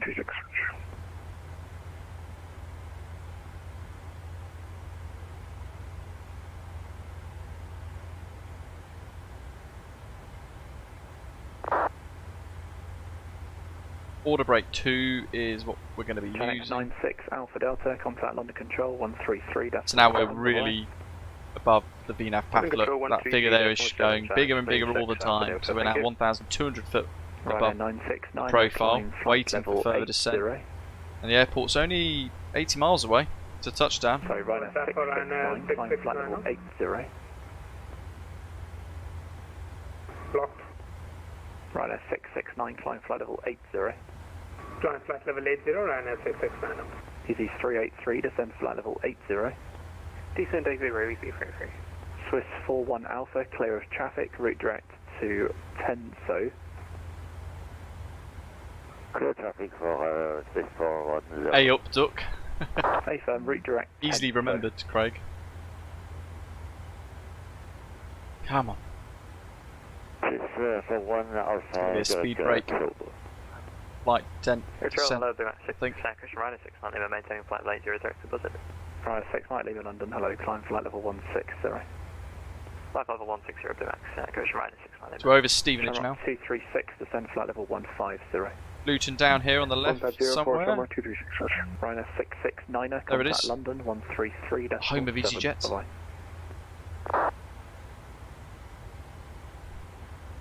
Ryanair 669, London 133.7. Bye. 133.7 for London Control. This is Ryanair 669. Thank you very much. See.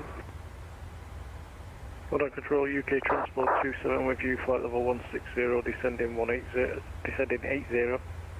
UK Transport 27, London Control, hello, squawk 2077. 2077, UK Transport 27. From Jet 80 Echo, descend flight level 110. Descend flight level 110, 80 Echo. He's a 1 and a Tango Yankee back in Cockpit. He's 1 Tango Yankee, thank you. You can route direct to Elvos.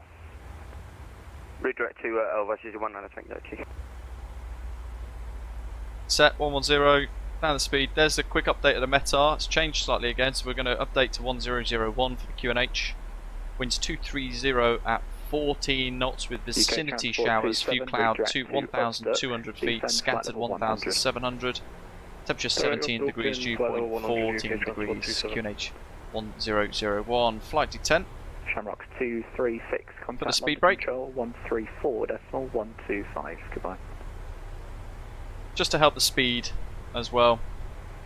Step down to 11,000, flight level 110. Ryanair 6 Mike Lima, climb flight level 180, direct to Elva. Watching him on the TCAS. Our displays over there somewhere, below but climbing. With a 697 Tango, descend flight level 130. Look at that one going up there, that's epic. Level 130 with 697. Watch him curve in the sky. Quite something, isn't it? Easy 383, make the heading 340. Craig in Puerta de Mazaron, Spain. Hello to you. Enjoy your flights. Tower, do you know who's controlling England right now? Sorry, who's covering which airport? England, like the entirety of South and England. Well, lots of us, it's split several ways, so at the moment there's about 8 or 10 controllers covering it. Actually, like on that slide, it says like everything is controlled by someone. Yeah. If you have a look in the link on our controller list, I'll send you a link, then you can have a look and it tells you a bit more information about who's covering what. Okay.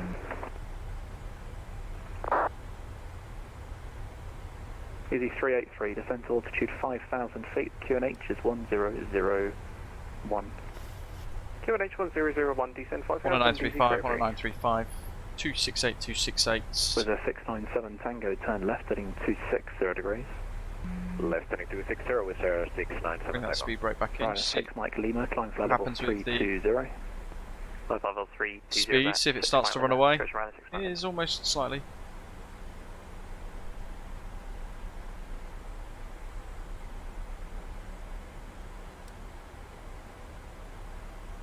We'll go to 1600 foot per minute.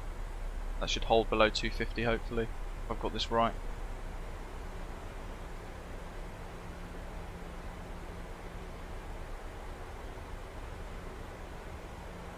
Almost at 11,000.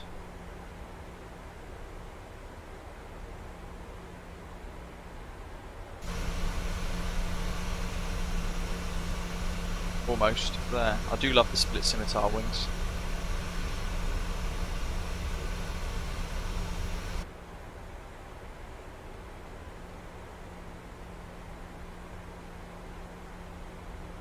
With a 697 Tango, descend flight level 110. And flight level 110 with 697 takeoff.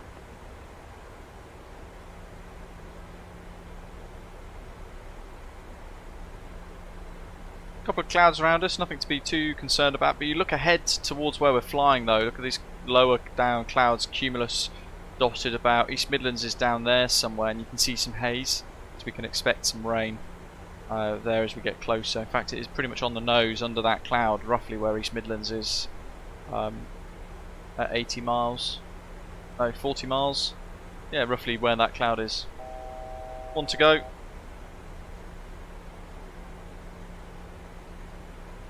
Down to the line or below the line? What do you mean, Craig? In what context? I don't think I've heard that before.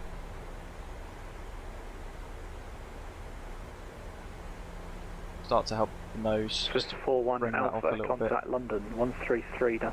Bye bye. 37, Swiss 41 Alpha, thank you. Goodbye.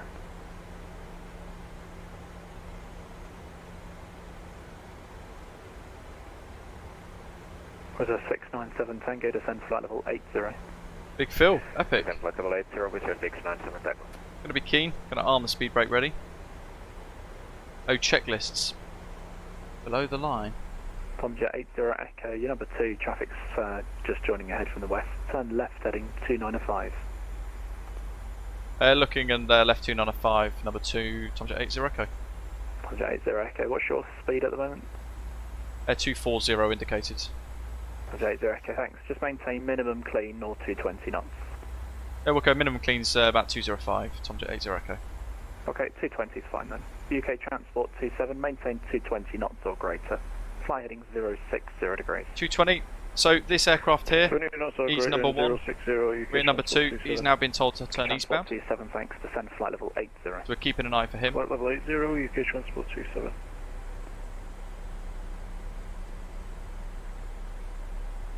Tomjet 80 Echo, descend flight level 90.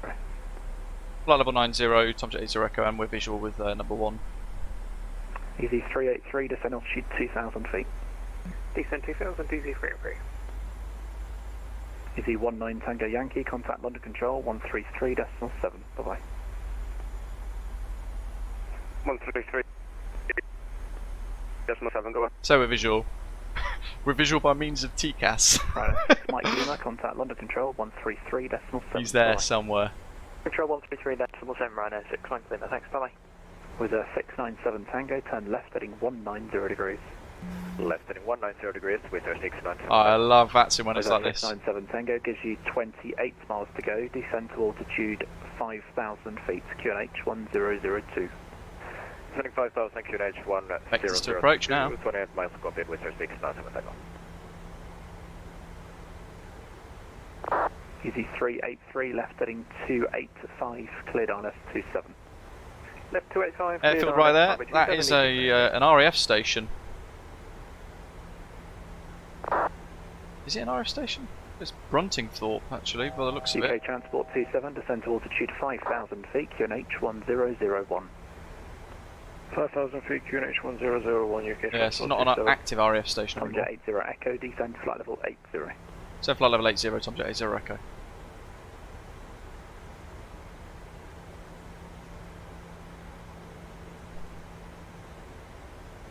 So he's on the nose, 10 miles, right to left to right.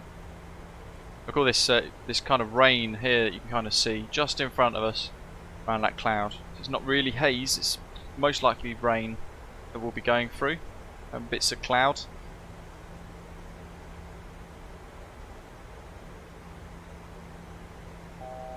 One to go.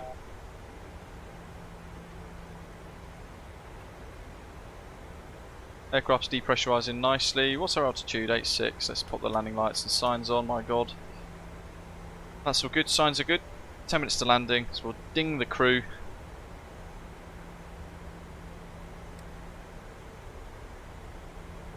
Tomjet 80 Echo, turn right, setting 10 degrees. Right, 010, Tomjet 80 Echo.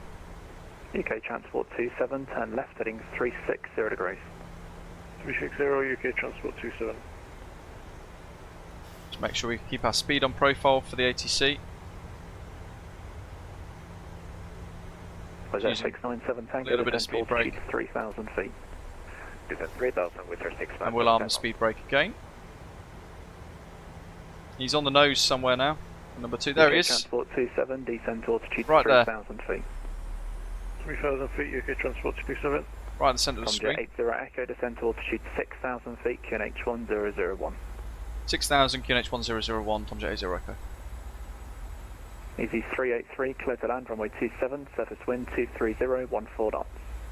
It's land runway 27, easy 383.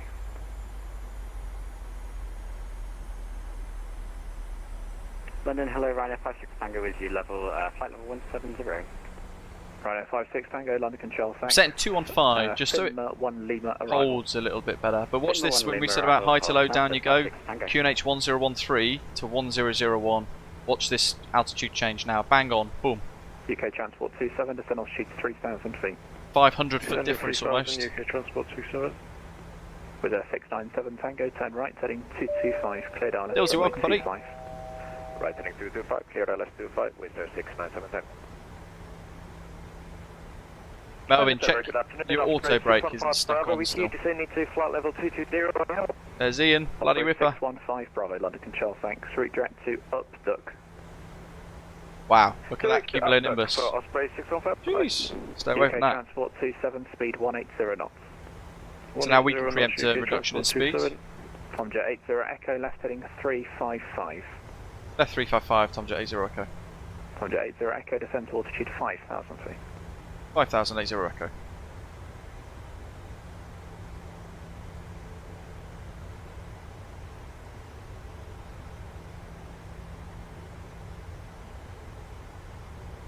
So trying to maintain 220, so making good use of speed brake, that sort of thing. Wow, look at that. Tomjet 80 Echo, speed 180 knots. Speed 180 knots, Tomjet 80 Echo. UK Transport 27, descend to altitude 2,000. Set speed's good for flap 5, check. Flap 5 selected.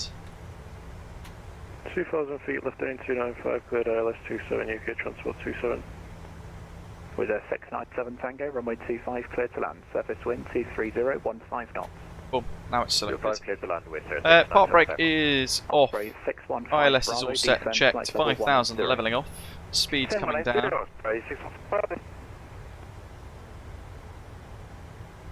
Tomjet 80 Echo, descend to altitude 3,000 feet. 3,000 feet, Tomjet 80 Echo.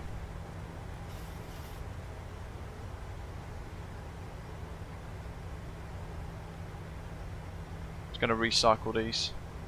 Make sure the ILS is turned them off, then basically back on again. There's our 8 mile fixed ring just there. 180, still descending nicely.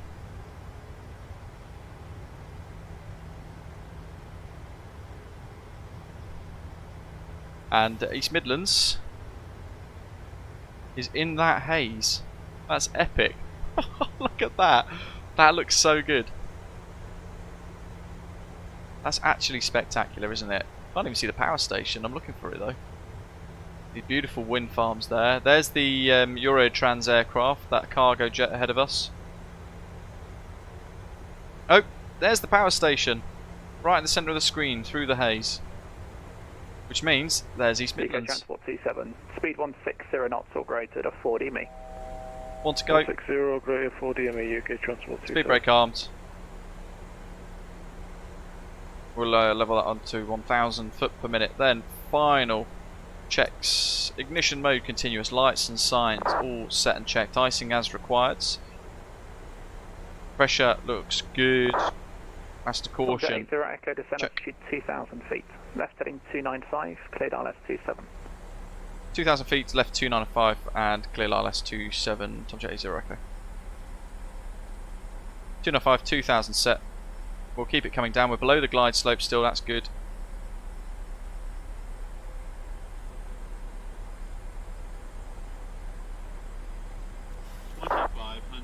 Check.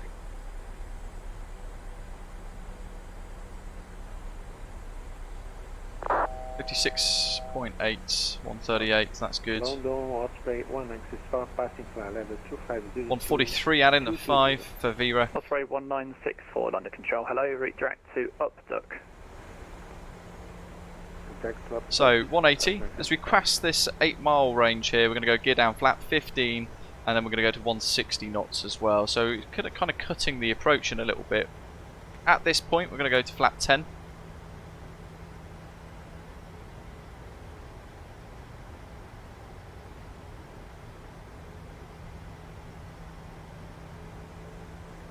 And I've hit record on flight recorder. Does it do that to you guys as well, where it kind of freezes? Easy 383, roger. Turn right 060 degrees, climb to altitude 3,000 feet. Flight 3,000 and right 060, we see 33. Wow. UK Transport 27, runway 27, cleared to land. So interesting, Skydolly doesn't freeze like that does. Cleared to land, UK Transport 27. Approach mode armed. Tomjet 80 Echo, speed 160 knots or less. 160 or less, Tomjet 80 Echo. Osprey 1964. So what are we going? descend flight Flaps level 180. 10 and green, that's set. Speed's good for flat 10, 160. And we are 9 miles, 2,000 feet, gear down. Flat 50. Flight level 130, right now. Approach mode is armed. Easy 383. No idea if I'm using flight recorder properly. Degrees.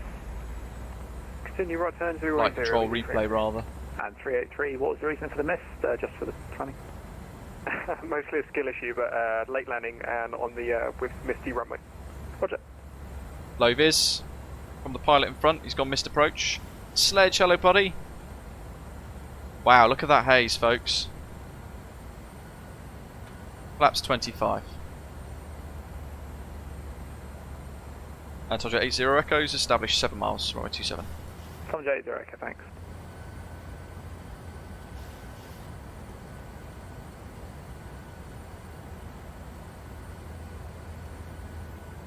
.272 for the correction to the wind. Track 268. Missed approach, climb straight ahead to 3,000 feet. 10 miles from Brooklands Park. Shamrock 6 Alpha Papa London, thanks. Route direct to Rodal. Right turn, lock centre 3,000 and then join the hold as directed. So back on ourselves the blue line. 383, right heading 090 degrees. Approach mode, CMD A&B, speeds 160 till 4. UK Transport 27, you can keep rolling if you wish. Vacate left and call ground 121.9. Here we go. Ground 121. Don't forget, thanks for the service. hit like, hit subscribe if you've not done so already. Glide slope's alive. Final stage, flap 30, coming up to 5 miles, gear down 3 green, auto brake set, speed brake is armed, park brakes off. And that's all set on the overheads. Right now 56 Tango, contact On approach. London Control 118.475. Look at that. 118.475, right now 56 Tango, see ya. Goodbye, it was a 697 That is Tango, incredible. stand 48, right on Alpha and Delta. This airport is so good. Alpha and Delta, stand 48. Absolutely. Control visualizers up. Osprey 615 Bravo, you keep disconnecting, which is causing some problems because they keep catching up with you. Can you just try and check your connection? Yeah, I don't understand what's going on. 615 Bravo, for some sort of reason, maybe it's just a distance Australia-wise. Yeah, you're coming through quite stuttery as well, so maybe it is just a ping sort of thing. Auto thrust off. Tomjet 80 Echo, runway 27, clear to land. Surface 23014 knots. 27 clear land, subject 80 echo. Easy 383, descent altitude 2,000 feet. Descend 2000, DC 33.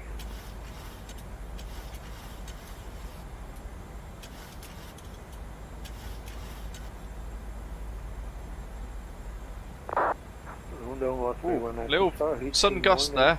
See the crosswind change? 1964, descend flight level 110, speed 250 Wow. knots. All of a sudden we've got a crosswind. Osprey 615 Bravo, descend flight level 110. And through the haze as it opens up and clears. Look at that, stunning. Look at this airport, folks. So impressive. Osprey 66 South, with you inbound Welling at sudden sink. flight level 230. Standby 1, easy 383, turn right heading 250 degrees, cleared RS 27. We're good. Flight 250, cleared ILS, runway 27, easy 33. Lots of work. Osprey 66 Alpha, London Control, thank you, speed 250 knots, descend Looking flight ahead. level 220. Speed 250 knots, flight level 220, 66 Alpha. Holding the flare. Osprey 615 Bravo, flight heading 340 Flight level degrees. 100, climbing flight level 100. 334 Osprey 615 Bravo. Stick into wind for the deceleration. Hello, climb flight level 290. 290. Yeah, buddy. Yeehaw. Eastern 181, climbing to flight level 17, 80 knots. flight level 19, heading 360, Eastern 181. AZ 1811, thank you, maintain the heading, climb flight level 210. Climb flight level 210, Eastern 181. Osprey 615 Bravo, descend flight level 80. Come off at Mike because he's over there stuck. Tomjet 80 Echo, vacate left and contact ground 121.9 over, bye. Left and ground 1219, thanks for the ATC, Tomjet 80 echo, bye. Goodbye. Ground Control, good evening, Ryanair 6 Lima November inbound running, flight level 240, speed 260. Welcome, ladies and gentlemen, to Pyreegue Dev Co East Midlands Airport, 220, speed where the touchdowns are 250 smooth and the weather is fine. 121. Oh, almost ruined it. Jeez, let's get back on that centre line. We'll keep rolling. Water brake off. Clear the speed brake. What have we got here? There we go. East Midlands ground, good afternoon. Tomja 80 Echoes vacated on mic. Tomja 80 Echo, East Midlands ground, good afternoon. Taxi stand 8 via Alpha and Romeo. Stand 8, Alpha and Romeo. Tomja 80 Echo, thanks. Even the textures and the signs, look at this. So good. Stand 80 it is.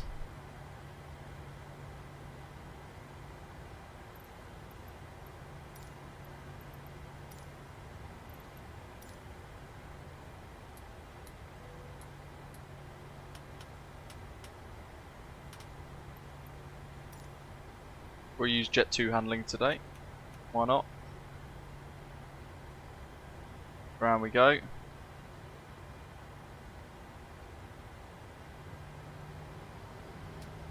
Flight director can come off.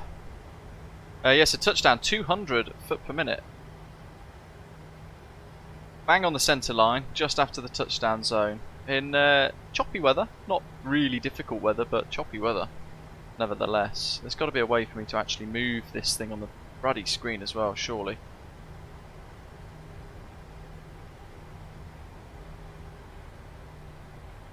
Does anyone know how to move some of these widgets and things? So like this here, and I move it down. I don't know how. So yeah, 200 foot per minute. Lovely, lovely, lovely.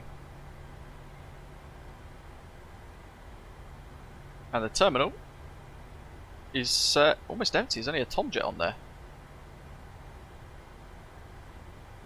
Here comes an EasyJet for the landing. Even the ground textures here. Look at this. So good. Really impressive. We've been live for 4 hours, 12 minutes. Worth the wait. Look at the cumulonimbus clouds on the left-hand side of the East screen. Midlands ground, Neptune 5 Papa, request taxi. Huge weather system around the airport. Taxi, Juliet He's down. Alpha, hold Alpha 7. Juliet, then Alpha, hold Alpha 7, Neptune 5 Papa. I should probably look to see where stand 8 is. All the way down the left. Uh-oh.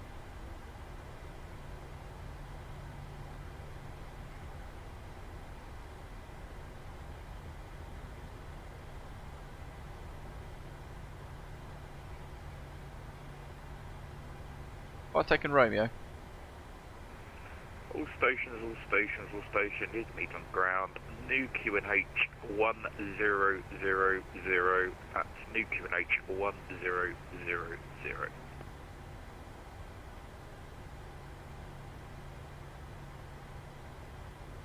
Dodge A0 Echo, sorry, I think I took Quebec by accident towards stand 8.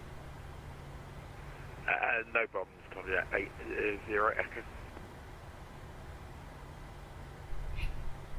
I should know better. Oh dear. APU is on. Taxi lights are off. That's all good. That's set.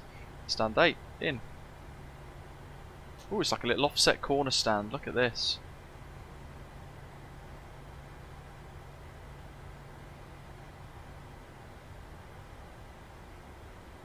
That's some fairly sloppy work from me there. That's why I felt like I had to apologise to the controller a little bit. Easy 383 East Midlands ground, welcome.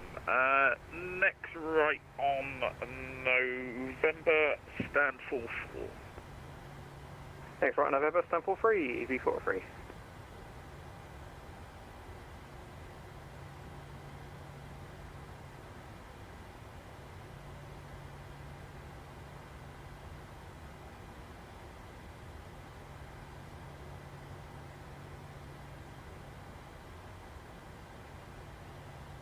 Oh, so close. Neptune 5 Papa, continue taxi Alpha to holding point Whiskey 1. Oh, cut the engines. So down here we've got this on, fired up and working. Got the probes. I always forget the probes. I always forget those as well.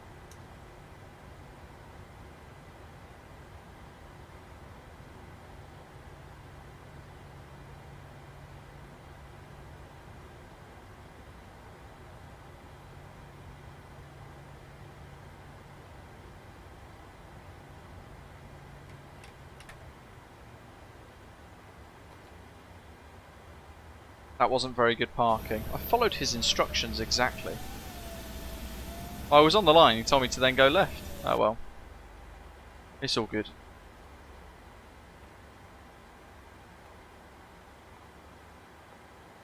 Chocks.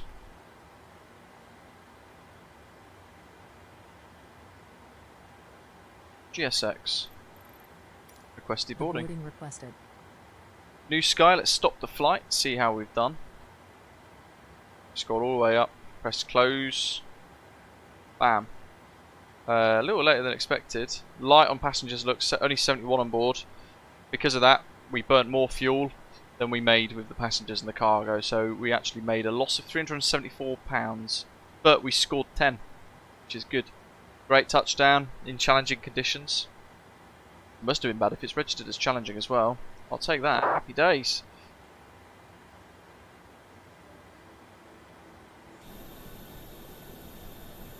Let's see.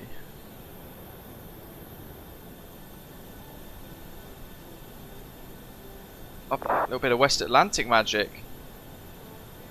People are in their element here in East Midlands these days, with all the variety. The EasyJet's gone over there. Weird. So walking stands apparently.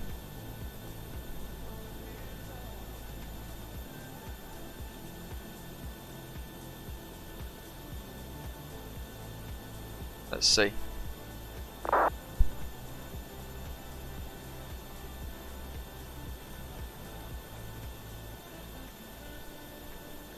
This Parallel 42 Flow Pro probably is in the settings somewhere. Oh, the score and the price. That's that's our virtual airline client. 300.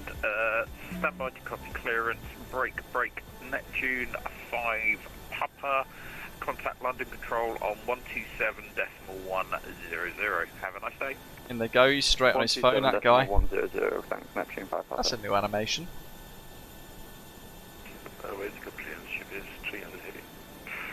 LD is Pyreegue Dev Co East Midlands Airport. It is, I think, the best scenery you can buy for your money at the moment in flight sim.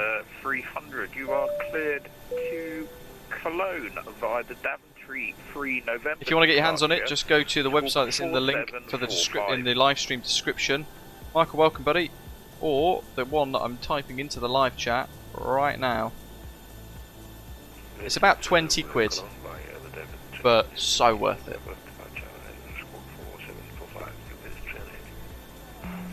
UPS 300, be back correct. Even, so it comes, well, it doesn't come with this. You have to download the profile for it, the GSX. But these doors here are animated, gate 4 there. They actually open when you are disembarking the passengers.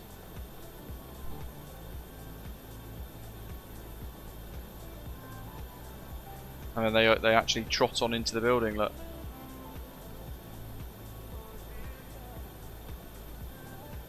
He's got a weird walk.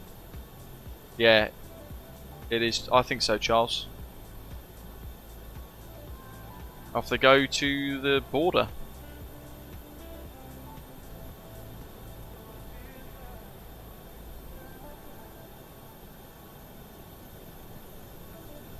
One on final. Grab, have a good one, buddy. Where's that car? There he is. I love this animation.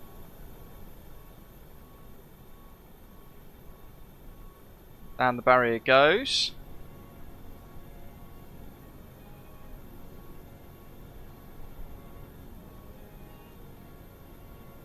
Brakes are off, and he's out.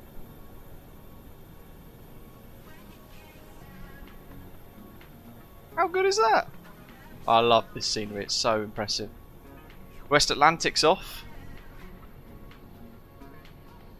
Power station just hiding in the distance, with its red lights on as well though, because the structure is above a certain height. That's included.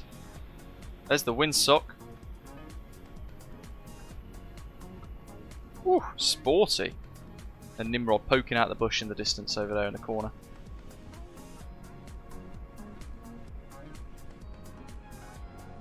Yeah, that's a feature that we didn't really explore last time. Over there, you got the big, all the warehousing units for Very, UPS, DHL, all that sort of stuff, Amazon. But the power station off in the distance has got the red lights in there too. So what we'll do is we'll spot this touchdown, and then I'll turn the nighttime lights on. Look at that, the wind is so much of a crosswind that they're pointing towards the camera now, and the runway is off to the left.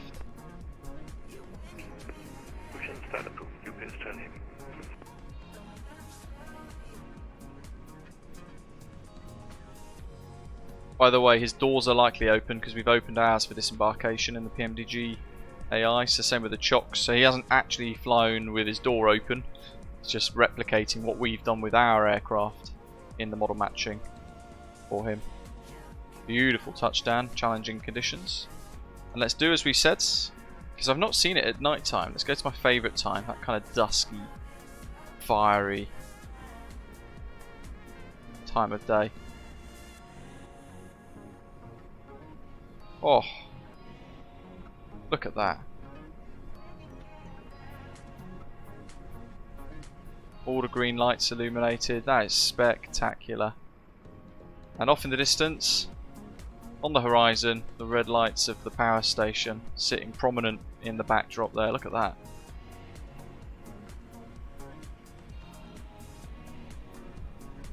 A few more flying in. Is he pushing back yet? I don't think he is he, UPS? Got his beacon lights on though. Using a different scenery though. Should we watch some nighttime landings? Kind of leave it like this.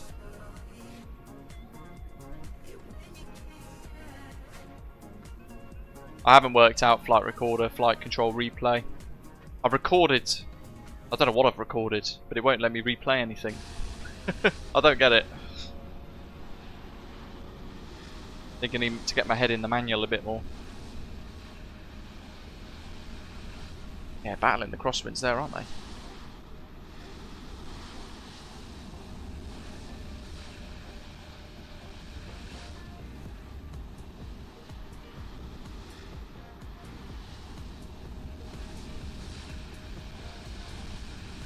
Lots of strobes and lights zipping away. Osprey 615 Bravo, East Midlands ground, welcome. Taxi stand 15 via Alpha, Quebec and Charlie Alpha. Taxi stand 15 via Alpha, Quebec and Charlie Alpha for Osprey 615 Bravo. G'day. Lovely landing.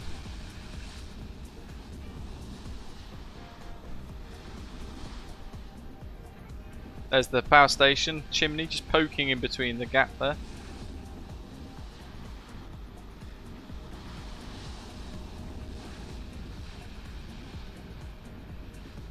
Let's get that time back to live, shall we? Oh, you've done well to vacate there, wow.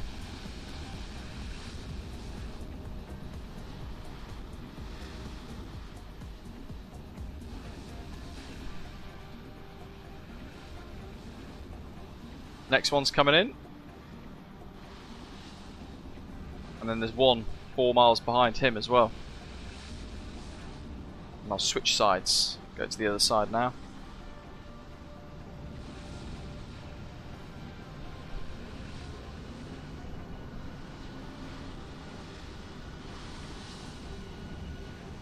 Janex.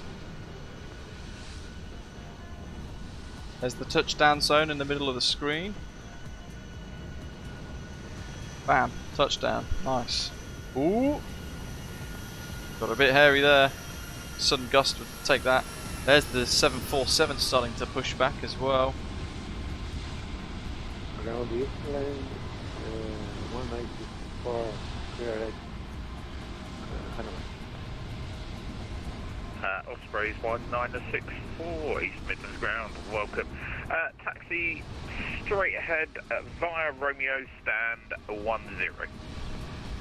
Yeah, ahead, you have Romeo stand 10. 164.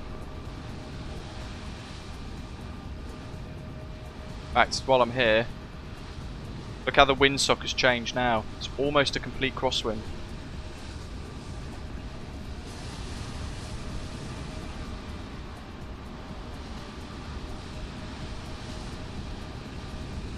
Here comes the next pilot, braving the weather.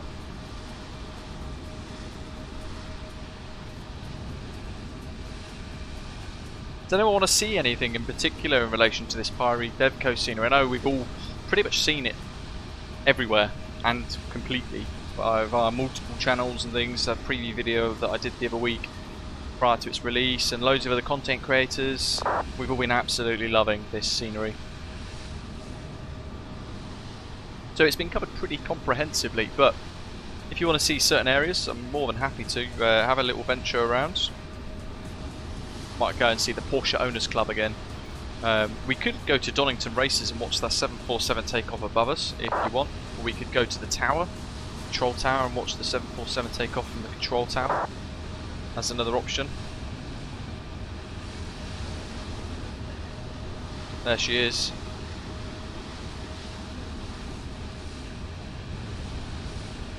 He looks very slow, doesn't he? Whoever that is.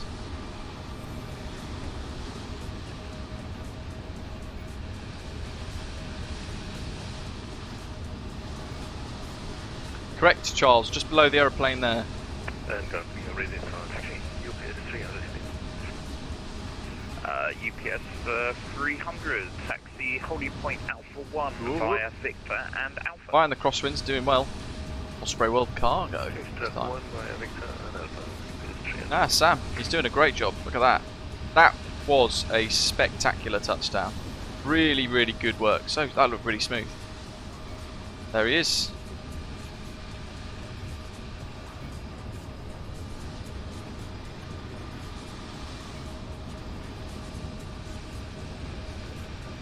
Got another one on final. Crikey.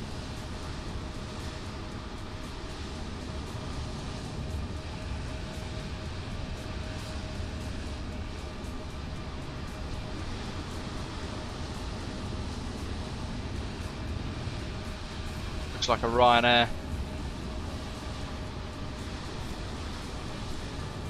Samuel, ever the supportive friend. Where should we watch this 747 depart then, folks? East Midlands ground, good afternoon. Tom Jet 6 Bravo Yankee, stand 17, Boeing 738, requesting IFR clearance 2, end feeder as filed.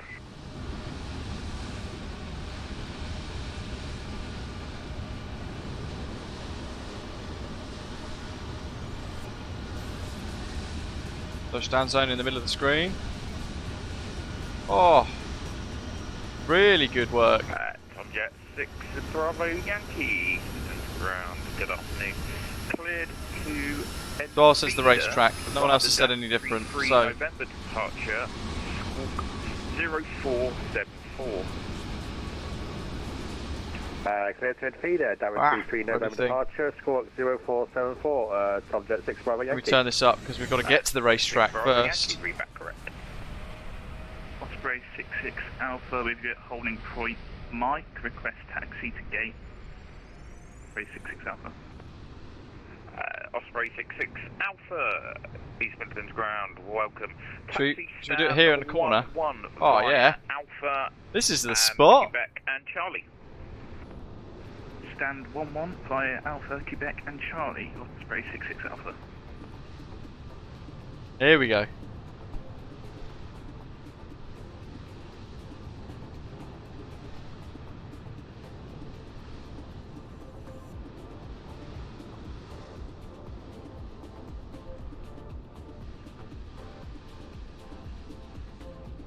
that was the last aircraft in. That UPS, by the way, he's going to EDK.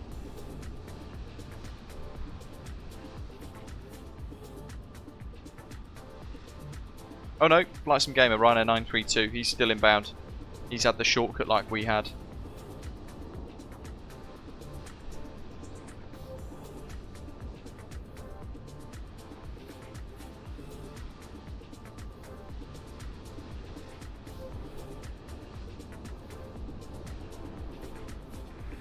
UPS 300, my apologies. Contact London Control on 127.100.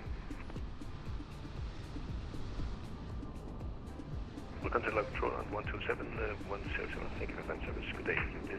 Let's see. That's a bit better, isn't it? Ground, good evening, Ryanair 6 Lima November on Mike, request express send. We can see him zoom past us in the corner a little bit. 6 Lima November. Got to see the Porsche Owners Club, don't we? 41 There he goes. And November. 1041 by Alpha November, Ryanair 6 Lima November. Neptune 224, stand 84, push start approved. Push approved, Neptune 224. If it's down below Neptune 4894, it's going to accept Boeing 737. Meow. Aviation on board on 122, it's an Alpha current dead profile. 1B, the developer, 1B Actual, who's known as well, he's made some really nice freeware scenery for MSFS. He's the one that scripted these vehicles, from what I understand, which is really cool. The Trent to November departure. Same with the coaches. We, if you haven't seen the coaches yet, we've got to see the coaches. They drive around, it's fantastic. 7577, thank you. Neptune 4894, reback correct.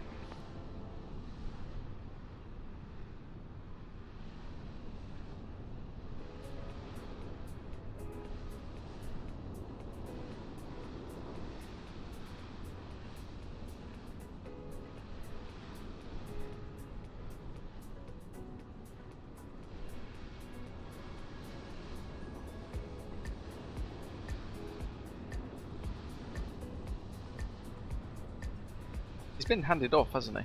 Waiting for him to line up.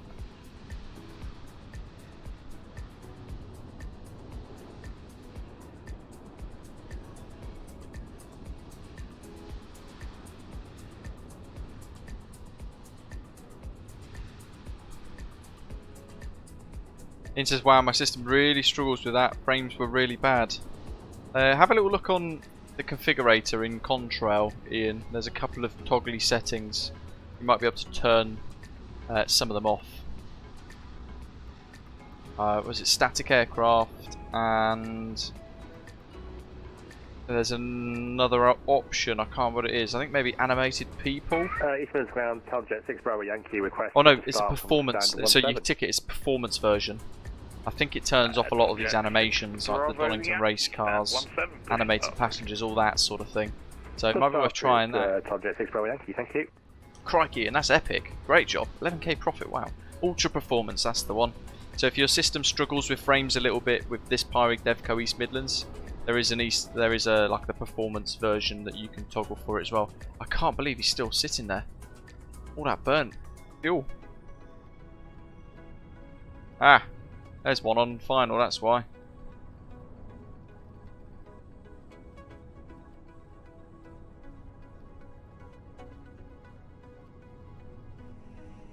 Who is that? I don't know. Yeah, I've got statics turned off. Oh, it's Andy K737. But on Volanto it shows he's going Faro to Faro.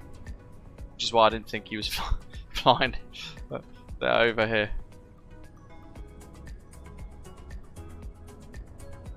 And East Midground, Spray 615 Bravo is at the gate. Thanks for the ATC today. Have a great day.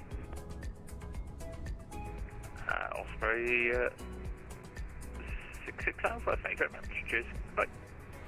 Or 615 Bravo, whichever one it was. Thank you. We got there in the end. Alright, cheers, mate.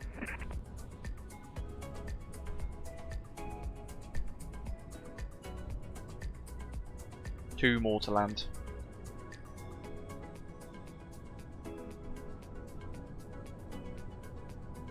I always think static should be an option that you turn on, not have to turn off. But that's just me.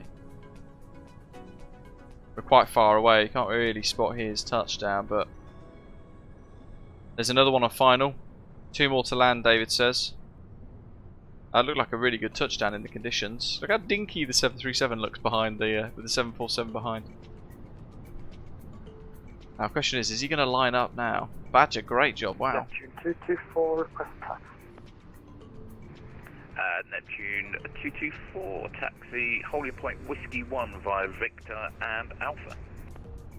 Whiskey 1 via Victor and Alpha, Neptune 224. Those clouds are starting to close in on us, look.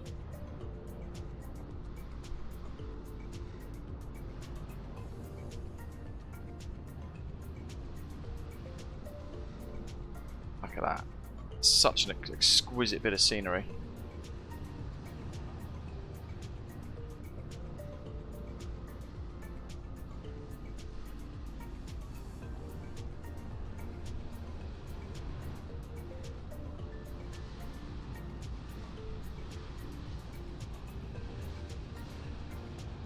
East Midlands ground afternoon, subject 32 Whiskey, just vacated on mic. Subject 32 Whiskey, taxi.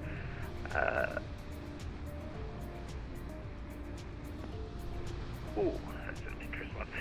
Taxi stand 7 via Alpha and Romeo. Alpha Romeo stand 7, subject 32 Whiskey. Ryanair 932 has gone God knows where. Shows he's going south. He's over there somewhere now. Let's have a little tune in to Unicom 1228, so 1219.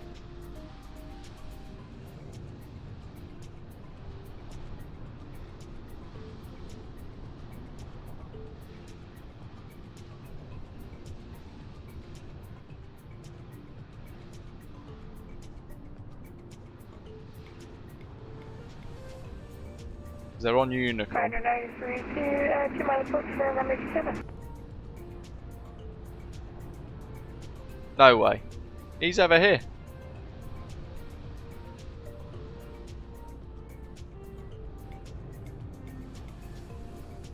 I don't think he's configured his runway course properly.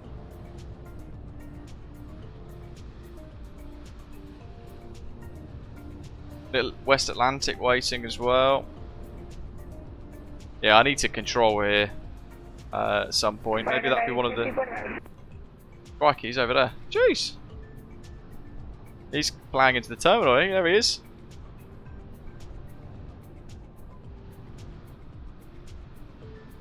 Giving it a go though. There he is. Now that's why you set the runway course.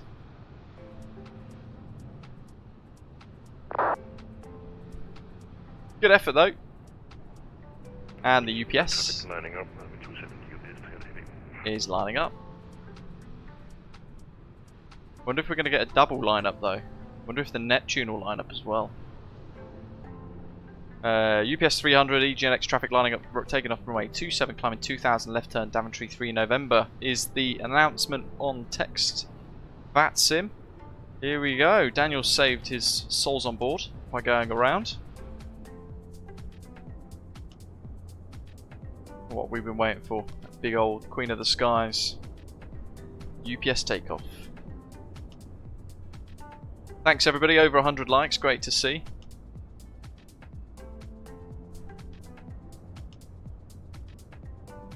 While I remember, warm welcome to all of our new subscribers today. I can see a couple on the list. Michael, Kersey Chew, Dilsey, Aviation, Froome.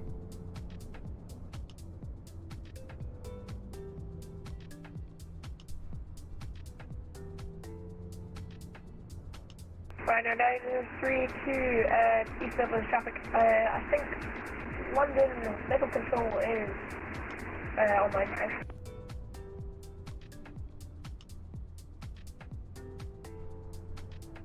Ah, 122025 is online now.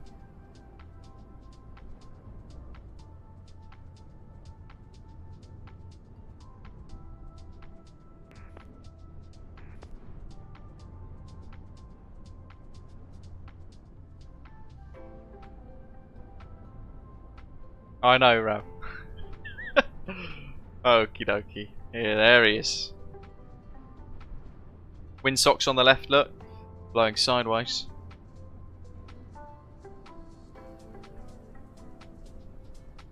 That West Atlantic's got a pretty cool livery, hasn't it, for a car? It's identifiable instantly, isn't it? I suppose the same goes for the UPS livery and the TUI livery, in fairness.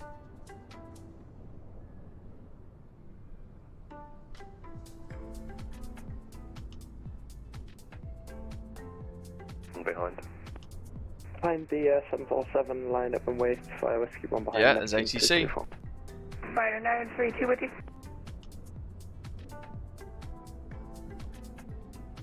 Here we go. 932 London, hello, vectoring Alice approach runway 748 rolling. Maintain 2,500 feet, QNH 1,000. Big thanks to VATSIM UK. They showed up big time today.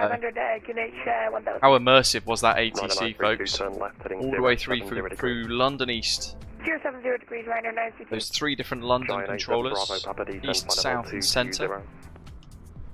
Zoom zoom. Level 220, 87 Bravo Papa. They go to the Porsche Owners Club, fresh out of the golf club, straight to the racetrack. Come on, Porsche, Porsche, Porsche, yes! Screen grab! Oh. Come on to the simulate fraction 45 things here. Gamma 24 Delta, regime navigation direct to rim toe. I'm sorry, goes. say again for Gamma 24 Delta. So regime navigation direct to rim toe. Got a screen grab of that as well. Regime navigation direct rim to Gamma 24 Delta. West Atlantic's going to be going. Easy 39, I forgot the heading, the frequency I was supposed to go. Where's that coach? Easy 39, you're on the correct frequency, maintain, flight level 190. There it is. Roger, flight level 190, main. Big feature. Rider 932, turn left heading 360 degrees. Here she comes. 360 degrees, Rider 932. UPS 300, report your passing altitude. Jet TV. You're passing 3,000 feet, UPS 10 heavy. UPS 300, roger, climb now. Now we're coach spotting. 110. Climbing 110, UPS 10 heavy. Electronics to Papa Charlie, foot level 360, Mount Welling. Electronics to Papa Charlie, hello to you, Elvis 1 Mike Manchester. Elvis 1 Mike to Papa Charlie. Little TUI tail in the background. X-ray descend flight level 90, reduce 250 knots. How good is that? Descend flight Little bus stop, it's going to pull in. Drone camera set up too high there. 170. Is he going to pull in?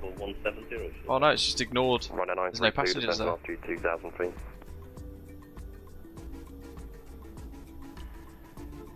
Rider 932, descend to altitude 2,000 feet.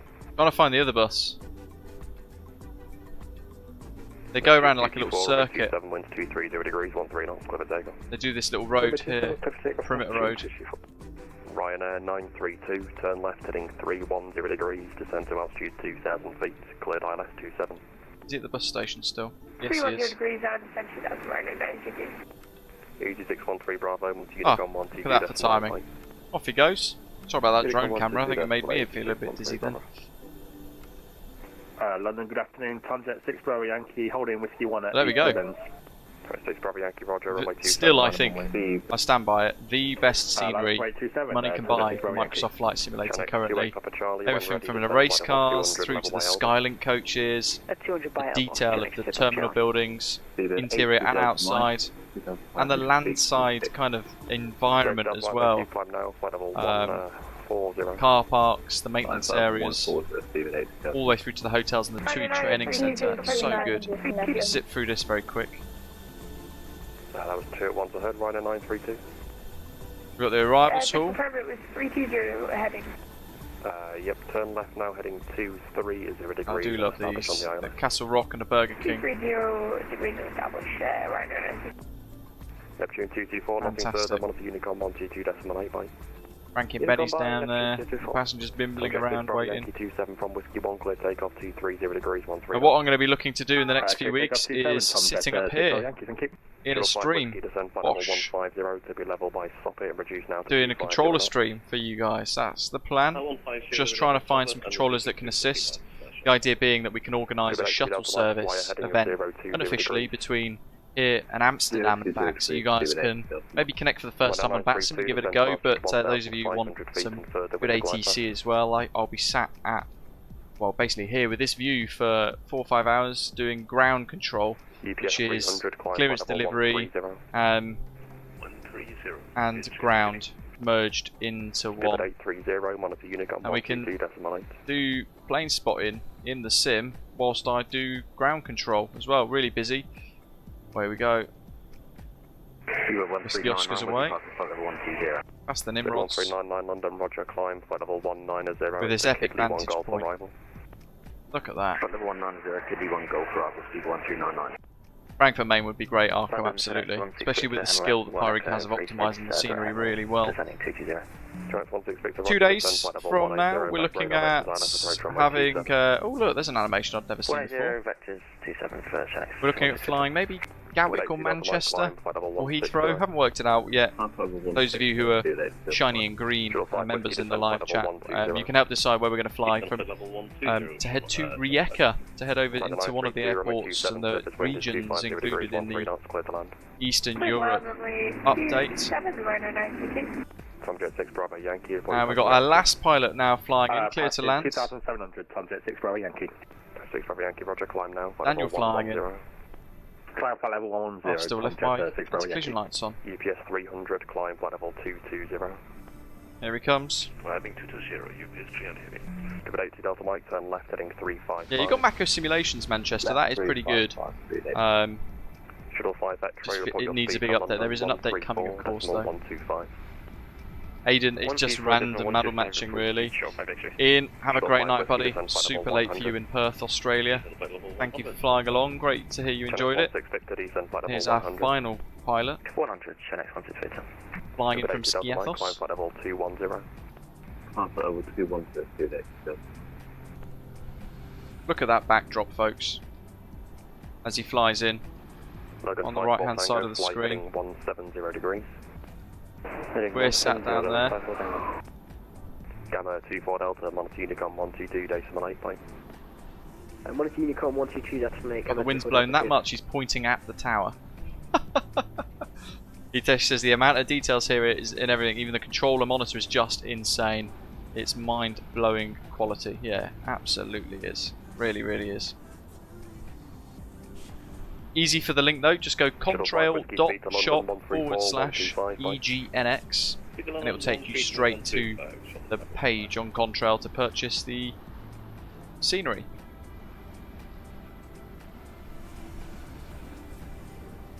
Logan 54 Tango, turn left heading 1. It's fighting that wind. Degrees. Let's say 150 degrees, 54 Tango. Logan 54 Tango, your range now is 28 miles from my we zoom into the touchdown zone. Altitude 4,000 feet, QNH 1001. Then altitude 4,000 feet, QNH 1001. Bam, touchdown. Logan 54 Tango. Give it 80 Delta. Ooh, and a bounce. Heading 335. Left 335, give it 80.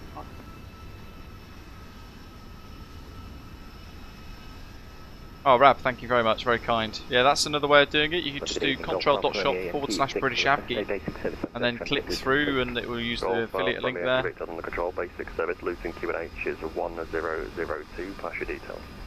Nice job. He's got his auto brake stuck on though because he's almost come to a stop. Yeah, even these screens, look at this. Insane detail, isn't it? 2,000 feet, and that's on the previous. There's one of the charts.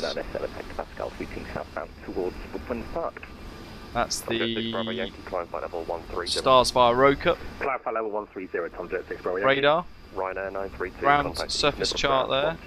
That's, in fact, that is the chart I look at pretty much almost when I'm doing ground control, folks.